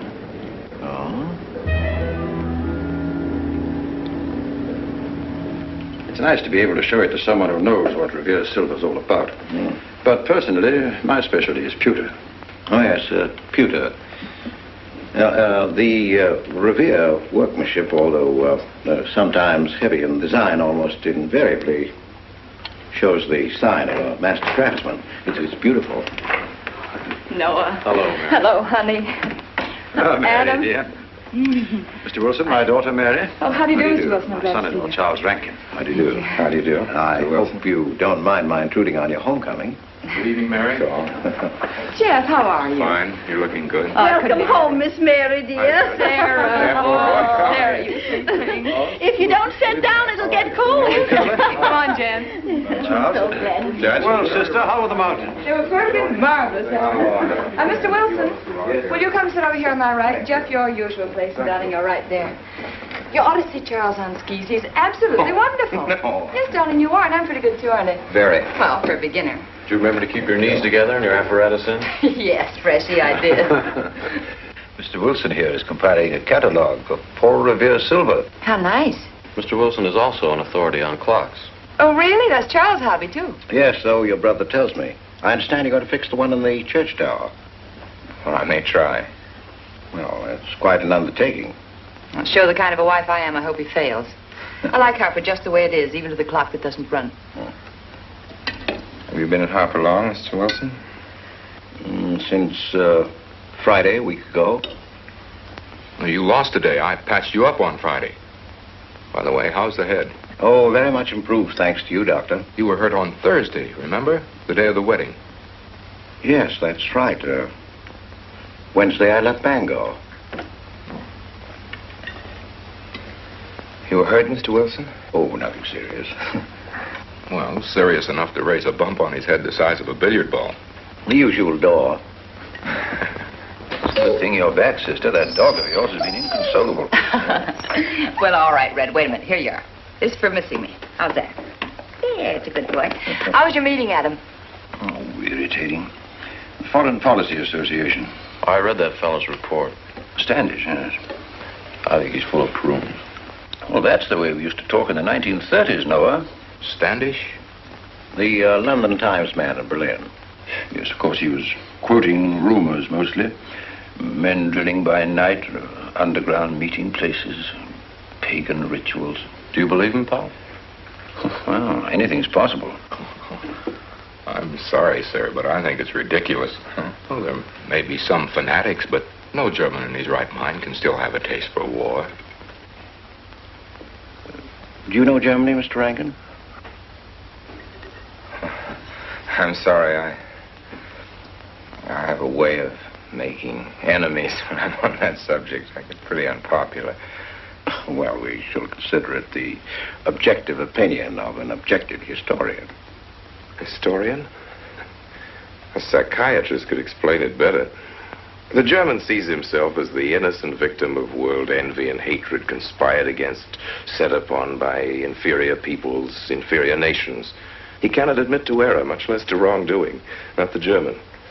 We chose to ignore Ethiopia and Spain, but we learned from our casualty list the price of looking the other way. Men of truth everywhere have come to know for whom the bell tolled, but not the German.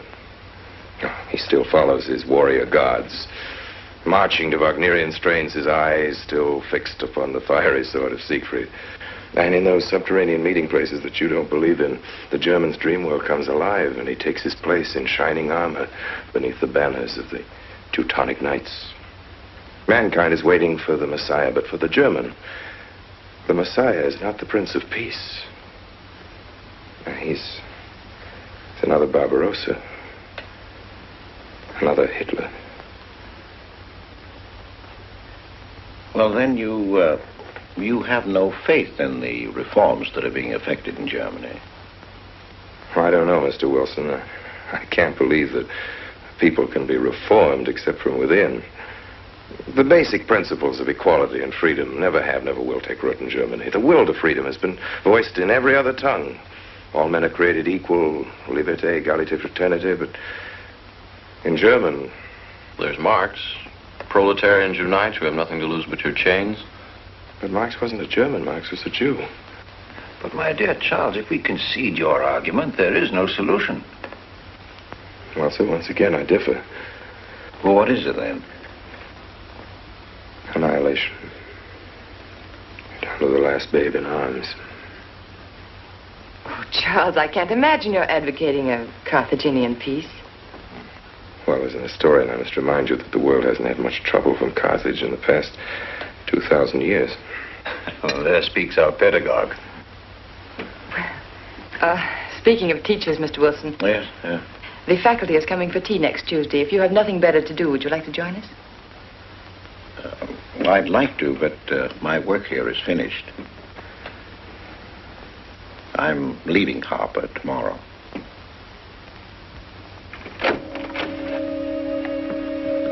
Extraordinary, isn't it? Clocks being Mr. Wilson's hobby, too. Yes, isn't it? Well, Red, how do you like your new house? He loves it. Come here, Red. I think I'll take you for a walk. Come this way. Oh, darling, you don't have to take him out. Just let him out. He won't run off. All right. I need to walk. I'm restless. Come on, boy.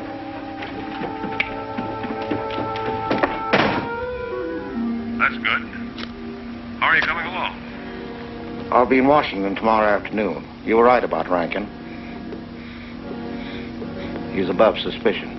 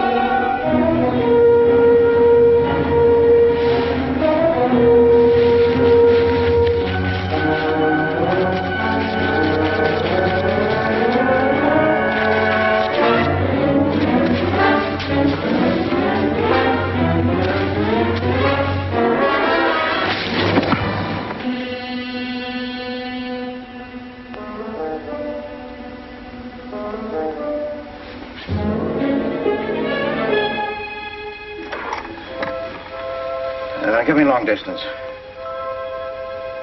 I want Washington, D.C.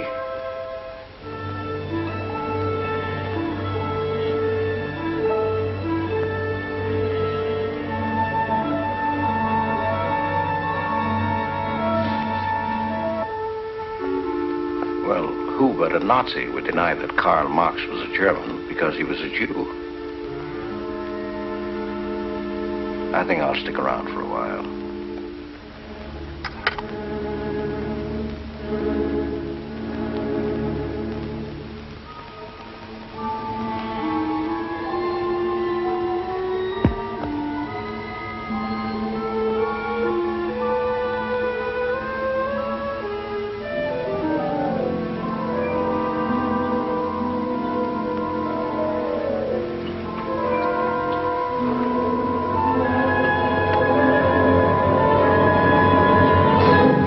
What is it, dear? Oh, I'm sorry. I was dreaming about that little man. What little man? Oh, you know, dear, I told you about him. He came here the day we were married. Light me a cigarette, would you?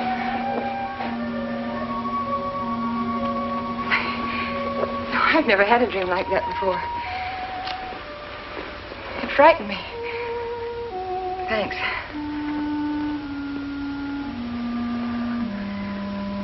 You know, that little man was walking all by himself across a deserted city square.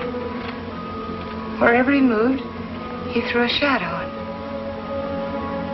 But when he moved away, Charles, the shadow stayed there behind him and spread out just like a carpet. Wish you could think who he might have been. You're overtired. Yes, perhaps.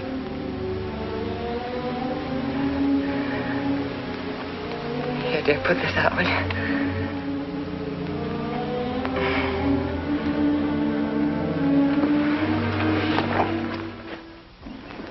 Now, fishing any good in these parts? Pretty fair. Would you like to come along? I'm afraid I've got the wrong clothes on, but the fish probably won't mind. Thank you.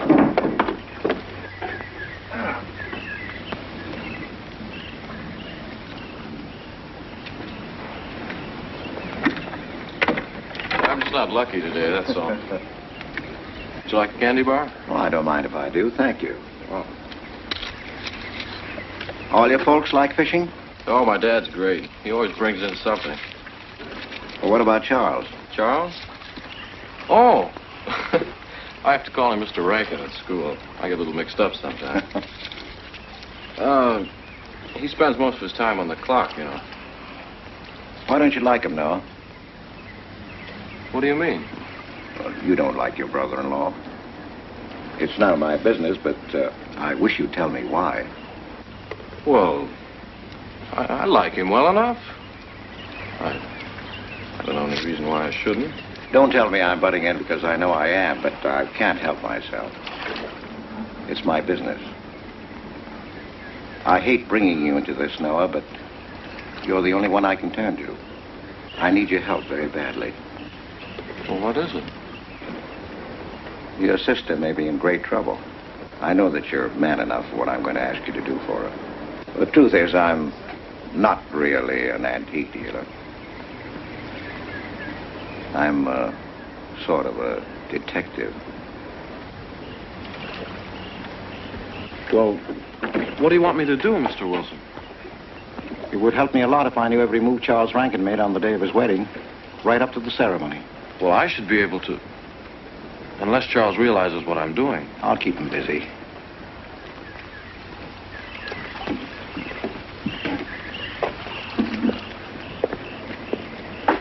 Gee, Mr. Wilson, you must be wrong. Mary wouldn't fall in love with that kind of a man. I hope I am wrong, Noah, but that's the way it is. People can't help who they fall in love with.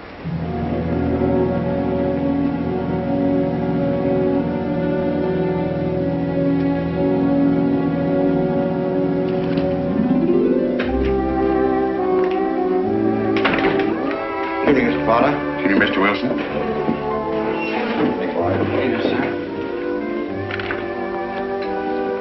85 cents.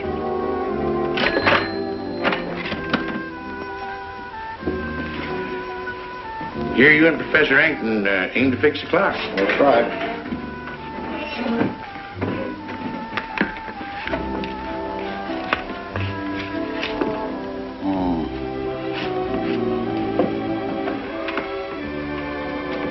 Figured to tell time rightly? Mm-hmm.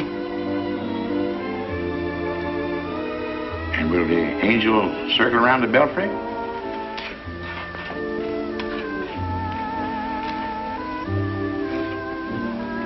Is that a man or a woman angel, Mr. Wilson? I don't know.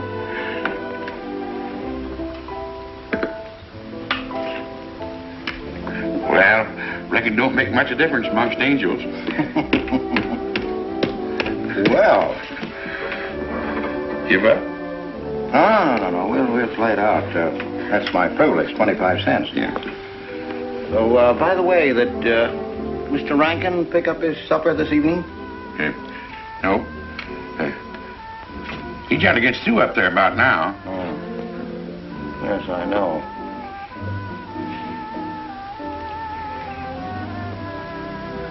Gets dark early these days.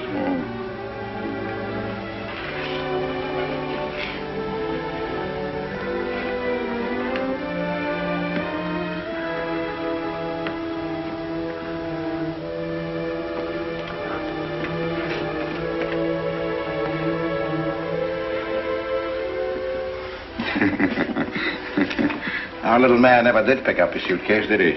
No. Strange. Ain't it, though? I've been tempted once or twice to look to see what's inside it. It ain't even locked.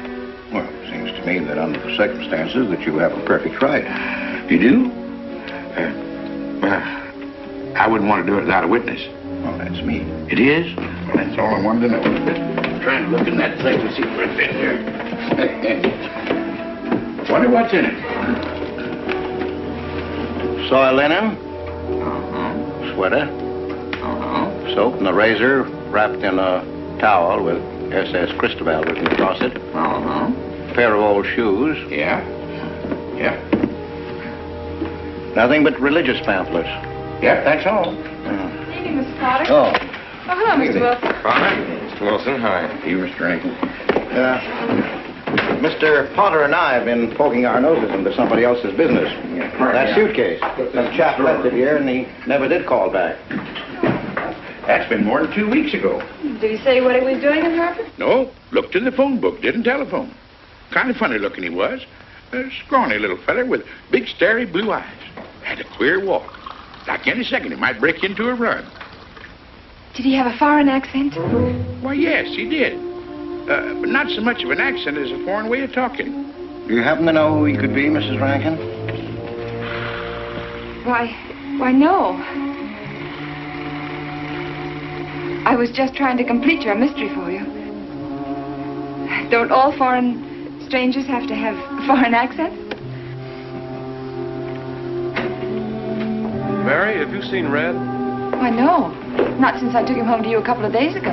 He's been spending all his time out in the woods, and he doesn't even come home for his meals. But you told me he never ran away. He never did. No, that's why Noah's so anxious. Come on, Mary. Good night, Mr. Wilson. Good night. Night, Noah. Night.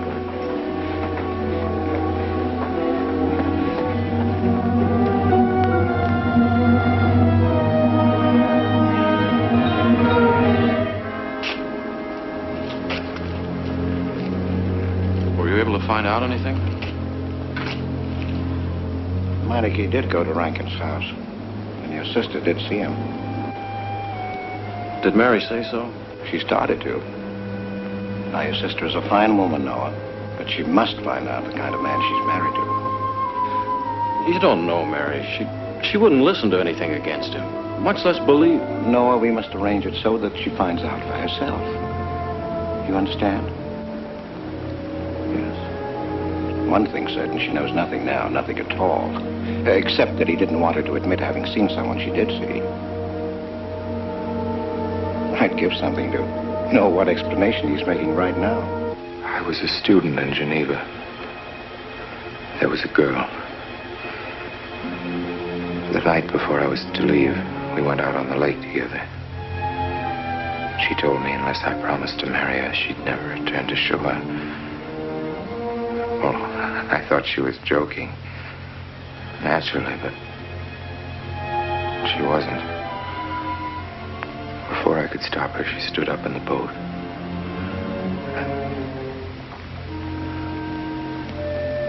Well, I dived in after her, but it was too late. She was gone. Only one person knew we were on the lake together. Her brother. He knew I hadn't murdered her, but he told me he'd be willing to call it an accident for compensation. I gave him all I had and left Switzerland. As the years went by, I allowed myself to believe that the dead past really was dead. And then, on our wedding day, Mary, he appeared again. Her brother, the little man. I gave him all the money I had in the world. And he went away again. Oh, darling. You should have told me. And not carried this awful thing around by yourself. You're a very wonderful person, Mary. I love you very much.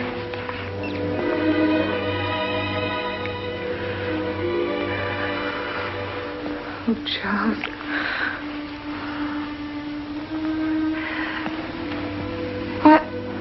Why didn't he go back for his things? Well, I suppose once he had money, he could afford better. Darling, I'm terribly nervous.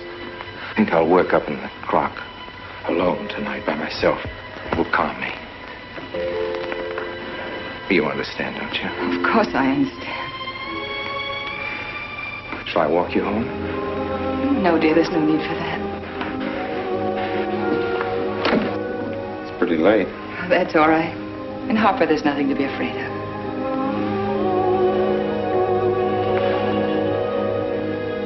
I love you.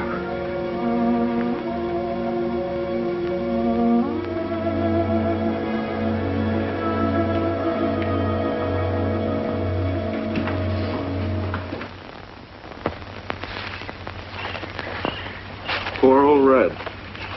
He heard my whistle, I'll bet. He couldn't bark or anything. He just crawled this far and died. Why do you think he died? Well, let's go and find out.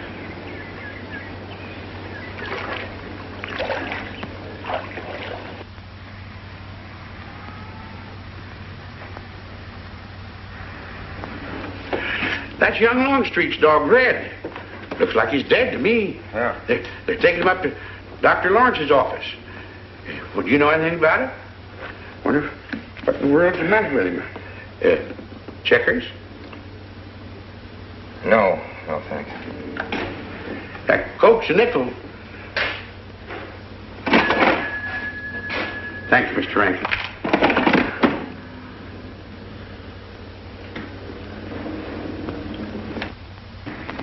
How long could the dog have lived with that amount of poison in him? Oh, not more than a minute or so, I'd say. Well, then Red must have been poisoned within a few hundred yards of where you found him, Noah. And the latter part of the distance, he must have been moving slower and slower.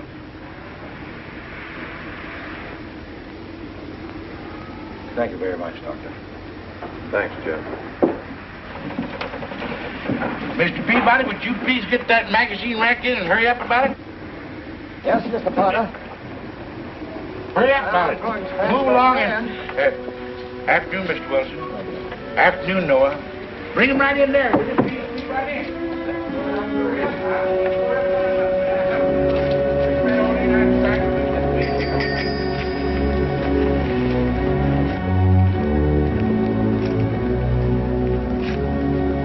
What does the law say about this kind of murder? Is it the same as killing a man? It ought to be. It's just as bad. Forepaws muddy. No mud on hind. Dry leaves mixed with the mud. Red must have been digging somewhere in the woods. Have you any idea what for, Mr. Wilson?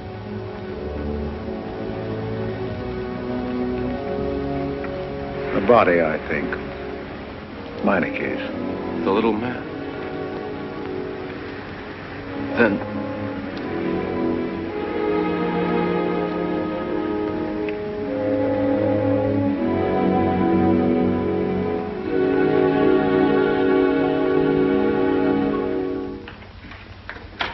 Just caught me.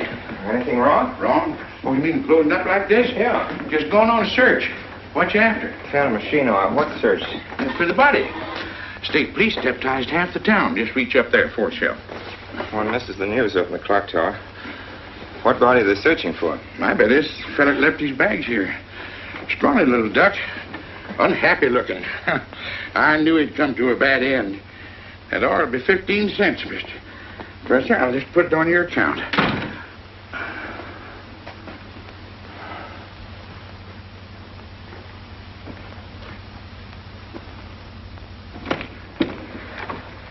Oh, Sarah told me you were up here. Oh, why are you packing? Are we going somewhere? We aren't, dearest. I am. What are you talking about? As a rule, men leave their wives because they don't love them, but I must leave you because I do. Oh, you won't object once you know the kind of man you married.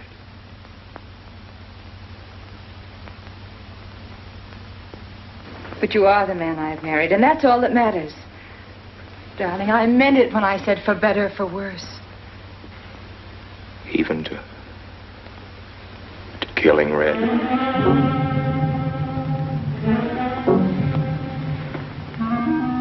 You couldn't.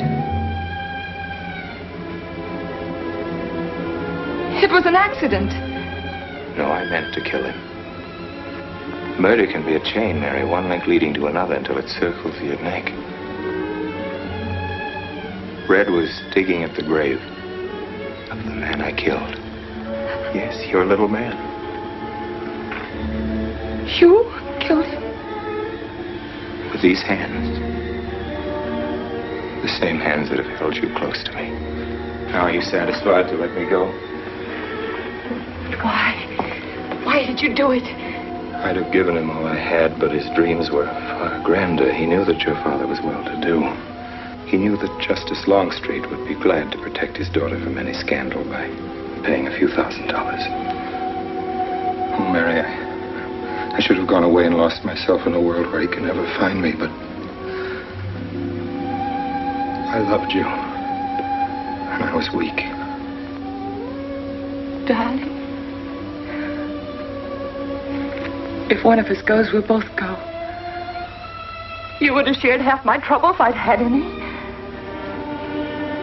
Charles, what is there to connect you with that man? Nothing, actually. You're the only one that knows I knew him. Well, then you need have no fear. If I'm the only one who can speak. But Mary, in failing to speak, you become part of the crime. But I'm already a part of it. Because I'm a part of you. Yet you shuddered at the first touch of my hands as though it was the touch of death. It's nerves. Oh, hold me close, Charles. Hold me close. Mr. Peabody, you go back to town with the sheriff and open up the coroner's office. Yes, I knew sir. darn well it was the same feller. Of course, he's changed some. Being buried in the earth does it. Evening, Mr. Wilson. Evening, Mr. Potter. Evening, Noah. Evening, Mr. Potter. Mess, ain't it? What do we do about Mary?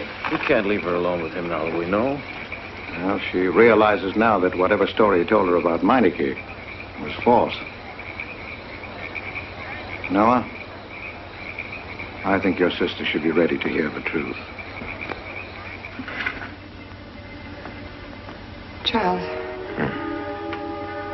Will they make me look at the body? I shouldn't think so.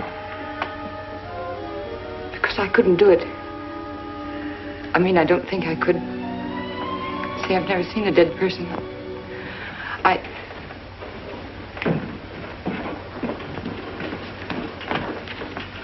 Many are having to tea, Mary. 28 altogether, I think, dear. You didn't eat nothing at dinner. Isn't that You'll rather be fainting a lot? again, Miss Mary. 28 for just you, Sarah? No. Oh, we'll manage all right. But suppose I should... Should what? I don't know. Only know I'm terrified of seeing anybody or being seen. Mary, you must get tight hold of yourself. If you're determined to go through with this thing, you must know beforehand exactly what you're going to do and say at all times. Perfect naturalness at all times. Now, darling, listen to me. Darling. I am prepared to go to the police. It's your father, Miss Mary. He wants to talk to you. Yes, thank you, Sarah. Mary.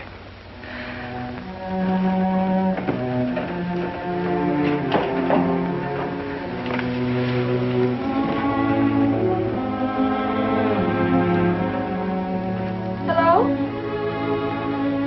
Yes, I think so. Just a minute and I'll see.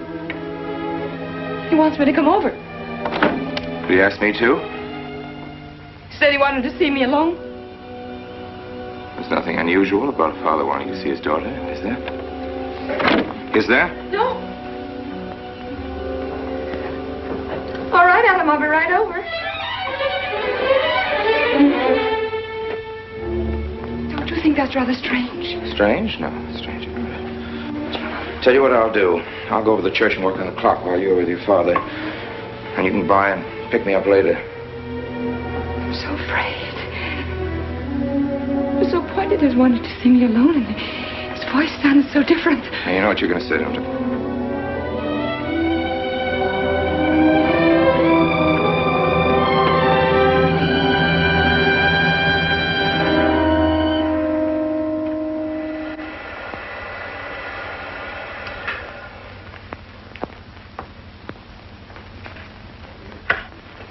Come in, Mary.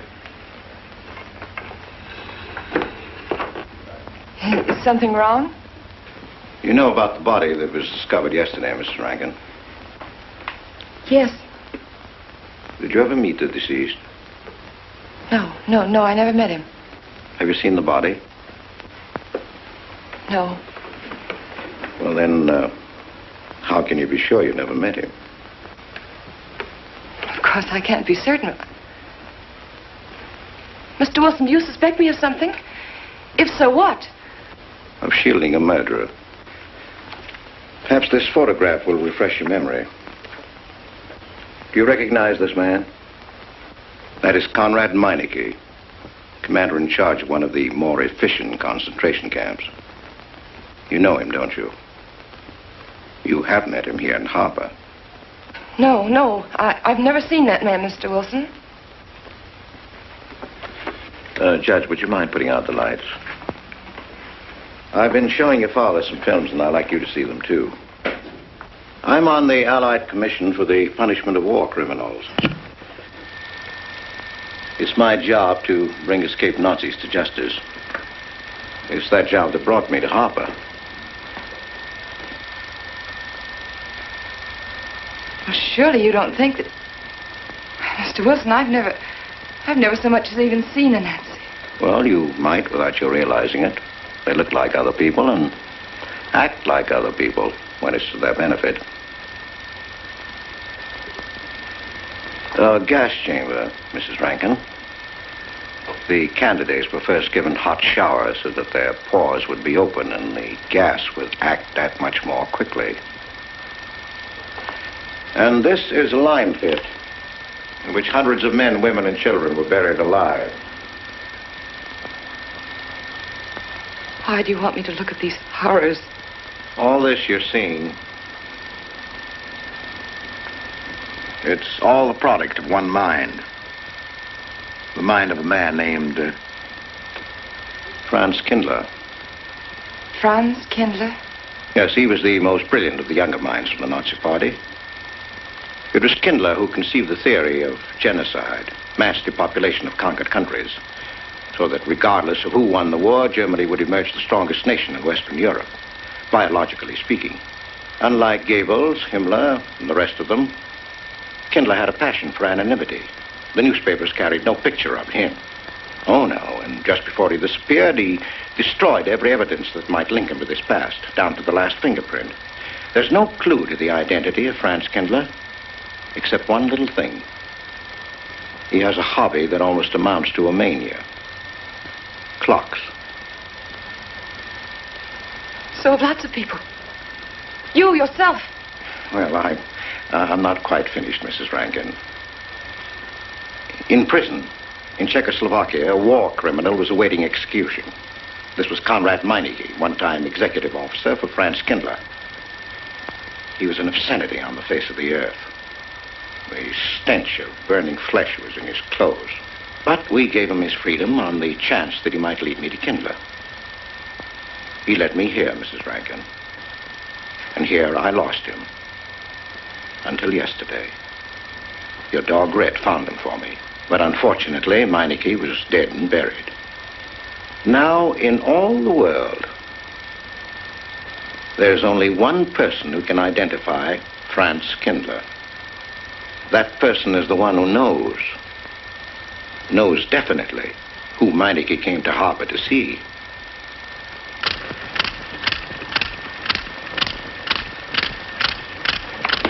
No, he's not a Nazi. My Charles is not a Nazi. You were at Rankin's house during the afternoon of the day. Where? Rankin's house. Oh, yes. Did anyone come while you were there? Not that I remember. Now, try hard to remember. It's not so long ago. Only 2 weeks. You were hanging curtains. No one came. Were you alone all the time? No. Who else was there? Charles.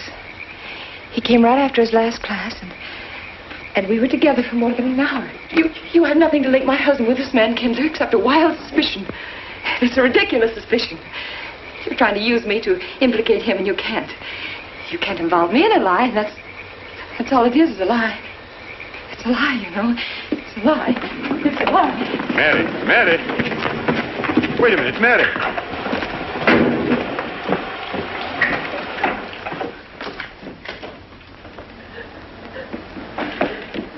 Mary! Wait a minute, sister.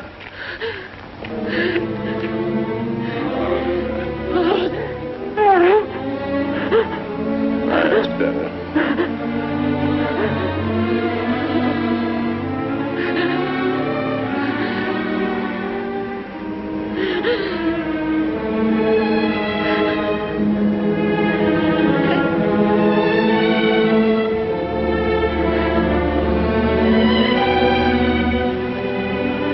You know that your welfare and Noah's means more to me than anything, don't you? Yes.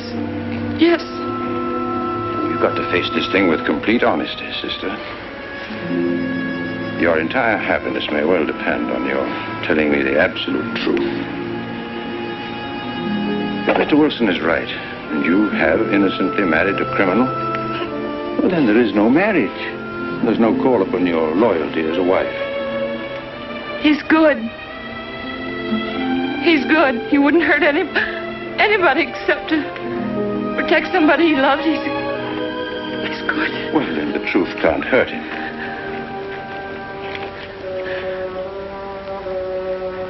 Charles was not with you that afternoon, sister.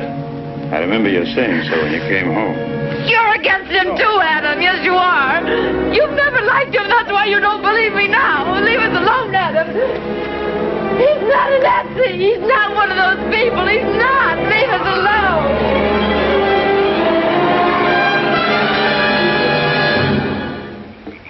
She has the facts now, but she won't accept them.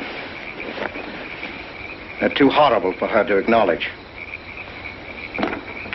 Not so much that Rankin could be Kindler, but that she could ever have given her love to such a creature. But we have one ally, her subconscious. It knows what the truth is and is struggling to be heard. The will to truth within your daughter is much too strong to be denied. But look here, Wilson. If he's not Charles Rankin, we should be able to expose him without too much difficulty. I'm not interested in proving that he isn't Charles Rankin. I'm only interested in proving that he's Franz Kindler. How do you propose to do that?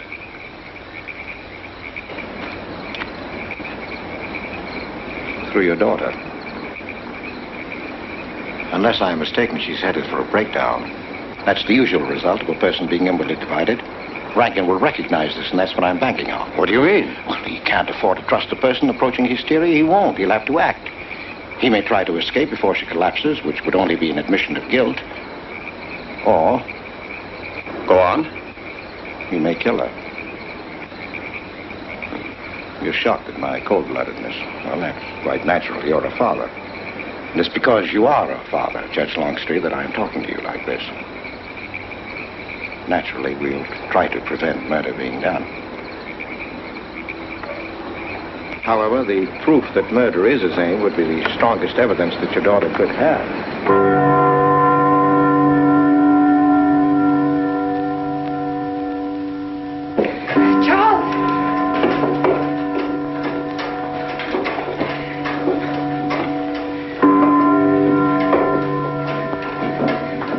Listen, striking. 100 years after mother. It was a trap, Charles, just like you said. Mr. Wilson was there.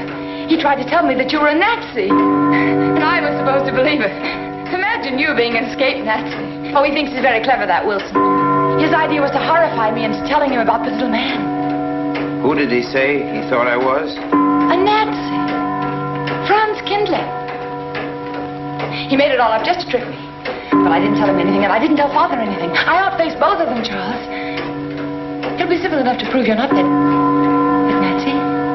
We'll just find someone who was in your class at college, and he'll identify you, and that's all there'll be to it. What you say is true. He can't touch me. I'm quite safe if you say nothing. Oh, I won't, Charles. I promise I won't. They can torture him, and I won't tell them anything. Look, chimes have awakened Harper.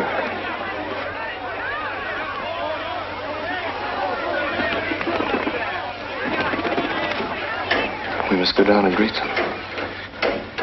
You must act naturally. Smile at them, you understand? Yes. Are you all right? Yes, I'm all right. We'll face them, darling. And when she struck that angel-starred marching, it was a sight to behold.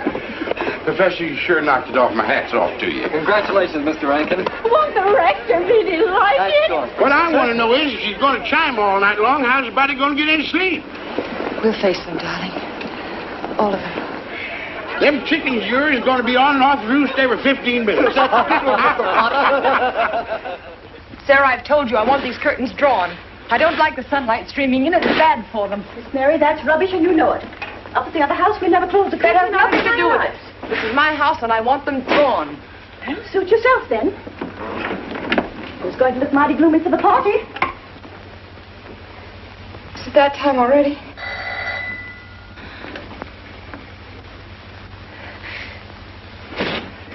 Were you able to see when they opened the grave, Mr. Randall? Was Yes. it too horrible? Well, not the most pleasant sight. Oh, there's Mary. Hello, Mary.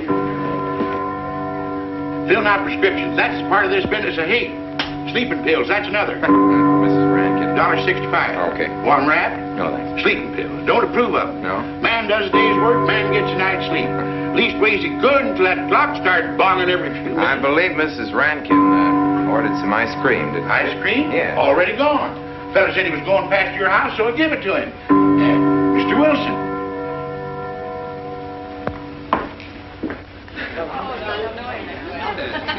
Mrs. Rankin. Wouldn't dream of setting foot outside the house unless Fred were along. Who knows? He might be anywhere.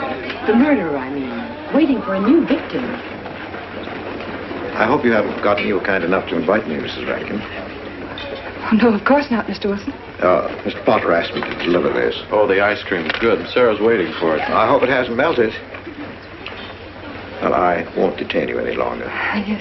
I have a drink for you. Oh, just the medicine I need. You know Dr. Hippard? Oh, yes, of course. How are you, Doctor? Yes, sure. Grandma Lawrence, can I get you something? Oh, nothing more, thank you, dear. It's too intelligent to do away with the residents of Where's Dr. Rankin? Oh, he'll be here in just a few minutes. I want to have a word with him about that clock. Yes. out there. Oh, thank you, Bella. Committee 3 weeks ago. Yes, on my last trip. The butcher May I get you some more tea? at that time. And Jack Philippa. And what was that Frenchman's name? Oh, hello, dear. Hello. Landru. There may well be 10 or a dozen graves out there in those woods. Autopsy showed the murder was committed just 3 weeks ago. May I get you Full some moon, more wasn't tea? it? Oh, thank you, no. Jeff, may I get you another I wish I drink? could remember what Emerson says about crime. Oh, there's Rankin. He may know. Sorry to be late. I'm fine, Yeah, thanks. hello, everybody. Darling. Oh, hello there, Rankin. How are you, Mr. Wilson? You know the quotation? To Hibbert? Emerson. Quotation? Commit a crime and the earth is made of glass. No, I don't. Commit a crime and the earth is made of glass. Commit a crime. Commit a crime, and it seems as if a coat of snow fell on the ground, such as reveals in the woods the track of every partridge and fox and squirrel and mole. You cannot recall the spoken word. You cannot wipe out the foot track. You cannot draw up the ladder so as to leave no inlet or clue. You're Mr. Wilson, aren't you? Do you know you're our #1 suspect in our murder case? Oh? So far, you're the only suspect. Potter put the finger on you. He thinks you committed the crime to get possession of some priceless antique. Mr. Wilson? Mr. Rankin, I wish you'd left that clock alone. Harper was a nice, quiet place until it started banging. Mary, what's Wilson doing here? I don't know. You invited him, didn't you? What's he after? I don't know. Are you all right? Yes, quite all right. Good night. Friday. Good night.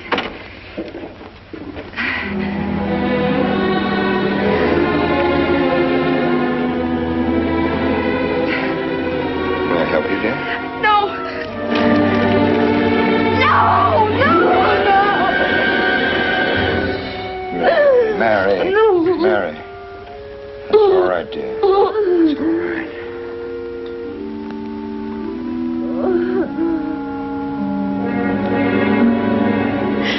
It broke, and the beads fell all over the floor. He took her upstairs. When I left, I could still hear her crying. Well, the floodgates have opened. Her subconscious is almost won. From now on, we must know every move that Mrs. Rankin makes. She's never to leave the house unless I know where she's going. If for any reason I can't be found, she's to be detained, no matter on what pretext. Understand, Sarah? Don't worry. She won't get by me. When she snapped those beads, she signed her own death warrant. We're carrying her life in our hands. Every time she walks on a slippery sidewalk, is near something that can fall, drives an automobile, anything that could result in accidental death, her life is in danger. Yes, Judge. She won't get by me.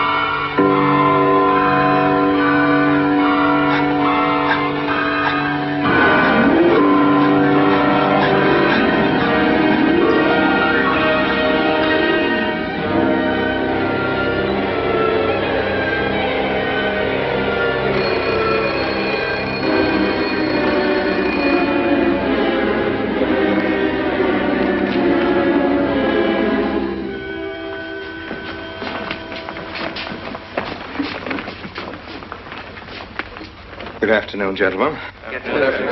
Today we will attempt to finish with the career of Friedrich the Grosser, König von Preußen, Kurfürst von Brandenburg, Prince von Polen. Frederick the Great to you. 860. That'd be 85 cents.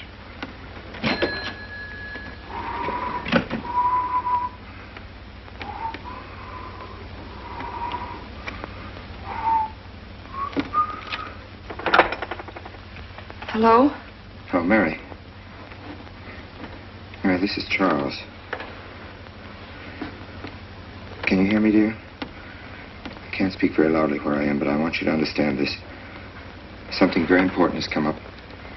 You must come to the church immediately. The church tower. Understand? Yes, I understand. I don't want anybody to know that you're going there. Mary, don't tell anybody you're going. Go to the church tower and leave your car in the rear and come in through the back door. Okay? Right.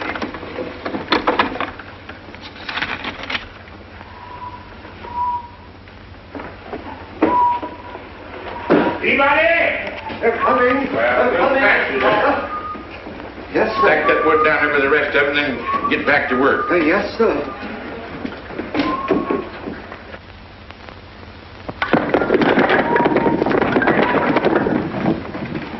What's that, Mr. Peabody? Gone someplace? Where to? Well, I asked you where you was going, Miss Mary. I heard. Well? Sarah, you seem to forget I'm no longer a child. I'm a married woman. Well, you ain't been married very long. Wait, Mrs. Rankin. What is it? I'm in a hurry.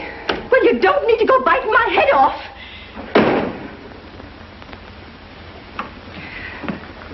What is it, Sarah? Well, I don't know. If you've got something to say, say it. What is it, Sarah? I don't know what's got into you lately. Indeed, I don't. You never was mean to me like this back at the old house. Sarah, Maybe I've outworn my usefulness. I'm not as young as I used to be. Maybe you don't want me around anymore. For heaven's sake, stop talking such nonsense. Well, it's true, and you know it. I'm going to pack my things and leave here. Indeed, I am. Sarah, I'm sorry if I've hurt your feelings. I didn't mean to. Really, I didn't. Sarah. Now, I couldn't get along without you, and you know that, don't you? Well, don't you? Honest, Miss Mary? Yes, honestly, Sarah. Oh, Miss Mary. Oh, Miss Mary. Sarah, please, wait just a minute. Sarah, you'll never leave me, will you? You know how I feel about you, don't you? Yes, I do. Like you was my own daughter, my own little girl. How could I? Sarah, I've got to go now. Really, I do. I've promised to be somewhere. Well, where to, Miss Mary?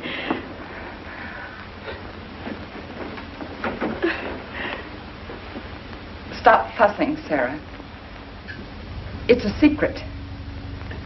Oh, Miss Mary! What's the matter? Sarah, what's the matter? My heart. What's the matter? I can't breathe. Pain. Oh, no, Miss Mary, please don't leave me. No, don't leave me. Lie right there and keep quiet. Keep quiet now, Sarah. Maybe I'm dying. You're Miss not Mary. dying. Stay with me. I won't leave you. 130, please.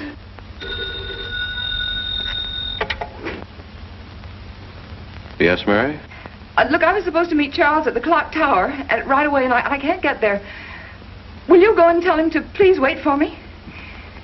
And no one's to know where or why you're going. It's important. All right.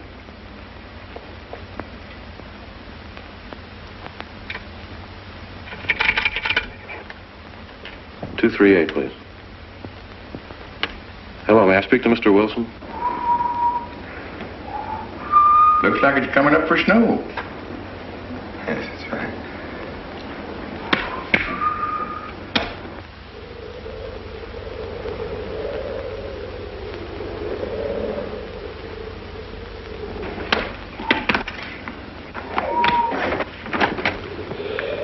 Oh. Mrs. Rand, Mrs. Lundstrom? Isn't it after hours? You ladies are working too hard at the library. Oh, no, Mr. Rankin. We closed as usual at 3:30.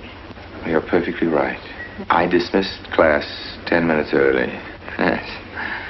That's 3:44. I was playing checkers with Mr. Potter, and I didn't realize. You know what you are, Mr. Rankin. You're the absent-minded professor. Oh, no. Say nice.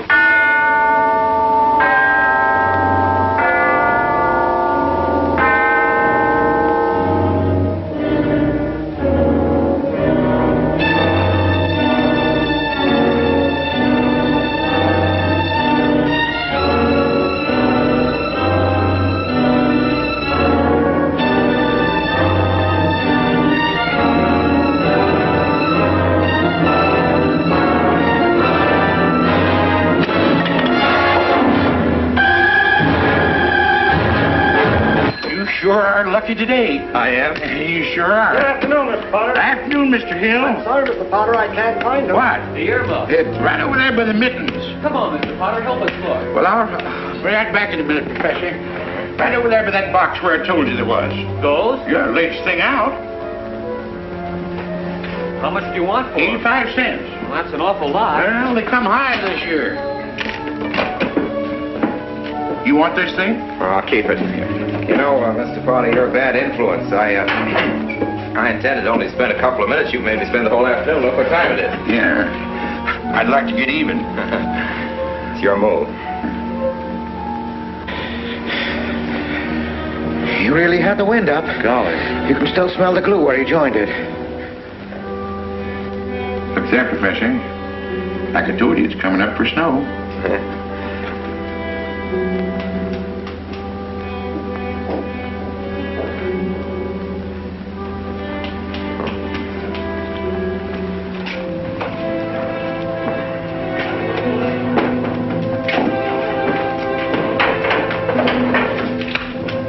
Look here, Professor.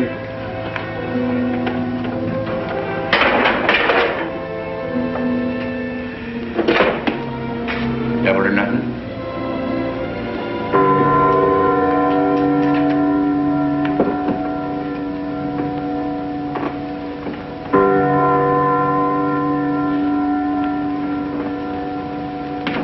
Afternoon, Mr. Potter.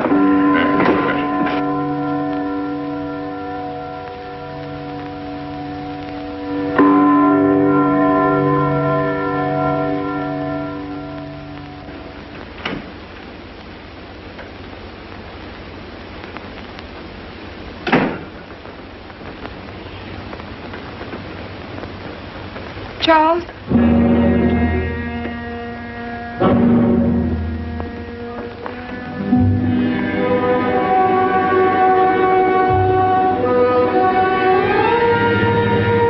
He didn't go to the church. No, Sarah. Sarah? What about Sarah? Well, just as I was leaving, Sarah had some kind of an attack. She's resting now, yes. And Jeff said it wasn't very serious, but that I should stay with her. Mm-hmm.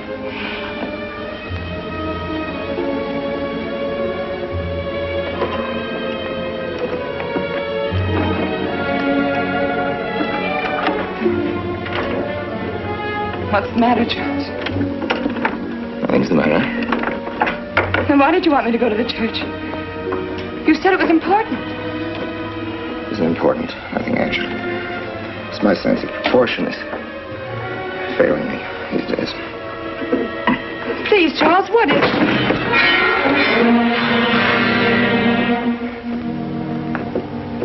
I'm sorry. I've just begun to feel the strain. You see, I have my weak moments, too. I'll tell you in my own good time. They found out anything more? No, nothing. There's nothing to find out, unless you. No, I haven't seen anybody all day. I've been in my room. There's a rumor going around that there's an arrest to be made. My headaches. The incident of the beads yesterday made me doubt your strength. I thought maybe you'd gone to your father and told him something. If you had... You didn't have to be afraid. No. Why did you tell Noah? Why, what about? Didn't you see him? No, why should I see Noah? Well, did you come here directly from the church? Am I being cross-examined? Well, no, but when I found I couldn't leave Sarah, I called Noah and told him to go there and tell you I was detained. I told you not to call anybody. Oh, but surely Noah... Call him and tell him not to go. Well, I can't. I talked to him over... Call him, I say! He's gone! If he dies, his blood will be on your hands. What are you saying? It's your meddling that's done this. I would have been all right if it wasn't for you. After that, you had to be here. On that day. Calling Noah! Did you kill Noah? Yes, if he goes to the church and climbs up that ladder!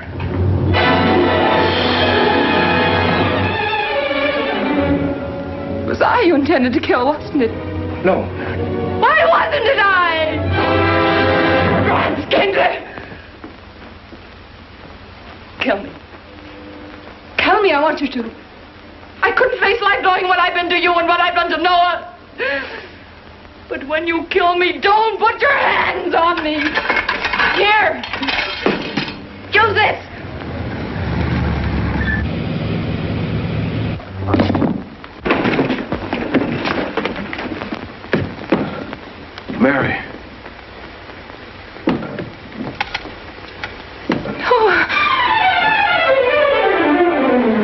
Operator. Operator, get me the state police.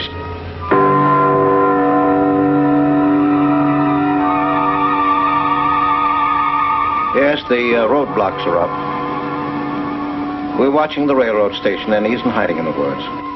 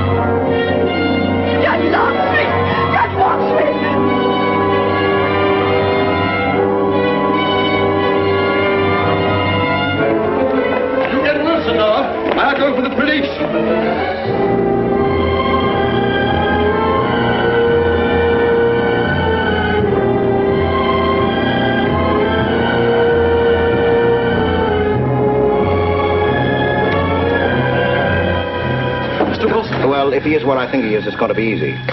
We'll do everything possible to bring him back. She's gone, Mr. Wilson. She's not in the house. Clock tower? I don't know. Well, if that's what he's hiding, if she gets there before us... What'll we do? Call Captain Samuels and the deputies. Get all the help you can. Where? Ouch. The church. What about you? I'll get there.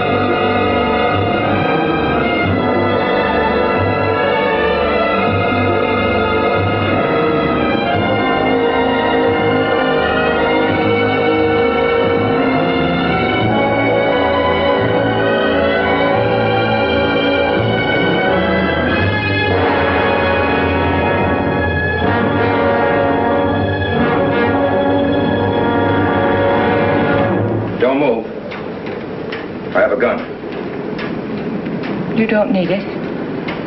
I'm alone. What are you doing here? Lift me up.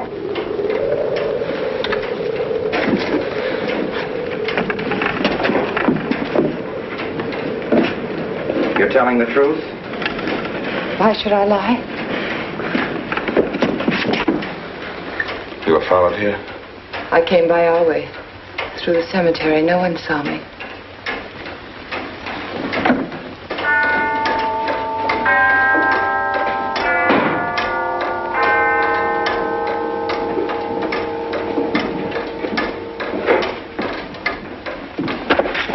I needed the excuse. I was afraid you wouldn't let me out.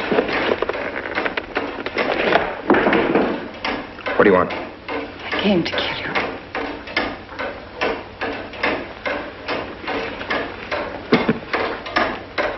No, Mary, it's you that's going to die. You were meant to fall through that ladder. You're going to fall. I don't mind if I take you with me. You are a fool. They searched the woods. I watched them. Here, like God, looking into the lands. I'll hide in the woods. They won't search there again. A day or two, they'll be sure I got out of town. When they find me, they'll know you're still here. But, darling, you're on the verge of a breakdown. Now you've cracked. Why else would you leave your bed? Climb to an empty church tower in the dead of night. Any child could see you'd wind up killing yourself. Killing is what led you here. It won't help you now.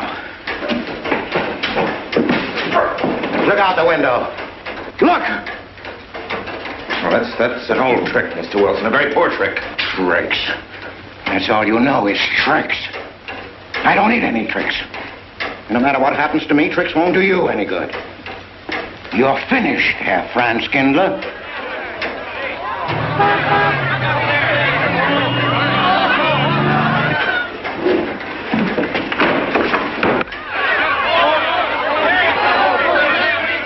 The citizens of Harper.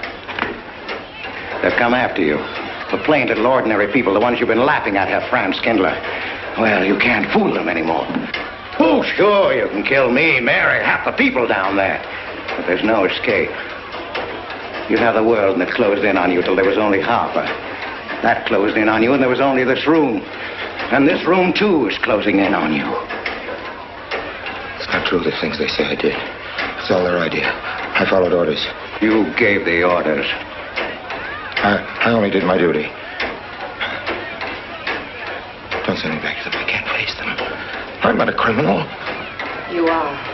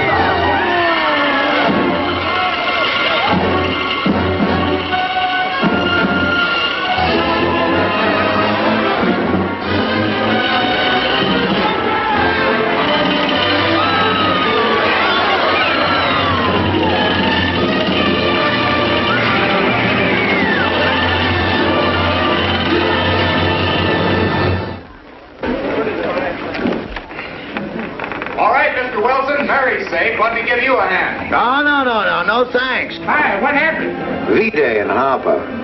Don't get that. Come on down. No, not till you get me a new ladder. I've had my ankle busted and my head cocked. From here on in, my friends, I'm taking it easy.